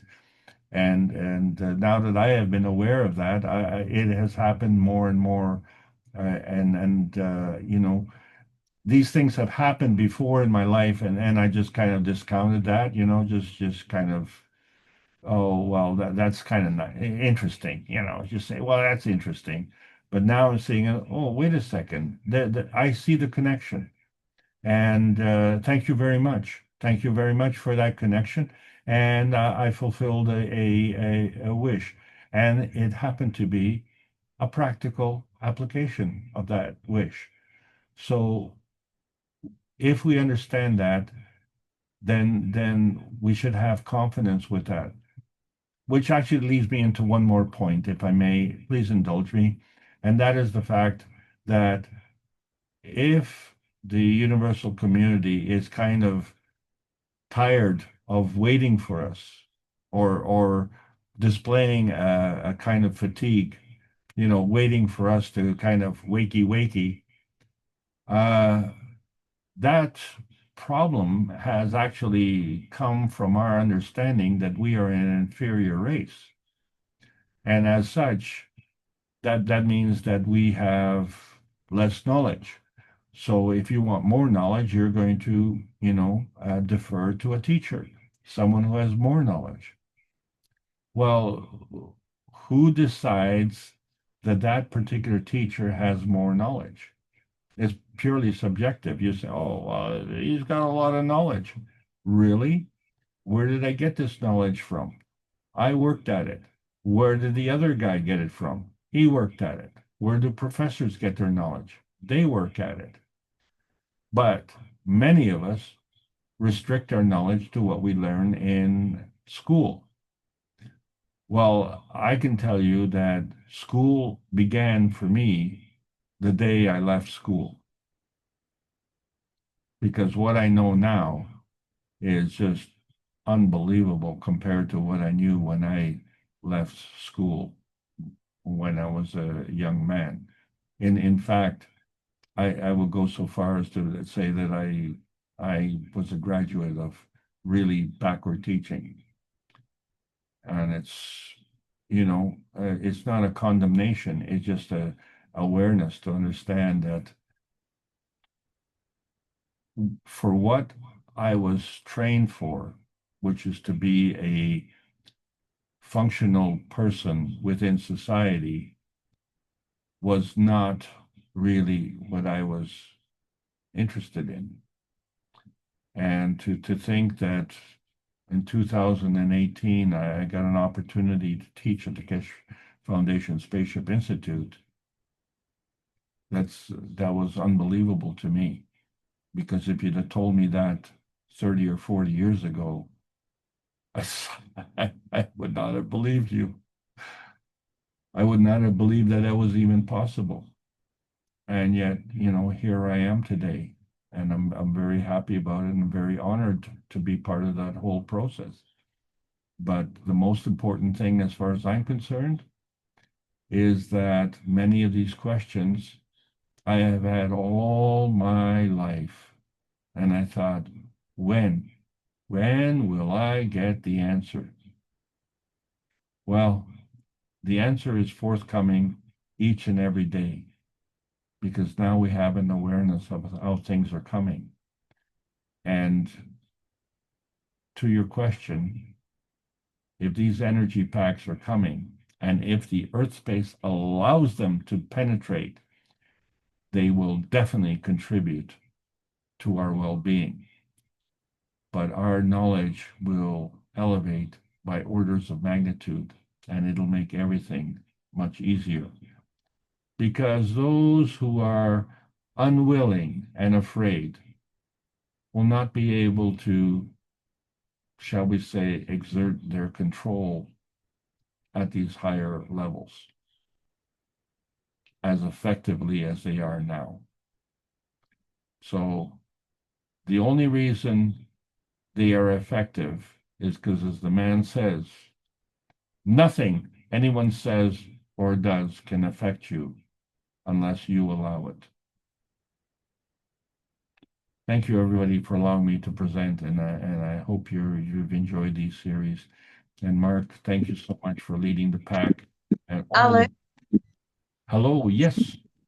before you run away, I just wanted to clarify, with regards to the satellite souls, I kind of feel that they are movers and transitioners and helpers of not just spreading knowledge, but movement of souls, kind of guiding them and making sure that they don't get lost or,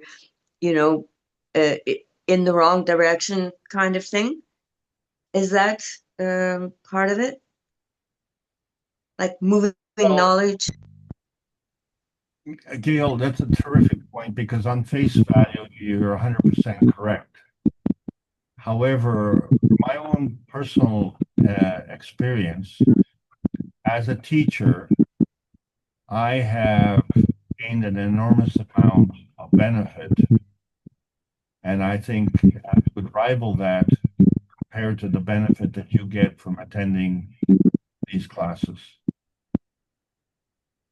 And it's only because I'm in the teacher position. So before I have to teach, I have to teach something that I understand. I can't teach if and I don't want to teach something that I don't believe in, and I don't want to teach something that would be misleading.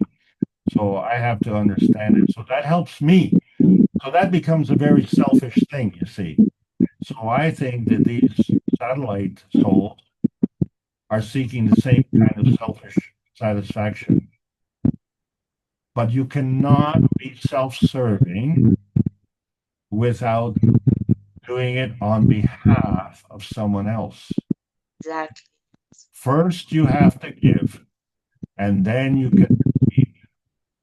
So therefore, to manifest the benefit of being soul satellites, they have to have a genuine intention of giving to the other souls. Mm-hmm. Does that make sense to you? Yes, 100%. And okay, so you're 100%, my 100%, that's 200%. I think to me, I'm trying to think of a way of expressing. In this case, the soul will decide or will be aware the help is needed. And, they would be almost like an automatic thing. But when you say it's self-serving, I mean, if we're all connected, then and the role that they play is not only a peaceful one, but a helpful one. I mean, they have to take advantage of it. They will be forced to take advantage of it because they're part of the whole. So, yeah, and what a wonderful way to bring peace. and and one last thing, I keep wondering or getting mixed up here. The soul of physicality, is it the one that has the power of 18 Hiroshima bombs, or is it soul of the man? Because soul of the man, that's not enough. Has to be much more than that, doesn't it? I think it's the soul of physicality. That's my opinion. That's because fine. You're looking at a quantity less than the universe. You understand? So the soul of the physicality is at a lower energy state than the soul. Yes. So the answer would be yes. So that's what gets like a bullet going to the soul of the man when there's when the body is finished and it's passing. So that's the huge boost. But then if we have 1,000, we end up with 200 unless we can do the right thing and replenish ourselves. Well, the one point that you mentioned was, about the soul wanting to, elevate. I forget how you phrased it, but it was perfect. The thing is, the soul doesn't need to do that. The soul already knows that. It's the soul of physicality that's having the problem because we are feedback dominant. So that dominance comes from the physicality instead of, being feeding dominant and saying, well, what exactly is it that's feeding me? And so if we say that the energy from the universe is unconditional, is what's feeding us, then we become catalytic, just like the sun. So then we become a little sun as well. And in that process, we can maintain the energy balance between the soul and the soul of physicality and its manifestation. And that manifestation may be in the plasma state or may be in the physical state. But that manifestation is maintained. And so this capability then needs to be practiced and added to our toolkit so that we become more skillful. Become more versatile. I didn't hear the last. Oh yeah, we become more skillful. Yeah, of course. Through the upgrade of our skill set, we become more versatile, definitely. Mm-hmm. Okay. Well, thank you very much, Alex, for insights. I still have to not dig, but kind of put things together to on an ongoing basis. Just keep on keeping on. Thank you very much. Well, Gail, first of all, you have an enormous amount of knowledge, and I think you should lean on that more. And it's important to be humble because you don't want to be a controller or a ruler, in that regard. You don't want to be a dominator. But it is important for you to have confidence in your ability. And, the same confidence that you have when you go to sleep at night and you can fall asleep and allow your soul to travel. If we can all get that confidence in our awakened state, then we can. This is why we have to grasp at these little straws and say, "Oh well, I needed a fridge, and the next day I got a fridge." Well, that is I mean, like seriously, if you were a gambler, so well, you make a wish today, and what are the odds you're going to get it tomorrow? And place your bets. So I think that is a very low probability. But this has happened now more and more frequently for me. So is it that it's happening more frequently, or am I now aware that it's happening? Am I, tuning into that, saying, "Oh, I see the connection now," and so that's the difference between knowing and having knowledge. Now you know it's going to happen. Well, I'm having more and more confidence. Unlike you, we're still shortchanging ourselves on the confidence side. But yeah, I did the same thing with a car. We needed a car badly when I first came to South Africa. And I kept saying, no, that's not the right one. No, that's not the right one. And people were getting very frustrated. Then all of a sudden, there was the car. It was like 12 years old, but that car was the best car ever. And, I knew in my heart that the right car would come along. So it did. And when you have faith and confidence, as you say, things do happen. Thank you. You brought up a real trick. I really would like to just take another moment to expand on that. That's a really, really good example, Gail. Yes. There was a story that there was a wish, and there was a wish to have a new car. And there was a question: Did you have any other wish? And he says, "Well, what kind of car did you want?" He says, "Well, I don't care what kind of car. I just make sure I didn't want a green car." So, yes. So then, surprise, surprise, the person arrived at that location, and there was a car to pick him up, and he said, "This is your car." And he says, "Oh, well, thank you very, very much. My wish came true. I got a car." But it was green. And so, well, why was the car green? Well, because you said, as long as it's not green, I would be happy. Well, in the universe, not doesn't work. Exactly, yes. So when you tell your child, don't do that, and your child says, oh yeah, what do you know? Or I'll wait till you go around the corner and then I'll do that.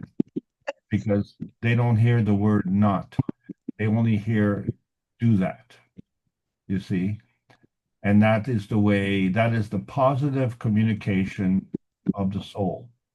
So we seem to have introduced a so-called negative thing, and we see that in heat exchange. Why? Because we provide heat or we provide cold. But the truth is, cold is the absence of heat. So you're either providing heat or removing heat. It is impossible to provide cold. You see what I'm saying? So not doesn't work.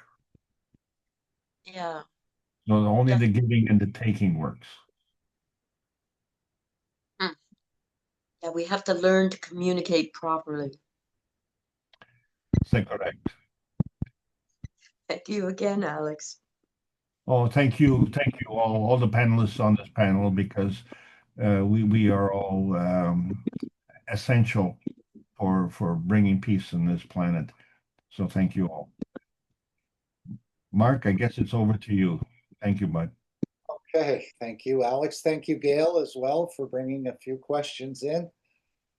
Anyone else before we close? I'm just going to play the final disclaimer. Want to thank everyone for being here again to serve humanity, not so much in our own private lives. And this is a part of a bigger work, and the souls have gathered together.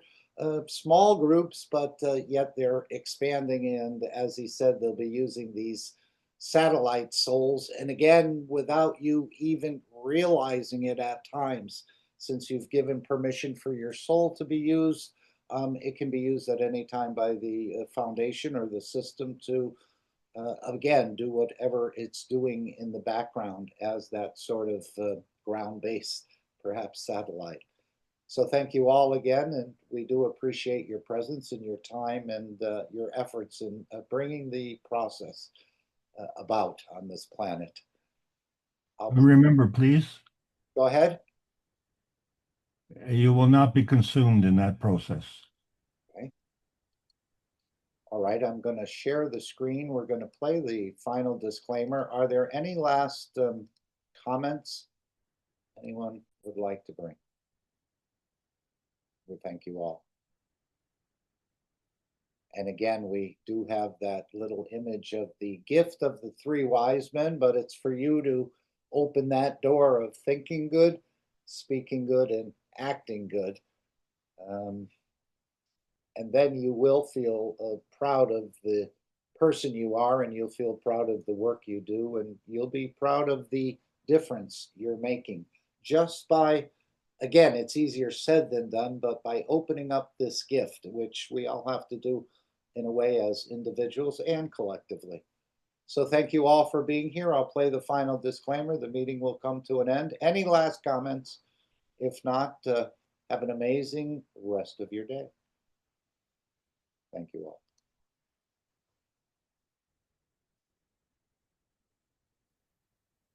Disclaimer. The information and education material contained herein is meant to promote the general understanding and dialogue of GAN's processing. Such information is not meant or intended to serve as a substitute for a healthcare professional's clinical training, experience, or judgment. For patients and individuals, such information is not to be a substitute for professional medical, therapeutic, or healthcare advice or counseling. For medical issues or concerns, including decisions about medications and other treatments, readers, viewers, listeners should always consult their physician or, in serious cases, seek immediate assistance from emergency personnel. Prescription information, procedures, and use of medical devices information should be undertaken only by properly trained and certified medical personnel. We specifically disclaim any warranties, express or implied, including implied warranties of merchantability or fitness for a particular purpose. Such information is provided, as is, and is believed to be accurate at the time of its publishing, but it is the viewer's job to evaluate the accuracy of any information found in this presentation. Every case presented is of their own experience, applied by themselves for themselves, and it applies to their case only. Every person experiencing health problems should seek professional medical advice and consult their course of treatment with a doctor. The processes of plasma balancing described herein are a natural process which supports the body but does not replace medical advice or therapies one is already subject to.